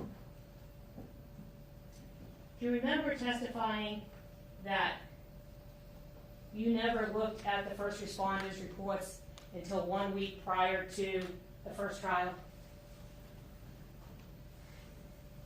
I don't remember that, but I don't know for sure. That's for a minute, Your Honor. Also, can you give me that same? Just 1 second, Judge. I thought I had to tap and one of my tabs fell out. Which trial? First. 155, thank you. It's going to direct your attention to Trial 1, page 155.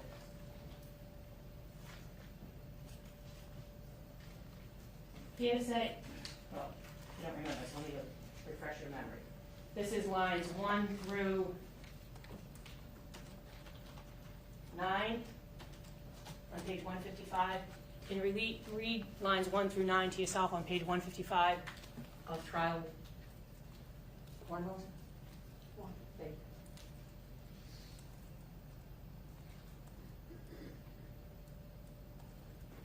Page 155? Yes. What lines? 1 through 9, I think, or 1 through 7, I can't remember which.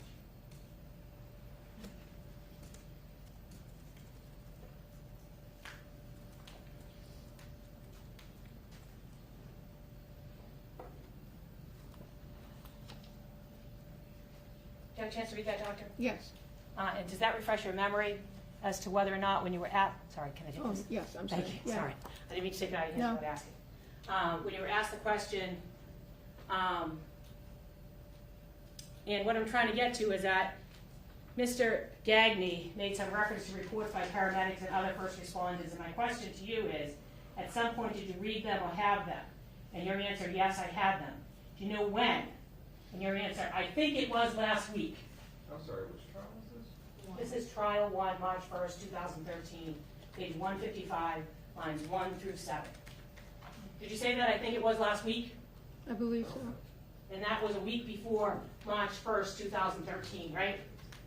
I don't remember the date. Well, if I told you trial 1 was March 1st, 2000, well, your first testimony was March 1st, 2013, it would have been a week before that, is that right?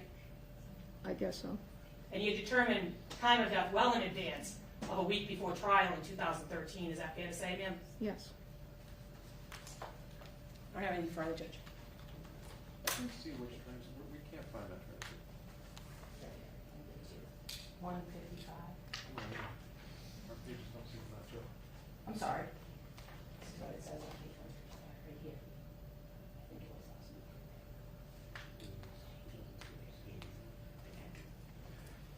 It may be, we may have said the wrong day. It's trial one, I think it's day 8. Day 8. Day But the 8. date is March 1st, 2013. So I think it's day 8, and it's page 155. That might be the problem. Moment, or day, yeah, March 1st. March 1st. Yeah, that's the date it said. Yes, we're just, We're just trying to figure out. Might be some moment, please.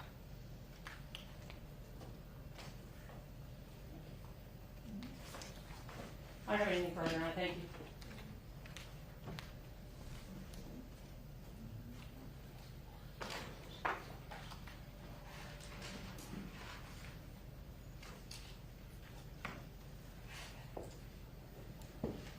Did you want to ask any follow-up questions based on that last one? If I could have a moment, Your Honor, we're just trying to locate the transcript page.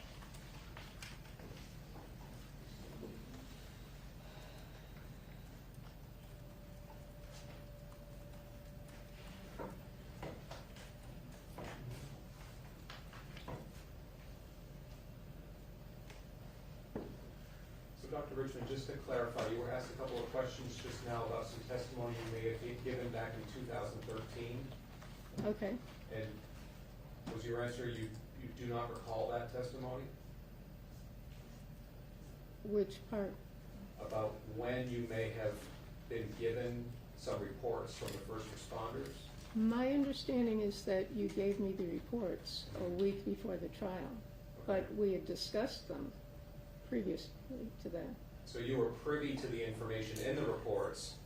But I hadn't read the reports Okay. until the week before the trial. Okay.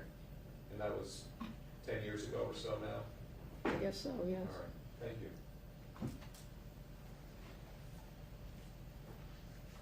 Oh, I'm sorry, in fact, I forgot one point. Dr. Richmond, you were asked some questions about a question that Trooper McGarrian asked you over the phone, correct? Yes. And was that in reference to a body, some hypothetical body?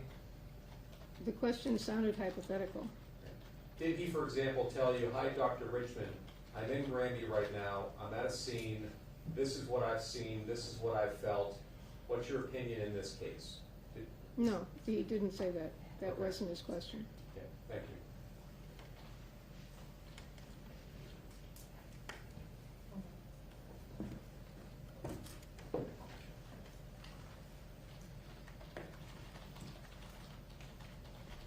Mayor, I just have one question that I hope will be quick. Do you remember in 2013 being asked the question, and prior to that you had not, this is when you said you had just seen them, you just got the reports last week, and prior to that you had not seen them to your knowledge. And your answer is, to my knowledge, I didn't see the actual reports. And the next question was, and you had the information contained in those reports relayed to you from someone else prior to actually seeing them?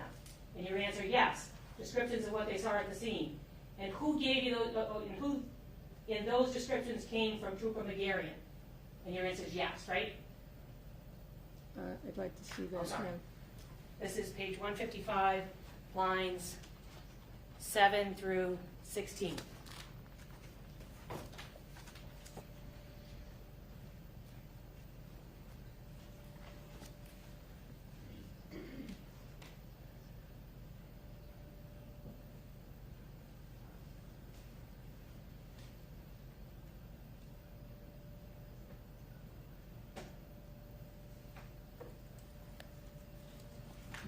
Doctor, does that refresh your memory as to whether or not you testified in 2013 that the descriptions of what other people saw at the scene because you didn't have reports or relayed to you by Trooper McGarrian. Is that right?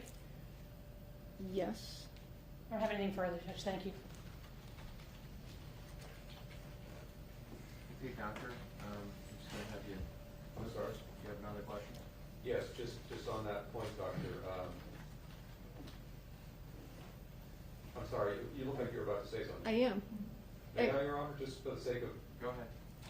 We had many meetings, if you recall, and we discussed these things prior to everything. And McGarrian was there, I believe you were there too. We discussed the information, but I didn't see the reports. Okay. But you did see the reports before testifying in 2013. Correct, I saw them about a week before. And you reviewed them again before the next trial, correct? Yes, You reviewed them again before the next trial, yes, and you've reviewed them again for your testimony in this case, correct? yes. Okay. Thank you. Okay. You can step down, Dr. Richmond.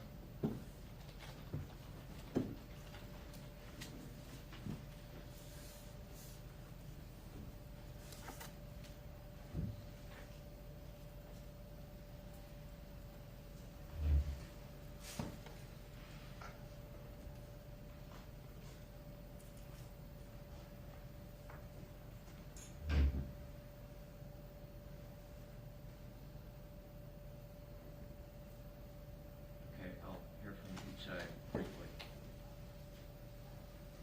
Kamal? Thank you, Your Honor. So the question before the court is whether or not in this trial in 2023, Dr. Joanne Richmond can testify as to a time of death opinion that is based upon information other than what's solely provided by Trooper McGarrian, and whether the defense can cross-examine her effectively. She's testified unequivocally that her opinion, first of all, she has a very vague memory as far as specific details being provided to her by Trooper McGarrian.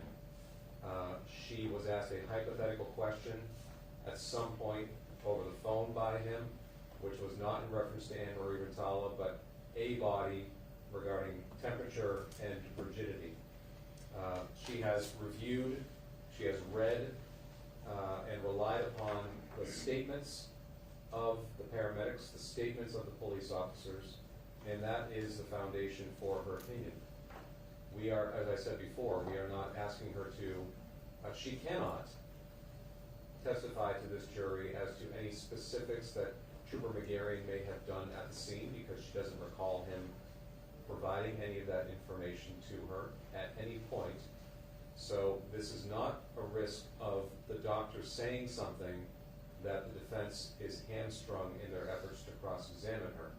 In fact, as this afternoon's preview has shown, if the defense wishes to open the door to cross-examining her about what she was told or not told by Trooper McGarrian, or what she may or may not have said at a prior proceeding, that's certainly a strategic choice they can make if they choose to open that door, but we're not going to be the ones opening it, and they can cross-examine Dr. Richmond at great length if they choose to on Trooper McGarrian, but we're not making Trooper McGarrian an issue in this case, and her opinion has an independent and sufficient and admissible basis in the evidence in this case. It's based upon the testimony, the information that has been described by 4 witnesses who have appeared live, who were cross-examined by Attorney Scapiccio, and therefore there is no lack of confrontation or inability to cross-examine anybody with respect to her opinion.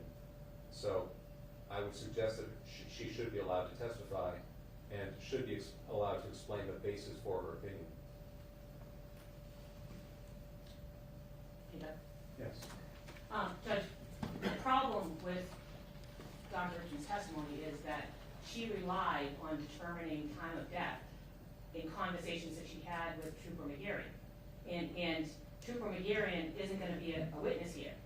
We don't know what Trooper McGarrian said to her. We can't surmise what Trooper McGarrian. What if he said something like, the whole body was blue and she was standing straight up? We don't know what he said to her. And we have no ability to confront and cross-examine that judge because they're not gonna call Trooper McGarry. And so for us to be in a position where they're saying essentially, we can open that door, we shouldn't be put in a position to open the door because the first thing that this court has to do is determine whether or not her opinion, that's based only on Trooper McGarry's description, is reliable. And if Trooper McGarry's not gonna testify and she can't talk about his opinion, then where's the reliability of anything she's gonna say, Judge? We don't have the ability to confront and cross-examine. We don't even know if what Trooper McGarry told her about what other people said was accurate. What if he said something different than what Oz said? What if he said something different than what Polar said? We don't know that because we don't know what those conversations are, and we're not gonna have the ability to cross-examine McGarry on it, Judge. And that's the problem. That's the real problem with it. But the additional problem is, if you take away McGarry, and all you have left is these reports that she reviewed a week before the 2013 trial, where she had already made her determination of time of death, then her opinion is not reliable. Not in this trial and not in any other. Not without offending Cara Rintala's Sixth Amendment right to confront and cross-examine the basis of that opinion. Because that's the whole purpose of cross-examining an expert, to be able to get at the basis of why they decided what they did and what caused them to make that determination. And we can't get there with this witness without McGarry. Yes, Your Honor, there's not a scrap of evidence to support these speculations that Trooper McGarry said something off the reservation. He was cross-examined extensively twice by Attorney Hoos. I believe you have those transcripts from previous trials. So he may have said she had 3 legs. There's no evidence for that. And she can be cross-examined about what she reviewed, what she read, and what she's relying upon, which is the 4 first responders.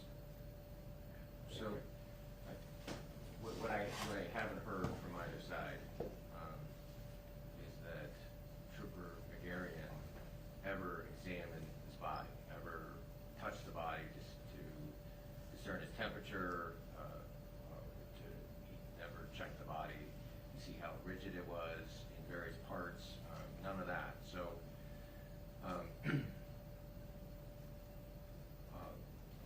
what I'm hearing is that he was this go-between between the first responders who actually did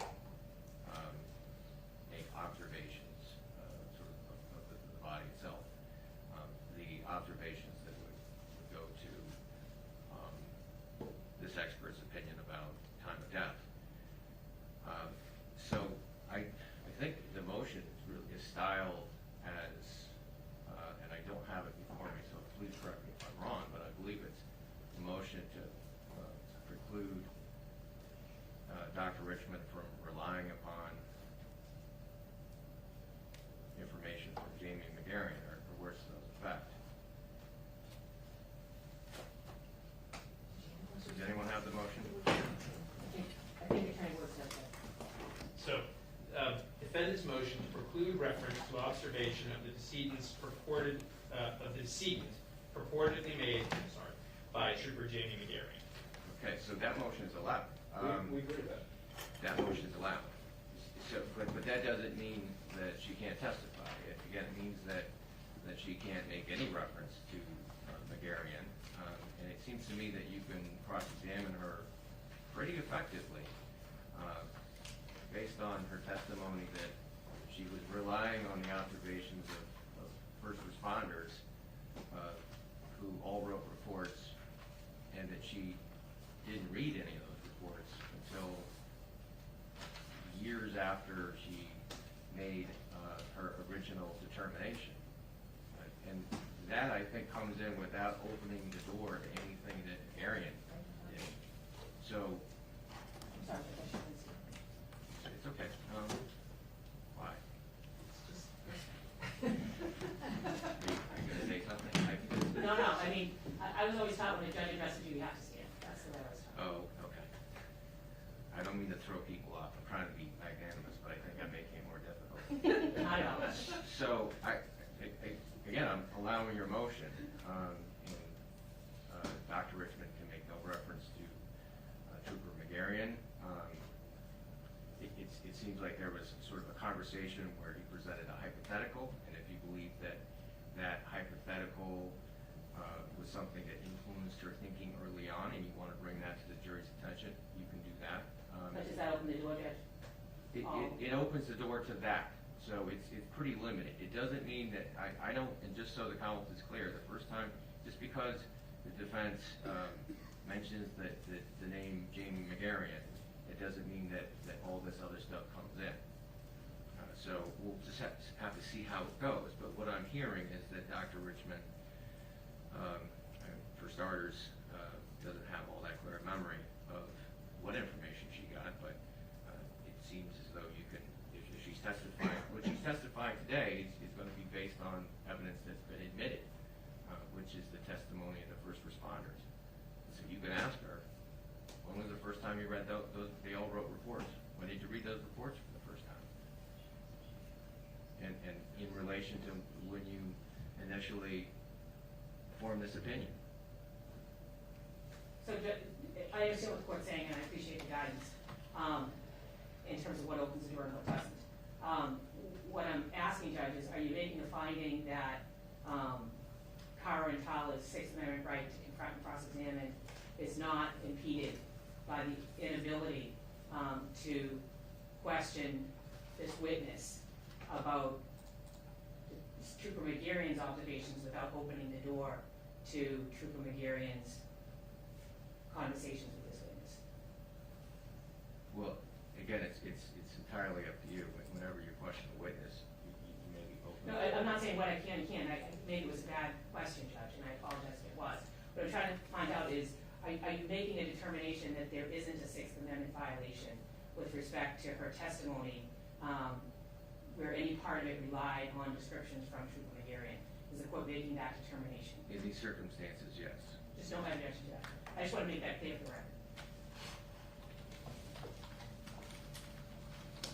I guess my finding is that I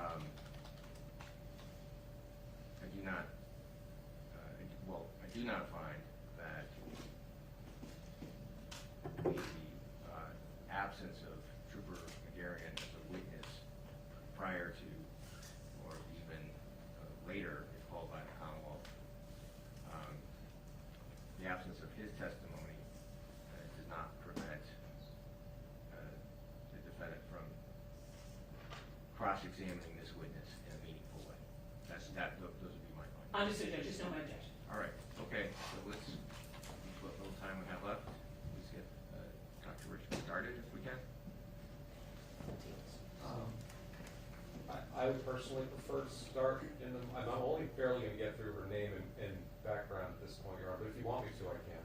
Well, I'm sorry, yesterday we were kind of in reverse role, so I'll leave it to you. It's almost 4 o'clock. So I have her here till about 12:30 tomorrow in order to catch a flight.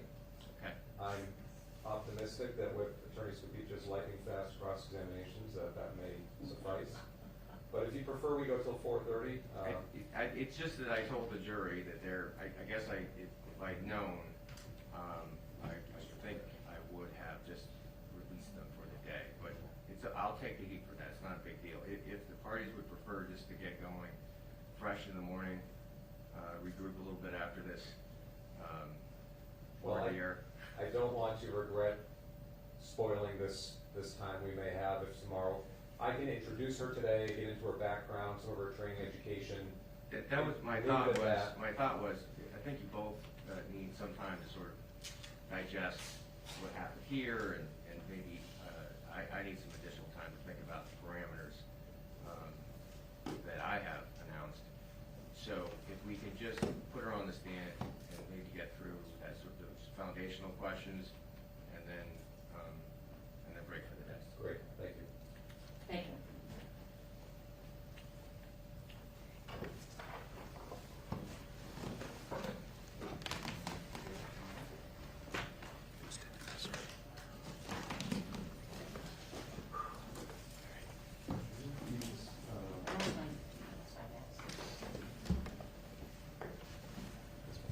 I'm sorry, I didn't mean to interrupt.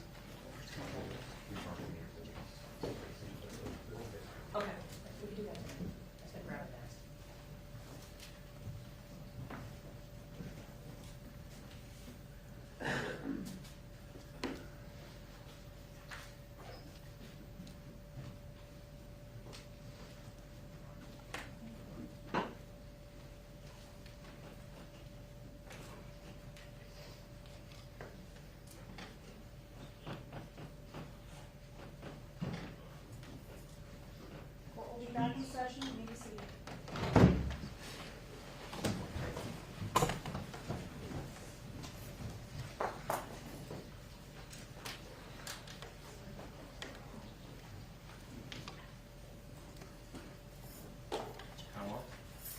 Thank you. The Commonwealth calls Dr. Joanne Richmond.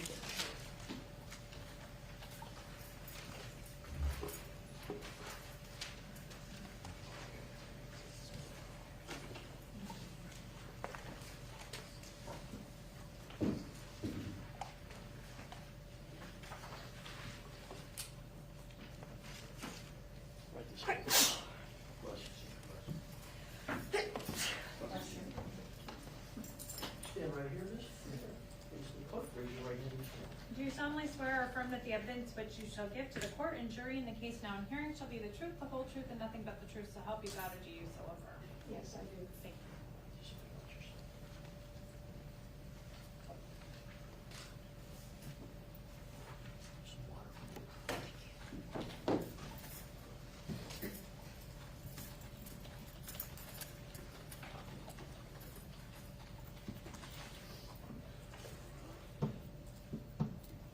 Good afternoon. Good afternoon. Good afternoon. Maybe I do need the water.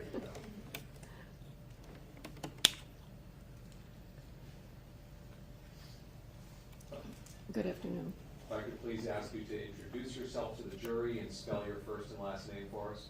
My name's Joanne Richmond. Joanne is Joann. Last name is Richmond, Richmond. Where do you currently live? Florida. Flew up yesterday? Yes, And am I correct that you are a retired forensic pathologist? correct. What year did you retire from that field? 2011. And prior to that, where was the last place that you worked? Massachusetts. And in which office or department? The regional office, which would be the Western Regional Office, Holyoke, Springfield, Okay. And the regional office of what larger office? of the Massachusetts Medical Examiner's Office. And how long did you work as a forensic pathologist at the Massachusetts Medical Examiner's Office? About 7 years. Oh, wait a minute, you said Massachusetts? In Massachusetts, yes. No, Massachusetts would be longer. I was thinking of Chicago, I'm sorry. Okay. Massachusetts was from 1988 until 2011. Okay. And prior to 1988, had you worked at a different medical examiner's office? Yes, Where was that? the Cook County Medical Examiner's Office in Chicago. It was that where you spent 7 years or so? Yes. Okay. So, Doctor, what I'd like to do is take a step back and talk a little bit about the education, training, and experience that led you into that career in forensic pathology. Starting first with your college education, if you could describe that for the jury, please. I went to Rosary College in River Forest, Illinois. I graduated in 1969 with a Bachelor of Arts degree. After that, I went to Stritch Loyola Medical School in Maywood, Illinois, and received my MD degree in 1973. After that, I did 1 year of rotating internship, and then after that, I did 1 year of one year of residency training in the field of neurology, which is the study of diseases of the brain and the nervous system. And I did that 1 year of training at the Hines Veterans Hospital, which is right next door to the Loyola Medical Center. Did you have any residencies or similar experience in anatomical pathology? Well, after the 1 year of neurology, I went back to the medical center and did 5 years of training in the field of pathology, Okay. which is the study of disease. Those 5 years, the first 2 are anatomic pathology, where you utilize the autopsy and the microscope. Then there's 2 years of clinical pathology, where you study the laboratory analysis of blood and urine. And then I did a 5th year of fellowship in anatomic pathology. And did you also have any training or certification in forensic pathology? Right, after that 5th year at the Loyola Medical Center, then I went to the Cook County Medical Examiner's Office to do a year's fellowship of forensic pathology. Okay. Now, you've already discussed what anatomic pathology consists of and clinical pathology, primarily work in the lab, correct? Correct. So what distinguishes forensic pathology from those other two? How is that different? Well, forensic pathology uses both. You do use the autopsy, you look at tissues under the microscope, and you do laboratory on blood and urine and other bodily fluids. But now you're doing autopsies on homicides, suicides, accidents. Previously, the first 5 years, all the autopsies would have been natural deaths in the hospital. But in forensic pathology, now you're doing the cases that are violent or criminal in nature. Now, in the fields of anatomic pathology, clinical pathology, and forensic pathology, is there something known as being board certified? Correct. What does board certified mean? Well, it means that you've gone through the appropriate training, the number of years that are needed, and then you've passed the examination. And did you obtain board certification in all 3 fields? Yes. Is that something that you will, kind of like the bar exam, you take it once, then you're good to go? Or do you have Yes. to, you don't need to re-up every couple of years? Well, you have continuing medical education every year, but you don't have to take the test again. Okay. So, you've already sort of touched upon how you did some time, you spent some time in Cook County. Yes. The Cook County Medical Examiner's Office, correct? Yes. And please tell the jury what you did during your time there. Well, the first year, of course, I was in training. That was my fellowship. And the nice thing about Cook County is that all of the deaths that need to be examined are taken to one location. We had a large autopsy facility, and there would be 5 forensic pathologists doing cases every day.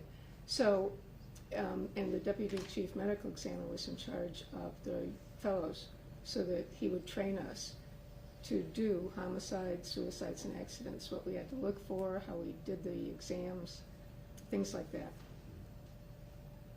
So what was your actual title or position when you started in Cook County? I can't remember what the title was. What were your day-to-day duties? Well, I was a student fellowship, so I was in training, but I was working along with all the other doctors, so I was on the same case rotation for autopsies. Only 5 pathologists did autopsies each day, and there was a rotation. Now, did you stay there beyond the time of your fellowship? Right, yes, I did. So once your fellowship was over, were you an assistant medical examiner or forensic pathologist there? Yes, I was. I went on full-time, correct. And could you give us some sense of what your caseload was like during your 7 years in Cook County?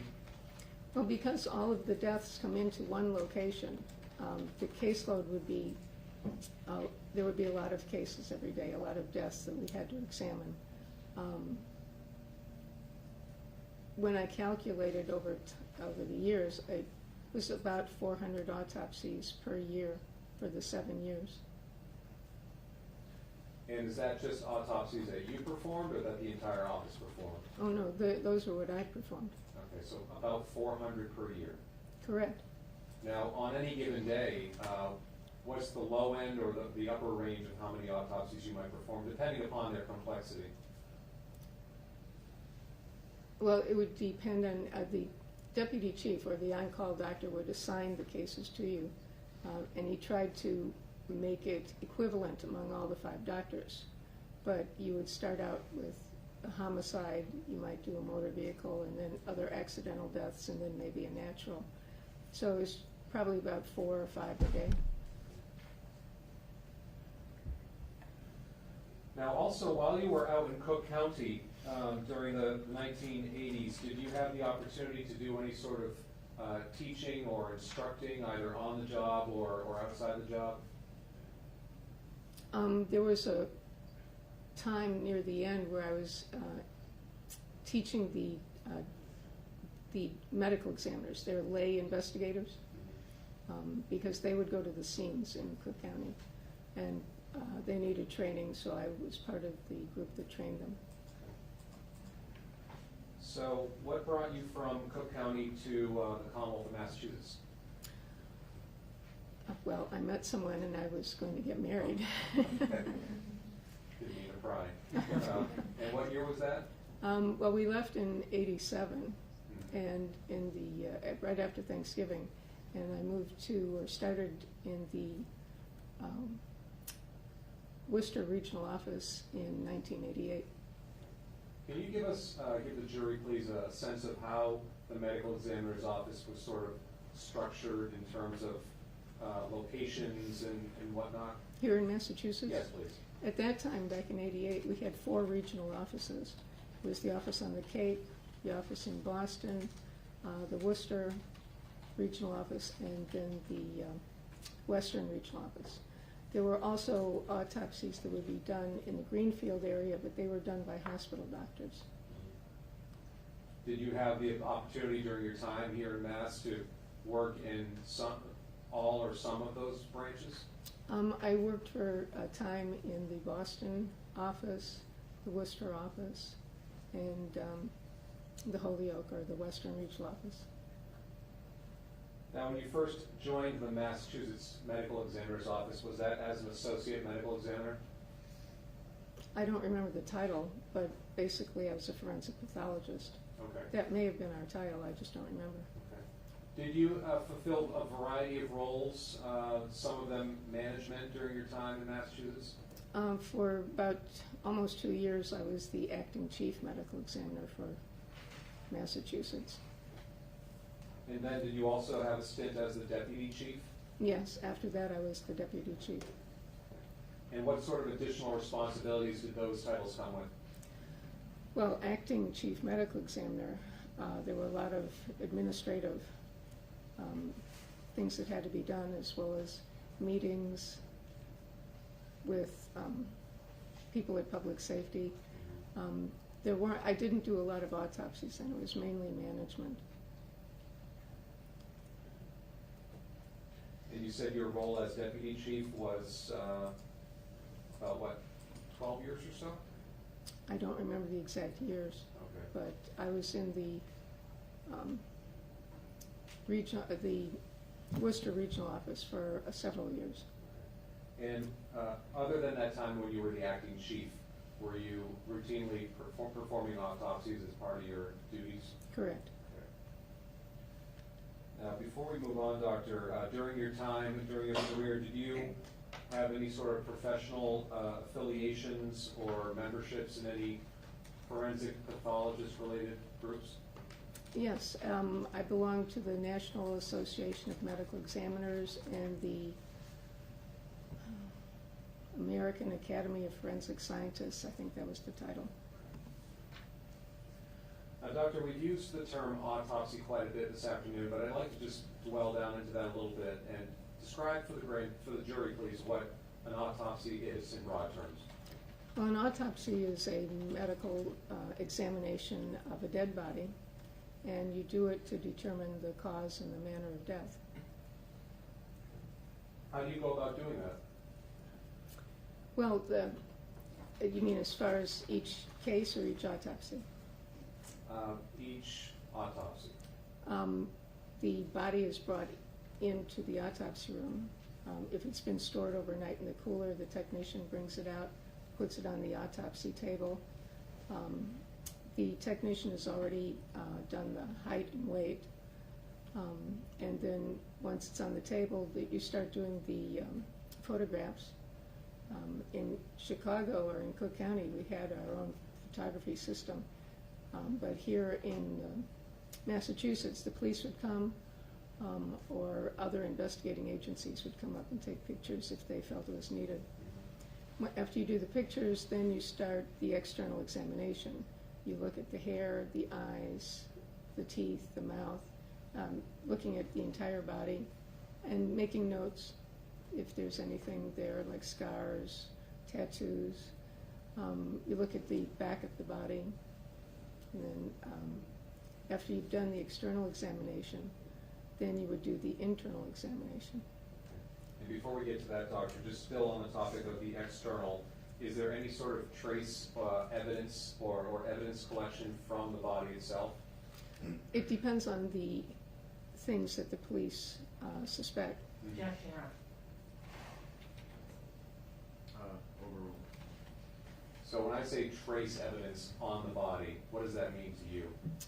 That would mean like evidence for the police, for the crime scene. Are you talking about clothing or anything else? Anything and everything it might mean to you. Well, to me, that would mean taking evidence off the body that would be used by the crime scene for case investigation, like head hair, pubic hair, things like that. Fingernail clippings? Correct. Okay. Can x-rays be performed as well prior to the internal examination? Yes, if you felt that it was necessary to do an x-ray, you could do that. Now, you mentioned that there's then an internal component to an autopsy. Yes, the internal examination. How do you go about, how did you go about that? Well, the first thing you do is make incisions across the chest and the abdomen. You examine all of the internal organs in place, looking to make sure they're in the right locations. And then if there's any collections of blood or fluid, you would remove them and weigh them or measure them. Then at some point, you would take the toxicology specimens. You always try to get heart blood, peripheral blood, bile, urine, and you would put those in the special tubes to be sent to the laboratory for drugs and poisons. After you've done that, you take out each organ individually and examine it. Like you would take out the heart and then do the heart examination, looking at the coronary arteries, the valves.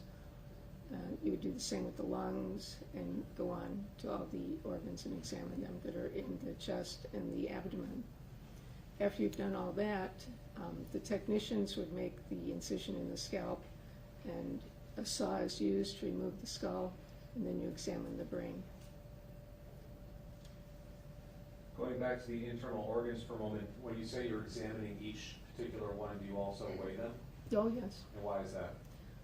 Sometimes organs are too large or too small, and that could indicate some disease process. For example, if you have hypertension, your heart will be too large and maybe weigh more. With respect to examining the brain, is that both a visual and more of a neurological aspect to it as well? Well, you examine it externally. Yes. To feel for any, look for any blood or any injuries. Then you would slice it. You would cut it to see if you could find anything. If you were worried about some real specific thing in the brain, you would send it to a neuropathologist.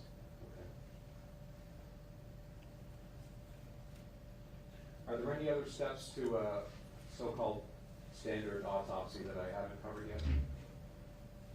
Not that, well, when we examine each organ, like the heart or the liver, we would take small sections of tissue and put them in formaldehyde and save them for a long period of time in case we had to go back and do histology, look at the tissue under the microscope. In the process of conducting an autopsy and trying to determine why this person or how this person died, do you also take into account information from outside sources, specifically law enforcement, paramedics, and the sort? Objection. Overruled. Testimony be seen. Sure.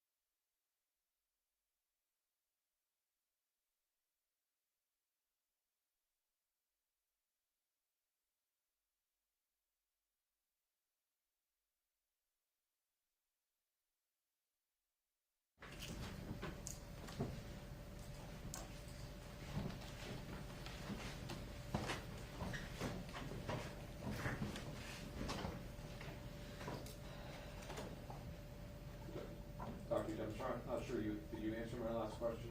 I can't remember what it is. In the course of conducting an autopsy and determining how and why someone died, do you take into account other information, be it from paramedics, first responders, et cetera? Well, we always have information even before we start the autopsy because the people who are reporting the death are usually the police Objection, officers. Your Honor. So, The, when a death is first reported to the medical examiner's office, Yes. without getting into details, is it standard practice that some information is relayed to your office? absolutely, and the case takers would write it down, and Yeah, that would you're- be put in the file. Can your office decline a case? And do you know what I mean by decline a case? Yes, yes, I do. I'm trying to think if we've ever declined cases. We can, you could, Mhm. if it doesn't come under the jurisdiction, you know, the medical examiner's office works under Massachusetts general laws, and they specify what we're supposed to do or not do. But I can't remember ever declining a case. Are there certain, my next question, are there certain categories of deaths that would almost automatically trigger the medical examiner's office taking a look at it?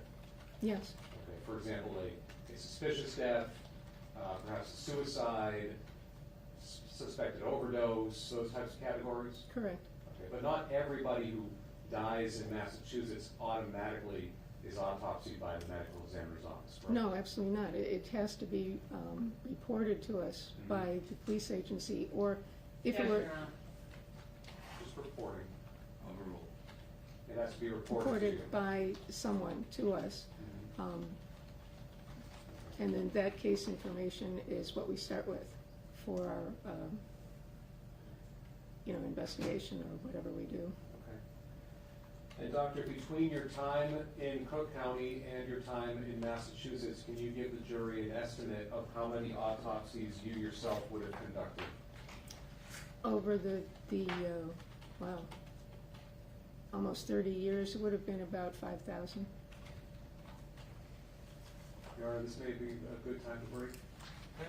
So, Dr. Richmond, you may step down.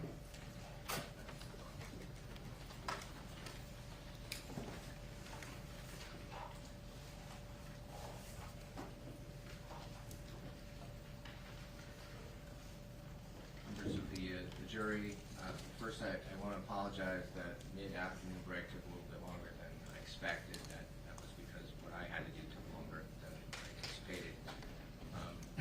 But we are breaking for today. I'll ask you to be back tomorrow at 9 o'clock.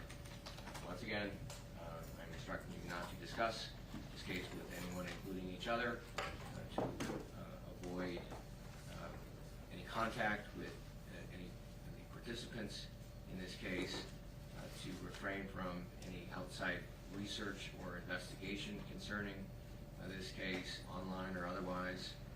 And again, please do not listen to, watch, or read any media account concerning this case. And we'll see you tomorrow at 9 o'clock. Jury, please rise. Pass the calling jury.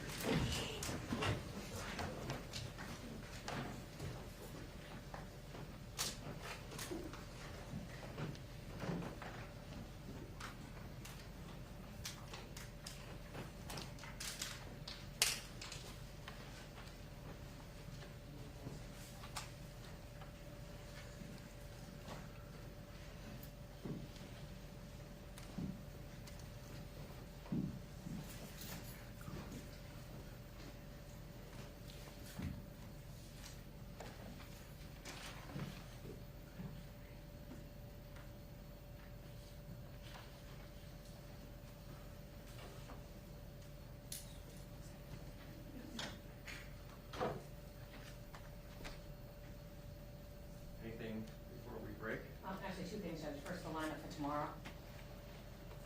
So tomorrow, Your Honor, we anticipate hopefully getting through Dr. Richmond's testimony by the lunch break, at which point I expect we will be calling retired Detective Lieutenant Robin Whitney. There are a combined 3 hours of videotaped interviews of the defendant, so I don't anticipate we'll get beyond her tomorrow.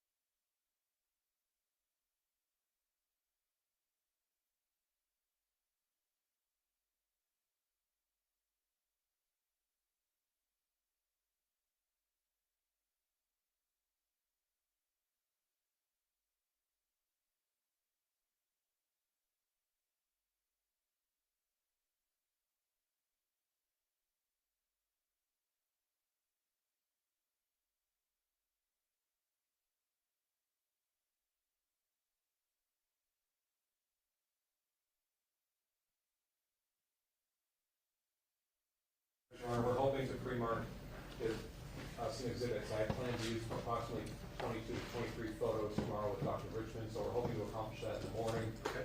And I also was in receipt of a motion that was filed today about some terminology that the defense does not want Dr. Richmond to use. Perhaps we can address that first thing as well. In the morning. Yes. All right.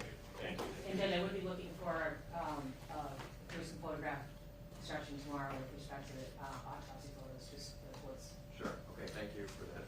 All right. Thank you. Have a good night. Thank you. Thank you.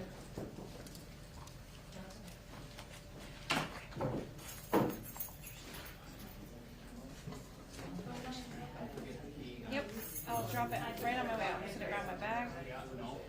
Whatever I can do to make your life easier and quicker. I'm good, I'm good. Just gonna get kids at 5. Chrissy's coming tomorrow? Yes. But the Franklin Yeah. Zero